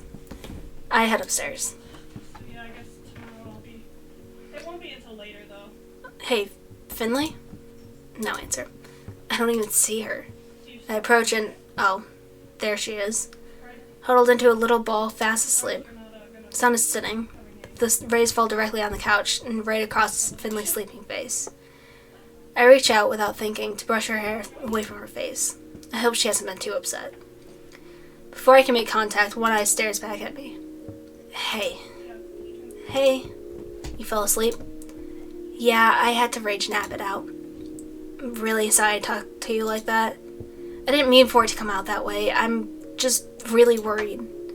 No, I know you're trying to look out for me. I'm just sick of being told what to do about what I like. I understand. I would too. I didn't mean to do that. It just... Really, what happens if that guy comes back? Or another one? Maybe you're right. Maybe I should get out of the public eye if this is what I get for it. I mean, if you think that'd be safer. Maybe I'm too stubborn. When I was a kid, I wasn't really good at anything. My grades weren't great. I got sucked at sports. I didn't have a lot of friends. I tried for theater, but I always got in the ensemble parts. Never even got a speaking role. I know it sounds silly, but this jelly donut thing was an opportunity. I threw it out there, it got really popular, and that made me feel great. This is the first time I found something that made me stand out. But I didn't think about it. Not all the attention is good attention, you know? Is this the kind of attention I'm going to get? No, I don't think so. Till now, everyone's been really happy to see Jelly Donut. They're happy to see Finley. The other day, a customer asked about your makeup videos. And even if it was, I know you're more than that. If I gave up, would they move on? If not me, would it be someone else? I don't like dealing with this, but I don't want to give them what they want either. I'd rather keep doing what I want to do. If that's what you want, you won't be alone. You got Mason, Landry, me. You're right, I do. I feel her arm touch mine. I also feel my face heat up. I'll be your bodyguard. I'll chase off anybody that tries to give you trouble. Oh, really? She gives a gentle, low little laugh. Why does my heart skip? I'd get someone more intimidating for that. Oh, yeah, you're probably right. I had something different in mind for you. Yeah? Yeah. She places her hand under my chin and tilts my head forward. I manage to get my senses together with just enough time to close my eyes before our lips touch. It's quick, but even after she pulls away, I can still feel the sensation. I feel my pulse rushing through my body. I lean forward and give her one quick peck to return the favor. Oh, did that help? Am I helping? She laughs and turns away, tucking her hair behind her ear. Tips of her ears are tinged pink, and it's unbelievably cute. She's just as flustered as I am, thank goodness. See, here I was picking this game, thinking I was gonna be gay for another boy as this character, but no, I'm so gay. OMG, what if she gets pregnant? What's that? We haven't held hands, it's fine. I guess I'm too into girls. So I was like, oh yeah, I'm gonna be gay today. Because I myself am bi, so it's like, girls are beautiful. Like, look how cute she is. And she's got, like, such spunk. And, like, I love her. And then, like, I was gonna be like, oh yeah, I'll be, like, gay boy for Landry or whatever, because that's what I expected. But no, I love her, and I want to protect her and hug her, and fuck. Yeah, it did. But I also have a favor to ask. I have an idea. Can I come over again tonight? Oh, yeah, sure, okay. Although won't you be a cat? I mean to study magic, dummy. I want to practice with the grimoire. Yeah, of course. This time let's get a Hawaiian pizza. Can we please get something else? Oh, yeah, sure. Being bi means loving all girls and, like, 7 guys. I mean... I can't argue with that reasoning, though. A lot of girls are mean or bratty, though. For a while I thought I was ace because I just found reasons to hate women and men. Though pan might be more fitting too, because I also don't mind non-binary. I don't know. Sexuality is interesting. I always find it interesting too, learning more things about, like, LGBTQ stuff. So yeah, I also had a phase where I thought I was trans. Turned out I just hated being a woman. And my brain understood that was 2 different things, because he and pronouns just wouldn't work as well for me, like, in my comfort. Like I said, interesting stuff. Anyway, Landry's really apologetic that he can't escort us. Mason is pretty worked up about it too. She even stays late to see us off. I carry Finley, Jelly Donut, home. We move a little faster in case that guy decides to stick around. It's a pity Graves isn't around. He could have walked with us. Yeah, I haven't seen him in a while. I hope he's okay. Oh, because he wouldn't like being a guy either? Fair. I'm sure he's fine. You think he's lost or something? I don't know. While I was in his apartment, it looked messier than usual. There's dust on the shelves. He never leaves dust. You think maybe he ran off? If he did, he would have taken Dracula. But she's still here, and she seems lonely. I mean, she's being fed, but he usually spends more time at home, that's all. Yeah, I guess so. The fact that Dracula is his preferred cat, I'm not surprised. I don't think I'm surprised. Finley nestles inside my zipped hoodie, both for privacy and for warmth. I look like I'm smuggling a pillow, but whatever. This is gonna sound real corny, but I can feel your heartbeat right now.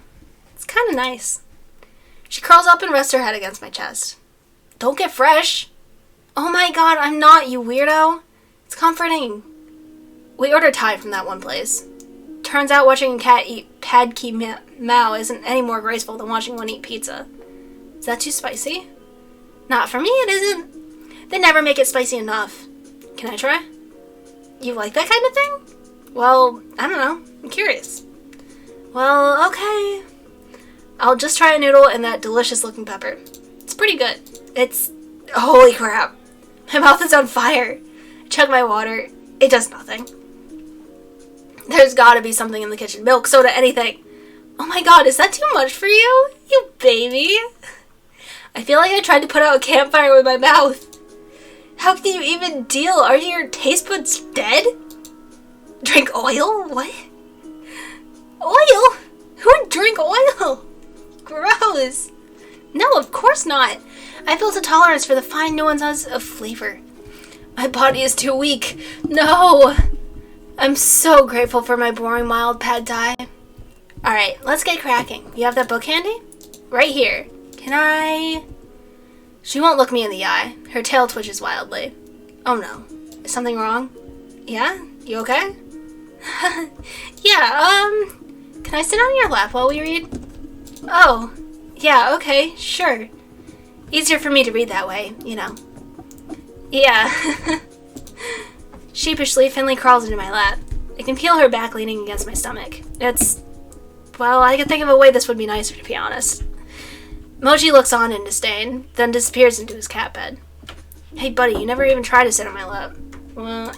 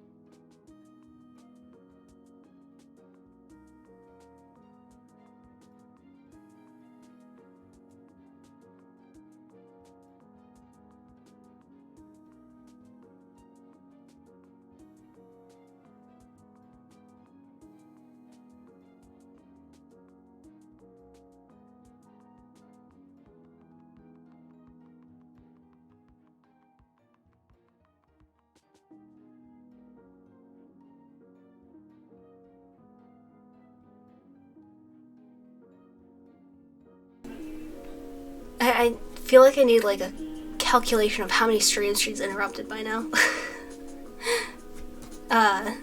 Anyways, we were, reading? We were reading. Yes. Mochi looks on in disdain, then disappears into his cat bed. Hey buddy, you never even tried to sit in my lap. You can't get jealous now. Okay, you still have the page bookmarked where we left off, right? Sure do. So, we studied together. Feels like no time has passed, so why are my eyelids drooping? Then I look at the clock. Holy crap! It's like 3 a.m. We gotta work tomorrow. It's cool if you want to sleep. I'll be up for just a bit longer. I have an idea. Oh, yeah? It's hard to articulate, but I just have, like, a gut feeling. And I don't want to tell you in case it doesn't work. Oh, the same thing happened to me. Oh? I've been staying up all night reading arcane tomes and weaving your dark magics. Oh, yeah. All part of the package. We'll move on to human sacrifices next. The yawn is too powerful to stop. Yeah, I'm crashing hard. I'll sleep in my room so you can stay up. Sounds good. Night, sweetie. You too. Night, cutie. Don't stay up too late, okay? You're so cute. That woke me up. She called me sweetie before, but now it feels a little more personal, you know? I like it. I swaddle myself in blankets and try to calm back down. I drift off quickly, lulled by a faint murmur in the living room. Ugh, morning already. I have no idea what time I actually fell asleep, but it definitely wasn't early enough. I could carry Finley and the bags under my eyes. It's real tempting to hit snooze as many times as I can afford before I risk running late. About 4. But that's not fair to my guest. I should see how she's doing. Ah! What happened? How's she not a cat right now? Finley, and what? Wake up! You're not a cat! She stares down at herself, and that seeps through the sleep in her brain. She shoots up off the couch and grabs my hands. I'm not a cat! I'm not a cat! You're not a cat! None of us are cats! We jump up and down and shriek with joy. From his bed, Mochi gives us a cranky stare. Well, one of us is still a cat. But what did you do? How did you do it? I carry her in the bags under my... Yeah, for real. I don't know. I didn't even know it happened. I spent a lot of time working with magic last night. I guess that's it. Oh, I figured out my magic and what I can do. What? Show me. It's kind of hard to show. Let's just say I know what to do if that guy comes back. I hope he doesn't, but I also want to see. I'll figure something out. But first, coffee. I got maybe an hour of sleep. You got it. Let's stop for breakfast before work. My treat. Ooh, so generous. Have you been to the corner store around here? They make really amazing donuts. They're almost better than Mason's. I've only been able to shop on the internet lately, for obvious reasons. Ooh, this is exciting. I can go to real stores again. I can wear all my new outfits and other people will actually see them. You're right. I want to take you shopping with me. We'll look so cute together. Oh, yeah. As we walk to breakfast, Finley tells me about the type of clothes she recommends for me. I'm not too good at fashion, but I think if it's with Finley, it could be a lot of fun. We pick up a box of donuts and eat them as we walk. Finley, come here a second. You got a little bit of donut glaze on the side of your mouth. Why don't you help me? I don't get it. She slips her hand around my shoulders. Oh. Now I do. Well, if you insist. I lean in. Wow, I'm not surprised you're fraternizing with your little white knight. I wouldn't be surprised if you pay all your followers with a little sugar. Finley and I drop our hands. I whip my head to the side. Yep, it's him. Your security isn't here to help you this time. Did you ambush us? There's nobody around to interrupt, so we can talk nice and clearly now. I've never been in a fight before. Not a real one, at least. I don't count the time in 4th grade I gave a kid a nosebleed by whacking him with my jacket zipper. I guess this is as good a time as any to start. You take one step closer, you scumlord, and I'm gonna... Avery. She puts her hand on my shoulder and takes a step forward. She wipes the icing from her mouth with her thumb, and then cracks her knuckles. I've got this. Oh, she's gonna do the thing! Normally I wouldn't hurt a girl, but liars like you... Nope! She puts her hands in the air in a peculiar gesture. I feel power? Something around her. Hashtag blocked. Dang, girl's got internet power. She's got that, e-girl power. I love her. I love her so much more now. A gust of wind catches us from behind, smacking full force into the stalker. He stops. His arms fall to his sides. He's frozen in place. His shoulders twitch, but he can't seem to move any more than that. Hashtag reported. A ripple of wind catches around us. For a moment, there's silence. But then there are sirens. The siren gets closer, rounds the corner, gets closer, and I see the squad car stop right at the edge of the alley. Police officer walks towards us. We've received reports of trouble. Are you alright? Oh, that's a woman. It's fine. I hate the phrase e-girl as it implies the existence of offline physical girls. I remember seeing that on Twitter the other day, and I was just like, I mean, yes, but also no. We all know there's no such thing as real-world girls. There's no such thing as physical girls. It's all of us pretending to be offline physical girls.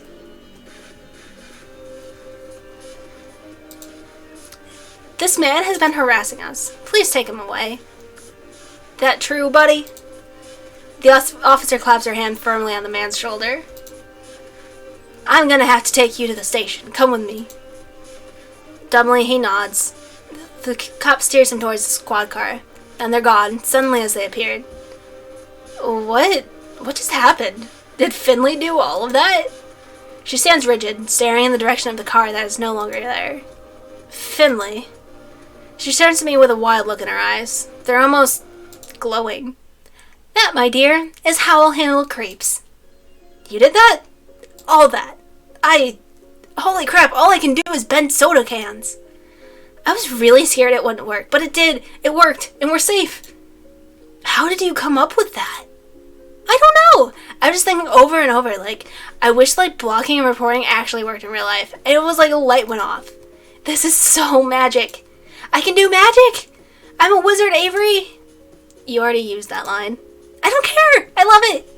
We should be careful. I mean, when has this ever happened? Internet creeps don't just get magicked away by cops. But what if it happened a lot more often? What? Nothing, you sweet child. Don't worry about it. And give me some sugar. You want another donut? No, you dumbo.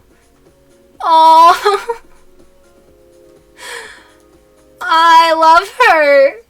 I love her so much. I'm walking on the sun with a star on my shoulders and wind in my hair. Or some other complicated metaphor. I don't know. I've been so happy lately. It's great. I mean, work is still work and mochi's still mochi, but I got a real cute crush I can spend my time with, and I'm starting to get to the bottom of this magical curse thing. Can we romance? I mean, my roommate told me that we can romance all of them, except for Mochi. Mochi does not have a DLC to be personified yet. Mochi is just Mochi. Say nothing. What? How is that any different from than don't say anything? The choices are so obtuse. This whole game is obtuse. No, you don't get it. There's nuance here. Akia is choosing between action and inaction, and I just want to see them smooch. I know, I told you. I'm basically an expert on this route. This leads to the best kissing scene. But you gotta get that build, that slow burn. And this is the slowest burn. I live for that stuff. We didn't have a slow burn. It was a little slow because you're so dense. Hey, as promised, Finley did bring in Blast Zone, and we're huddled around her laptop playing. I didn't think I'd like a romantic game about boys fighting, but this is really compelling. We've been playing bits and pieces on breaks after work. Everyone else stays away because Finley's tried this shtick on them before. They're lost, honestly. There's a lot of good romantic angst in this game. I've settled into one of the beanbags, and Finley's head is in my lap. That's also part of our new evening routine. It's late. Everybody else went home.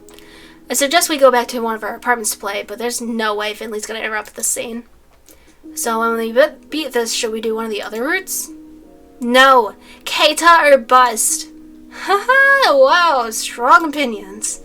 You don't understand! The story falls apart in all the other routes. It's terrible! It's a trash game! And you said you liked this game. It's complicated! I get it. If I wasn't playing this, I'd be playing some other trash game. What I should be doing is figuring out how to break the curse for everyone else. It's tricky. I don't know how to introduce them all to magic. Finley offered to make a video, but that sounds like too much work. We should just get them all together after work someday and do it. It's been hard to get everyone in the same place lately. And then there's Graves. Where is he? I love this cat that's always seen dangling. Like, it was over here earlier. I love it. You gotta pick before time's out. Right. I picked the suggested choice and we continue with the scene of the game. It's been graciously quiet since that thing with the internet random. Graves did say something about security improvements a while back. Maybe he did something to keep people out? Like, a ward? Did he accidentally ward himself out too? Ooh, this is a good part. Stop zoning out. She slaps my shoulder and that train of thought dissipates. Huh?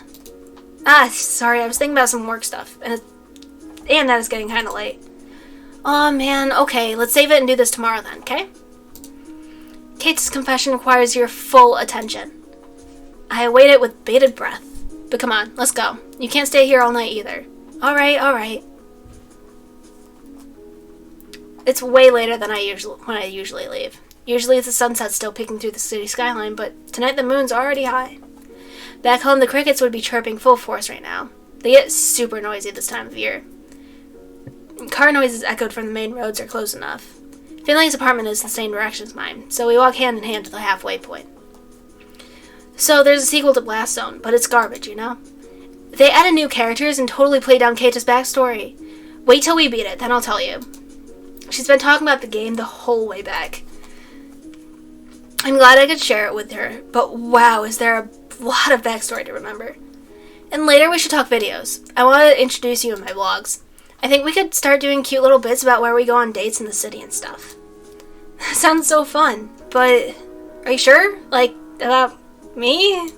I don't have a lot of, like, on-screen charisma or anything. Oh, I think you have plenty of charisma. You think I have bad taste? What? No, that's not what She gives my hand a squeeze. What was I just saying? I'm just teasing. I lace my fingers between hers and pull her closer. Sadly, we're already at the crossroads where we have to part ways. I'd come over, but I've got some editing to do, so see you tomorrow? You know where to find me. Of course. Then the thrilling conclusion of our game. She gives me a quick kiss, then bounds down the road to her apartment. Bye, sweetie.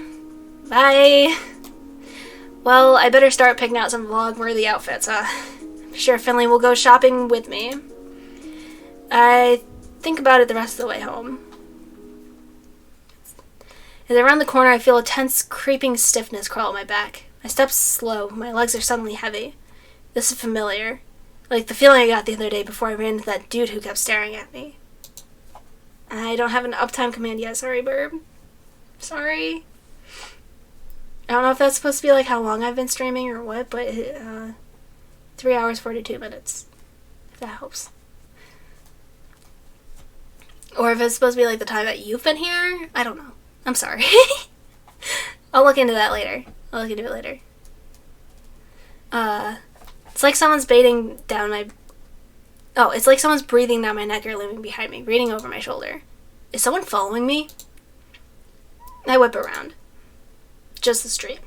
I walk faster. I feel it growing with every step toward my apartment. Dread hollows a burrow in my stomach. Why do I feel so anxious? I'm just going home. I don't even have far to go. Am I getting sick? Oh.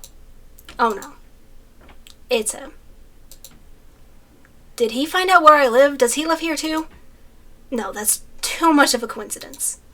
My limbs freeze. I feel my heart shaking inside my ribcage. My head is swimming.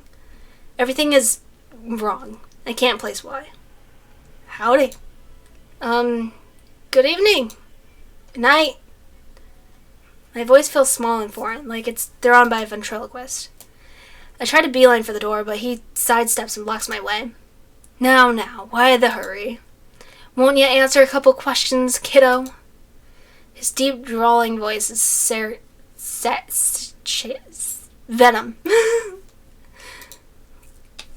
I puts on a smile, but it's certainly not one that puts me at ease. Do you need directions? You seem lost. I can't keep the tremor out of my voice. He notices. Well, ain't you smart? Right to the point. Why, yes, I am lost. Saccharine? Saccharin? Saccharin. I think it's saccharin. Okay. We'll go with saccharin. But I ain't looking for a place. Oh, I found that. Looking for a guy. Think you can help?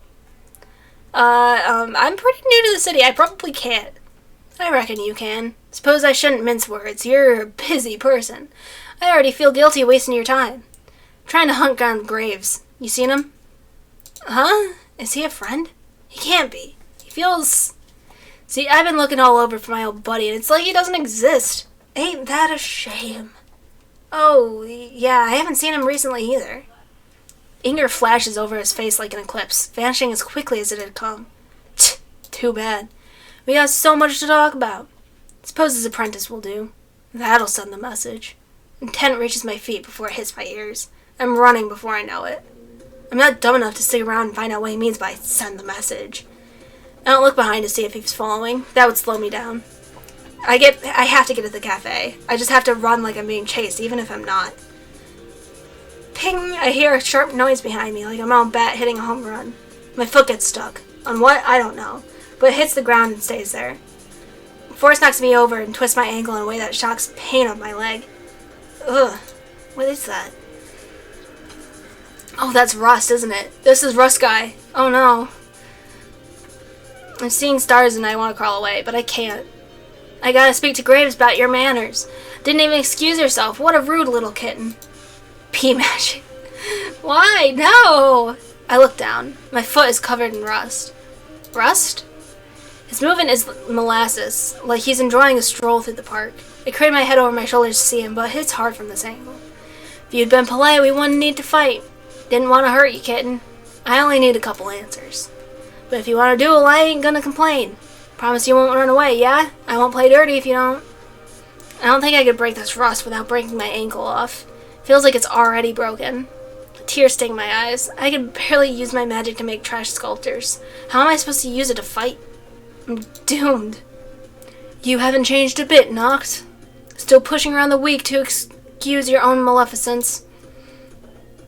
Maleficence? Maleficence. I'll go with maleficence. I've never been so happy to hear my boss's voice. Graves!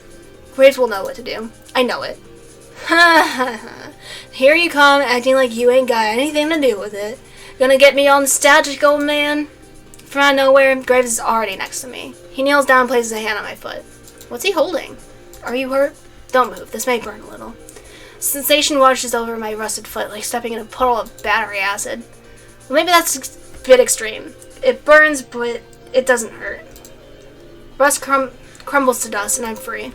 I flex my ankle. It doesn't feel great, but at least I can put weight on it now. Oh, he's just got a sword, alright. Graves stands between me and Noct. With a flourish only Graves could accomplish, he pulls his sword from his cane. What a perfect weapon for him. Yeah, for real. Noct shoves his hand in his pocket and rests on his metal bat like a cane. Standing there, waiting. How are you now? Can you stand unassisted? Yeah, thanks. Who was that? If you recall the bike in that alley. I almost forgot. The one that was rusted over? The one that Graves told me not to touch? This is why? Meet the source of our collective woes. Aw, come on now. And after all we've been through together. Avery, I don't imagine this will end well. I have a favor to ask. Whatever you need, boss. He drops the cane sheath and takes my hand. His eyes are fierce, fire and ice staring into mine. I feel like I shouldn't blink. I give it to you. All of it. Take care of it for me, Avery. What? All of it? Everything. Everything of mine. You'll understand. Now go as fast as you can. Go to the cafe. You'll be safe there. It's magic? It's magic. It's gotta be magic. What's all this? What was that all about? I don't feel any different. Why are you dawdling? Go! Yeah, okay. I can't say no to my boss. Avery looks cute now. Avery is cute. I love being Avery. I love the... I'll catch up. Noct's words haunt me as I run the best I can on my sore ankle. It hurts with every step, but I can't stop. I pull out my phone as I run. I mash the touchscreen to get Finley's number. Usually we just text because I hate talking on the phone. If I call, maybe she'll notice and realize it's an emergency. Ring, ring, ring. Voicemail. Crap. I try a few more times. I almost dialed the pizza place by accident because my hands are shaky. Maybe they'd be able to help me too. I can see the cafe in front of me when my ringtone blares to life. Crap, did Nox hear that? I should have been more quiet. I answer the phone before it can ring anymore. Hello? What the hey, Avery? Everything alright? You locked yourself out or something? Because if you want to come over... No, this is bad. I got attacked. Oh my god, what? Some witch. Attacked me. Attacked Graves. It's bad. Avery, oh my god, where are you? I'm heading to the cafe. I'll meet you there, hon. I'm coming. No, wait. She's already hung up.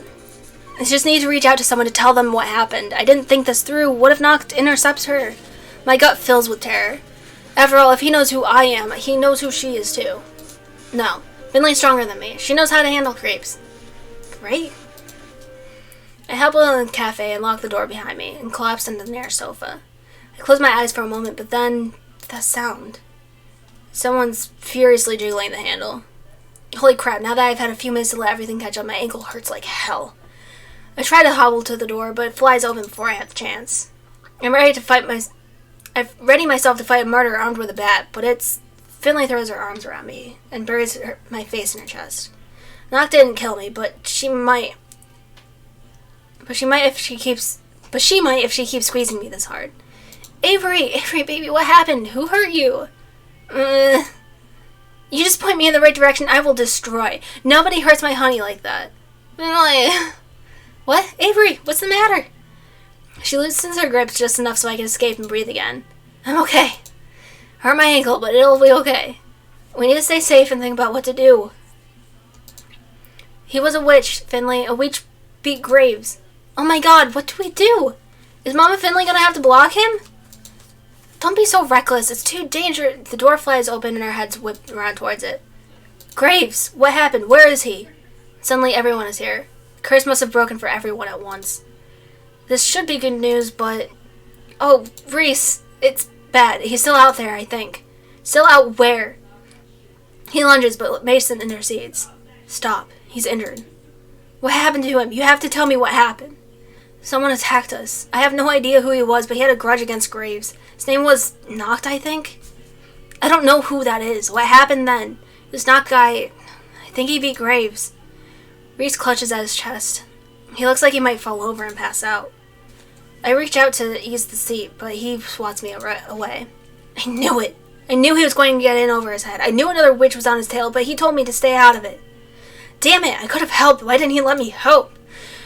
Reese sinks into the couch and slams the armrest with his fist. Beating on furniture isn't going to do anything, but that makes him feel better.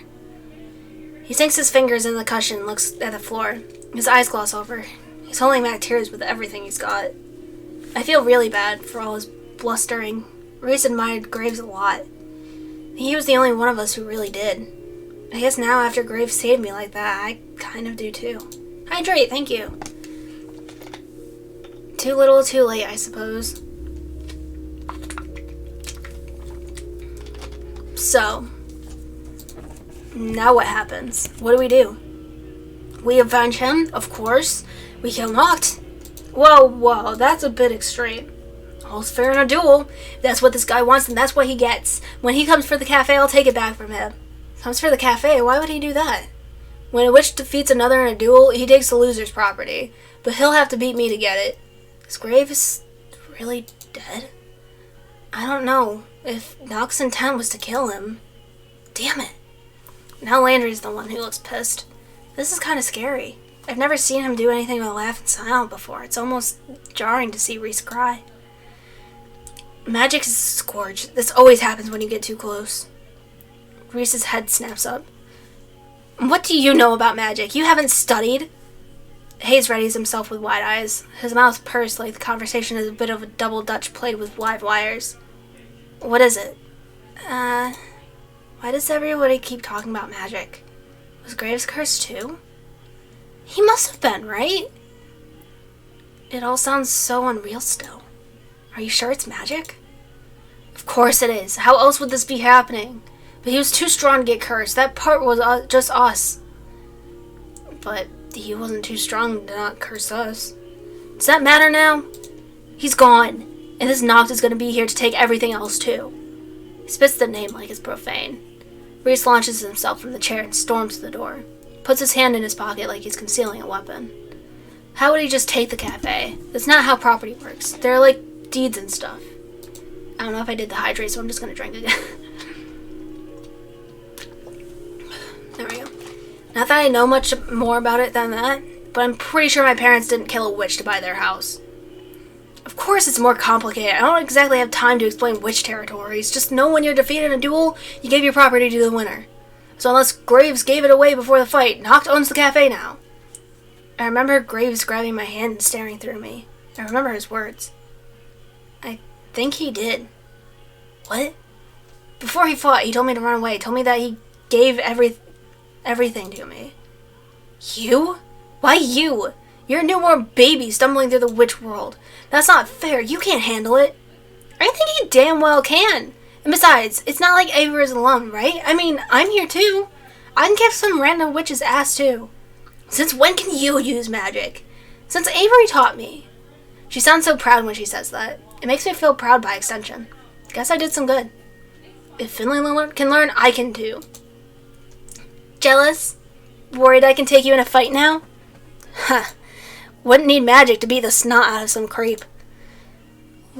Let him show his face. Well, I don't know if I'm okay with fighting, but we can all stick together and keep both Avery and the cafe safe. Right, guys? Yes. I think a little self-defense could help us all. I know I'd feel a bit better. If that's how you'll all be, then you can't expect me to straggle behind. Of course I'll show you all how magic's really done. First things first, we need a plan. Avery, do you know for sure that Graves was defeated? Well, if the curse is broken, it's a pretty safe assumption. You know what they say about assumptions. Reese, would it take your mind a bit if we go with you to investigate? Sure. I could use muscle to hold me back from this eviscerating Noct.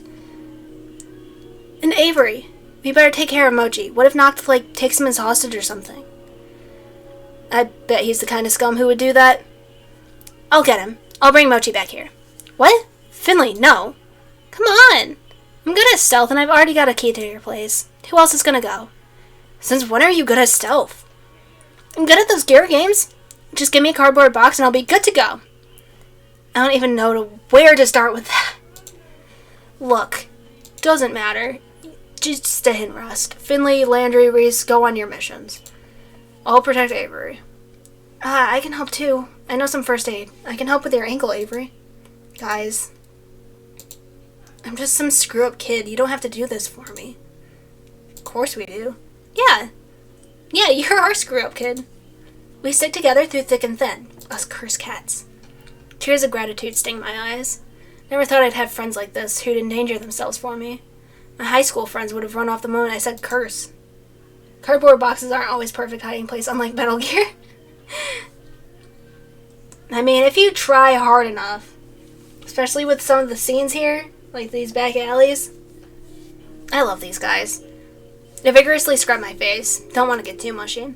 I hobble back to the couch. Okay, we can do this, right? Yeah. Promise me nobody's gonna get hurt, okay? Please, give us more credit than that. Yeah, this guy will be sorry if he underestimates us. Then we enact our plans. Reese, Landry, and Finley all head out together. So weird to see them walk away from the cafe as humans.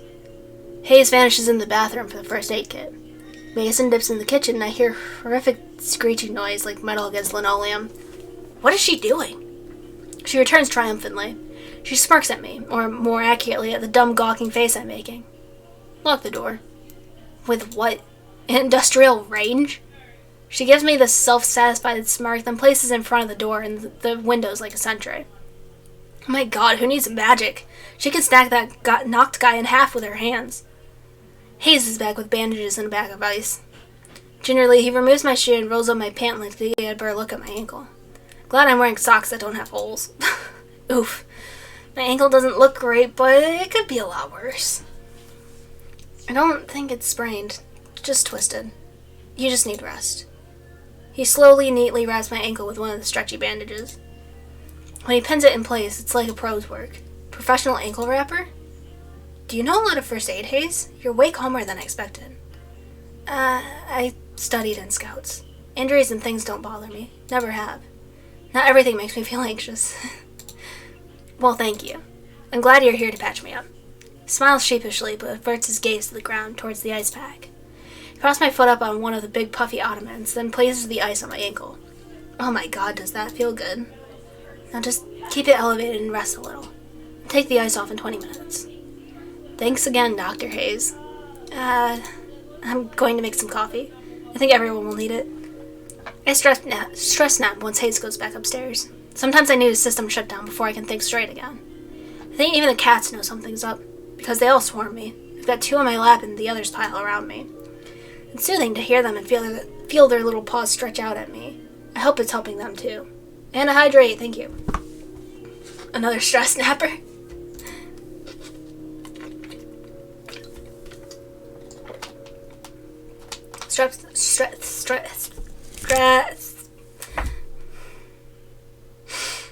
Stress naps are great.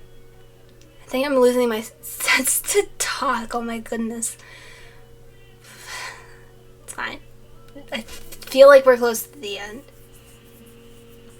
It's not good sleep. Anytime I nod off, I have horrible visions of Noct turning Finley or the others to rust, and I startle myself back awake. This is a mess. Such a huge mess. I try to shut out the thoughts by remembering the Finley-sanctioned blast timeline. It's not much, but I feel a little better. Somehow I nod off, just for a moment. I shoot awake when I hear the door fly open. Is it Noct? Did he come right through the front door? Can witches come in uninvited? Or is that vampires? Oh. It's Finley again. She bounces the door against her hip, since her hands are full of cat carrier. The fussy lump inside is unmistakable. Wow, you are so whiny. Hold your pants on, baby. Mochi, did you have any trouble? Is everything okay? It's fine, though I had to lure him into the carrier with treats, and he hated every moment of being in there. So, same as always. That's good. How about it? Should I unleash the beast? Yeah. Mochi, if you cause any trouble with the other cats, you're going right back in. Got it? Like he's gonna choose now to start listening. Finley opens the carrier and he shoots out like a great cannonball. Then he stands there, dumbstruck. He's got his own troubles now, playing nice in the cafe cats. But at least he's here. That's one less thing Noct could use against me. Once she's done, I grab Finley by the shoulders and drag her onto the couch. Ah, Avery, what? No, stay here for a second, okay? Just, please. I tangle my fingers in her hair and bury my face against her shoulder. I was worried. Oh, Avery. I didn't even have time to get scared. I kept thinking about how this guy hurt you and... Ooh, I'm gonna get angry again. I kiss the underside of her chin. She takes a deep, tired sigh. It's okay. It's all gonna be okay. Yeah, it is. I see movement in front of the cafe. Is it? No. There's too many people for it to be Noct. Anyway, I'd know that hat anywhere. It's Reese and Landry, back already with Graves. Or what used to be Graves. Now he looks like a forgotten statue, flaking bits of rust off as they haul him up on the sidewalk. Are their hands glowing? I squint to get a better look. Oh, they look like garden gloves? Glowing garden gloves?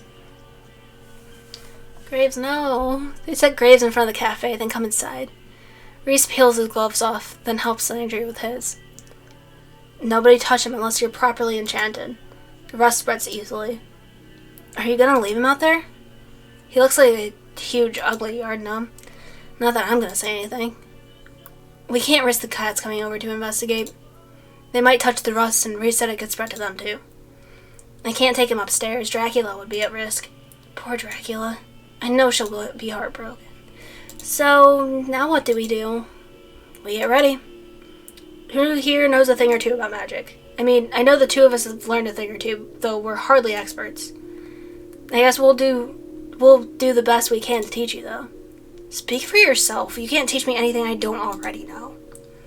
Wait, yeah, Reese, how do you know so much about this? I've learned a thing or two in my time. I'm not assistant manager just because I'm good at accounting. I have no idea what kind of magic you've been learning, Avery, but I won't let you steal the spotlight. I'll beat him. Haven't you been listening? He beat Graves. We gotta team up and come up with a plan.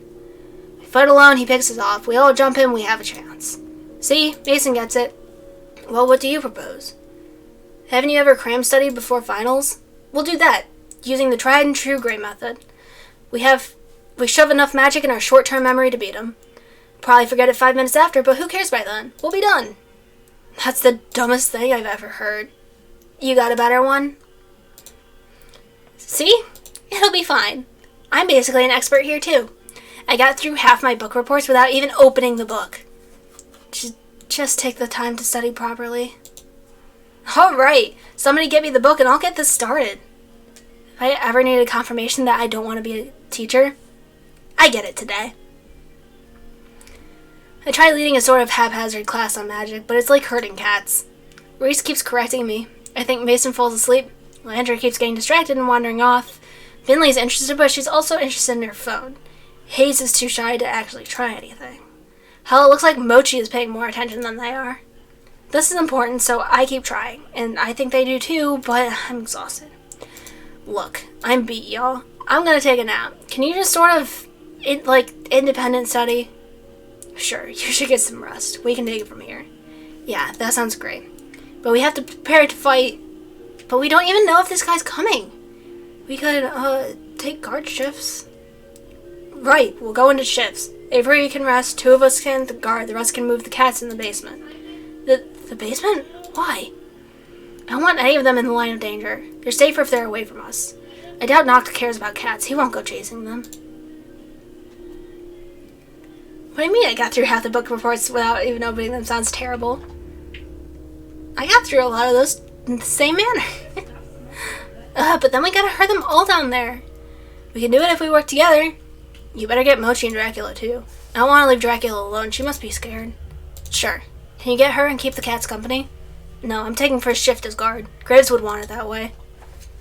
I'll take care of them, Landry. The cats like me. Great. I'll take the other guard shift. Everybody else relax. I think I'm about done here, but we're so close to the end. I feel like this is... I thought that before we also got jumped, so... Reese and Landry guard the door. I fall back on the couch. Napping is all I feel ready to contribute. I stare at the ceiling while I listen to Finley and Mason herding the cats. Glad I have an excuse to not do that. And yes, charity. I keep forgetting to not forgetting to mention it, but I just feel annoying if I mention it every 5 minutes. Yes, charity stream. We are $62, 31%. I hear the soft sound of footsteps approaching, then silence. Not long after that, I feel the gentle peck of a kiss against my forehead. Scoop. I thought you were watching the cats. Mason and Hayes are taking care of it. Scoop. I move over and Finley takes the space I'd been occupying. She pats her lap, and I take the invitation by flopping across her legs. Ugh. I know. I feel her fingers sift through my hair. Man, I could die right here. I know. It's gonna be okay.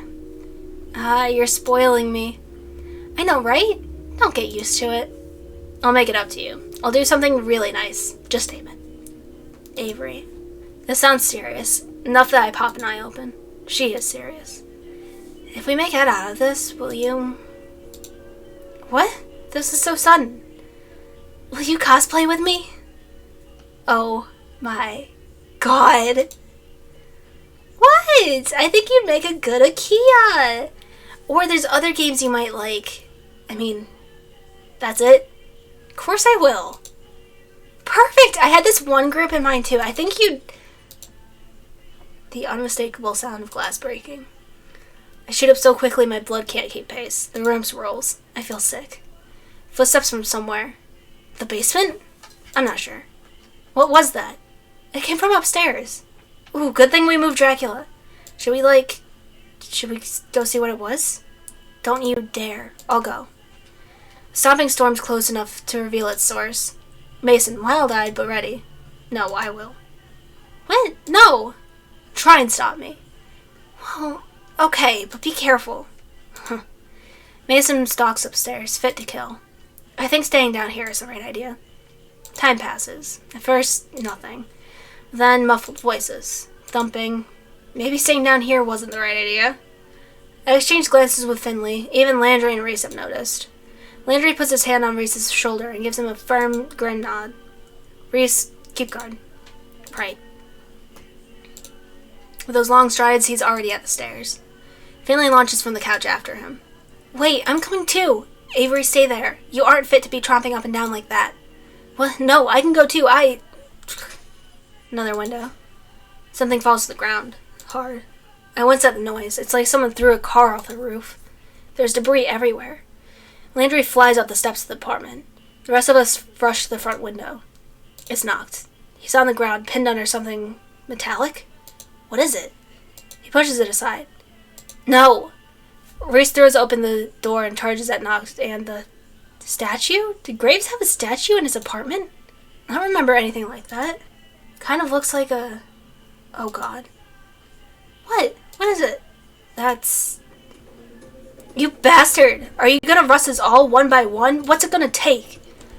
What would you have me do? You're being so difficult. She didn't even have magic. Huh, she didn't need it. Pushed me out a window, that one. What fire? What muscle?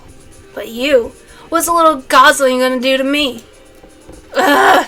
Reese pulls something out of his pocket, but Noct is there before we see what it is. Reese's hand is frozen in place. Rusted. We have to stop him. She strains to pass me, but I throw my arms around her waist to stop her. Don't! He'll turn you to rust. Who cares? I have to block his ass. He'll get everyone if I don't. Do it from the door. Don't leave. She pries my hands away and charges to the entrance, standing wide-legged in the doorway to block his way. Knox seems preoccupied with admiring his handiwork as the rust slowly creeps up Reese's arm. I should tin can his metal bat, Avery. Blocked. Her voice rings out like a church bell, clear and deafening, and that telltale gust of wind blasts from behind her. The wind hits him full on, but it barely moves his hair. He raises an eyebrow and stares directly through us. I don't think it worked. What? It has to! Blocked! Again, the wind. Again, he's... Darling, I hate to ask because you're trying real hard over there, but what are you doing? I can't understand that gibberish. Why? What am I doing wrong? Now's not the time. We've got to think of something else. It's hard to think on your feet when one of them's all messed up. Ah, dear. There's a trash bin by the door. I grab it and slam it to the ground in front of the entryway. Think about a wall. To-go cups, the other detritus climb together and cobble their way into a barricade. It's gross and it smells like old coffee grounds, but it feels kind of strong. I can still see Noct through the window. He seems amused. Jerk. You're so late. We're just hitting the climax, though. It's okay. What are you doing here? Mason and Reese are out there. I know, and I feel bad, but they're rust already. We gotta figure out how to save ourselves and the cats. He's not even trying to come inside. Maybe he can't? I'm not gonna take any chances. We gotta stall while I think of something. I could make a sword out of some soda cans and fight him, but then it'd rust. Or maybe a plastic sword. You aren't a little kid playing pirates. You aren't gonna go at anybody with a plastic sword. Don't act like you have to run in there yourself. But I've got to do something. If your magic doesn't work on him, we're left with mine. I'm not gonna let you touch him, even if it's with a weapon. Look at you. You have no idea how to fight. I hate to admit it, but she's right. Okay, but if your blocks don't work, then what do we do? I don't know. We tried to push the couch over in front of the window, but neither of us is strong enough. I guess it doesn't matter. Nox hasn't touched the trash barricade. I guess we're just stuck. Either Nox gets us or we'll die of starvation and the cats will eat us. Wow, you went from 0 to morbid real fast. It happens. Finley paces back and forth, mumbling to herself and ruffling her fingers through her hair. She doesn't even look up. I wonder how long it would take for 14 cats to get hungry enough to eat us. I don't get why it didn't work. I put as much power behind it as I could. It should have compelled him the same way as the internet troll. Maybe he didn't get it. Like, he doesn't look like a guy that uses the internet much, you know? Avery, that's it. You're a genius. What? For what? I was making a joke. No, you're right. He can't get blocked if he doesn't have something to block. Maybe it has to mean something to the person I'm using it on. I have to find a word or phrase that gets to him. Like, what? I don't know. What do old dudes if they don't go on the internet? I don't know, like, fix Motorcycles? Read war books? Watch westerns? He doesn't look like he does any of those things. I don't know it like any old TV shows. But there's gotta be a catchphrase. Okay, I'll distract him while you think. I thought I told you not to fight him. I'm not fighting, I'm distracting. I kick the center of the trash barricade as hard as I can. I think about, I don't know, fireworks, shrapnel, something. Trash explodes outwards. Kinda gross. Styrofoam fragments sharpen into edges and fire at Knox. He blocks most of them, but he can't block them all. One hits him on the cheek. It didn't draw blood, but I can see a whelp. Get off my lawn! I march outside, garbage in hand. I fashion a to-go cup into a sort of javelin, willing the cardboard to expand and then curl around itself in a long lance. I throw it. It completely and utterly misses. Crap, crap, crap, crap. That all you got, kitten? Ain't too terribly impressed, if I'm being honest. This is gonna be over real quick. Well, you know how the old song goes, life is but a march toward death. He whistles an awful song, dour as dirge as he swings the bat. I barely duck in time, or maybe he swings slow enough for me to dodge. I think he's playing with me. Something nags at the back of my mind as he whistles. He grabs my foot and rust creeps up my soul again. I kick the shoe at him. It hits him square in the face. I dive back into the cafe, one shoe lighter. Just as predicted, Knox stops outside the door. I throw the whole trash can at him for good measure. Hey, Finley! Yeah? You okay? I haven't thought of it yet. What song is Life is But a March Toward Death from? What? Why would I know? I don't listen to weird metal. No, doesn't it sound familiar? Help me think. I don't know. It sounds like Gravesism. Is that something he says? Graves band, Graves music. I mean, I guess. Why would he say that? And then I remember. We both remember. There's a song, something called Rose Baptism. I only remember the parts that were in French, but I don't know. No. It was something like, no, this traitors. My own pupil betrays me. Trapped within my own mind, something in French. My will dissolves to blood, soul's red rind. Life is but a march toward death. Yeah, I got it! It clicked. Finley and I shouted at the same time. Spider coming. Holy crap, holy cat, he's the bad guy. How else would he know that? I don't know, just try it. Okay, here goes nothing, I guess. Finley marches up to whatever that... Oh my god, I can't read. Finley marches up to whatever detritus remains of the barricade. She cups her hand around her mouth. Wait, I have a better idea. I fashion a to-go cup into a megaphone. There. Now, go for it, Tiger. Trapped within my own mind. God, that line is so bad. I can feel her embarrassment all the way over here. Or maybe that's just my embarrassment. She doesn't look too pleased to be saying it, for sure. Knock doesn't look pleased hearing it. His lips curl in distaste. There goes the gust of wind. As it hits him, it blows his hair back. More than it was already. And he freezes. He looks startled. His hands fall slack. He drops the bat. Something French. something, I don't know French. Obviously that doesn't do anything, but the one kicking up after her magic always looks really cool. My will dissolves to blood.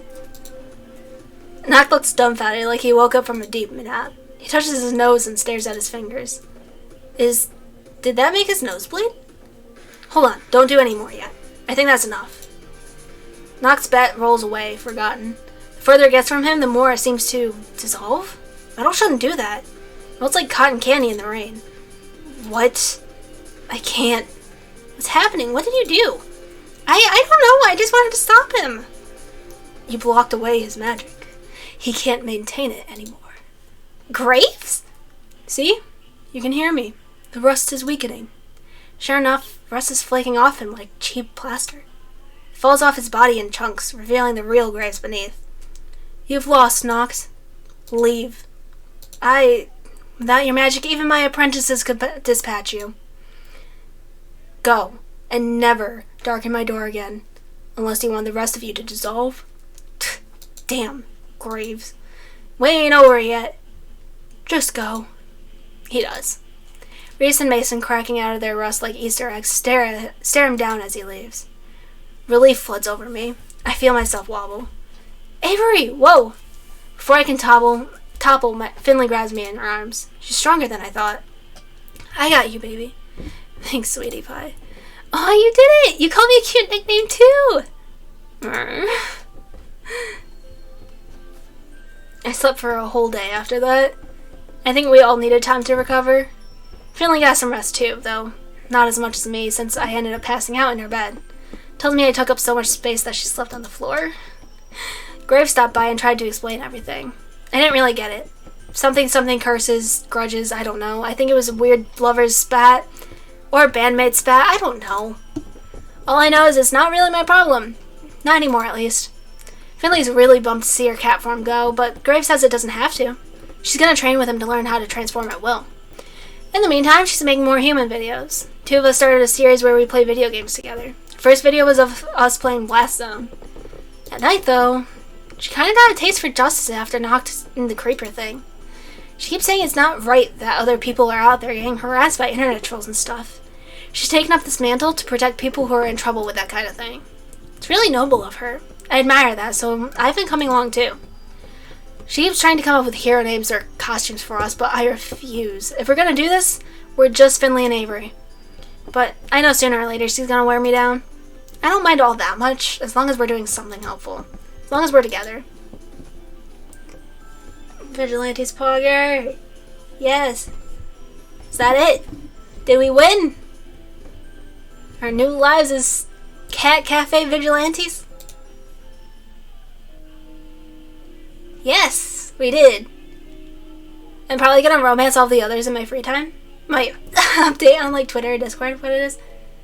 What, your famous cats and you aren't patrolling cat style? Yeah, for real. But that was our stream. 4 hours and 20 minutes later. It was alright. I feel like I could have made more decisions in the game. So I feel like my decisions didn't really influence too much. But gotta stop all the cat burglars. Seems like it's raid time. I know Arneo only just started his stream, so I'm not gonna waste any time jumping over there.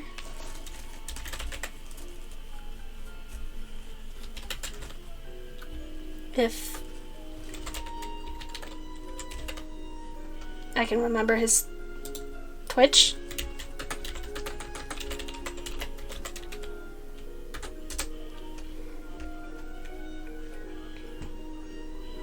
Or has he not started yet? No, he hasn't. I thought he was supposed to start at 6. Time zone.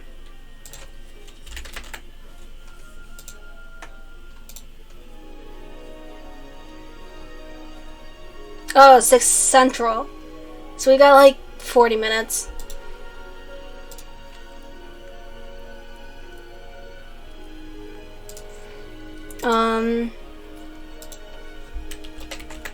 What about Chulanta? Is she still...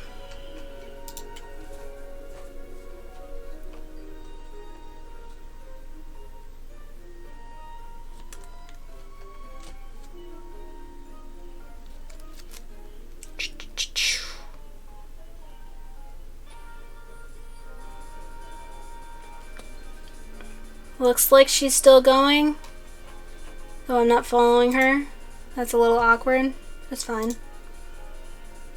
Yeah, she's still going. But she's 3 hours in. But it's also her I think also her re-debut? No. Debut. Trilanta's charity debut spectacular. Wrong thing. Streamlabs is what I needed. So let's rate her, yeah. Chulanta. I'm just gonna copy this.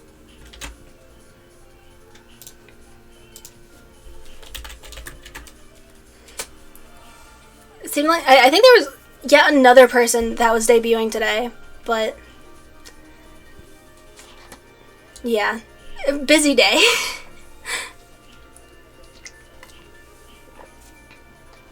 Thank you, all my lurkers and watchers and everywhere in between. And yes, thank you, Bonnery, for one last exclamation charity. If you want to stick in one more donation. I'm gonna get myself some of that cold pizza that Avery mentioned at the beginning of the game. And hopefully we have fun with Trulanta's stream, which is also a charity stream. So, yes.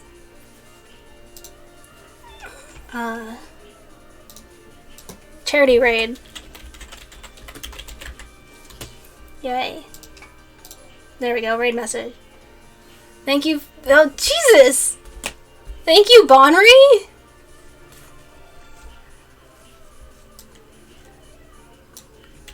So much. Thank you. Thank you. I swear to God, you're so nice. Sorry I couldn't join in today. It's okay. It's okay. Everyone has their own lives. So anyways, bye-bye! Bye-bye! I'll say hi on Discord. Bye!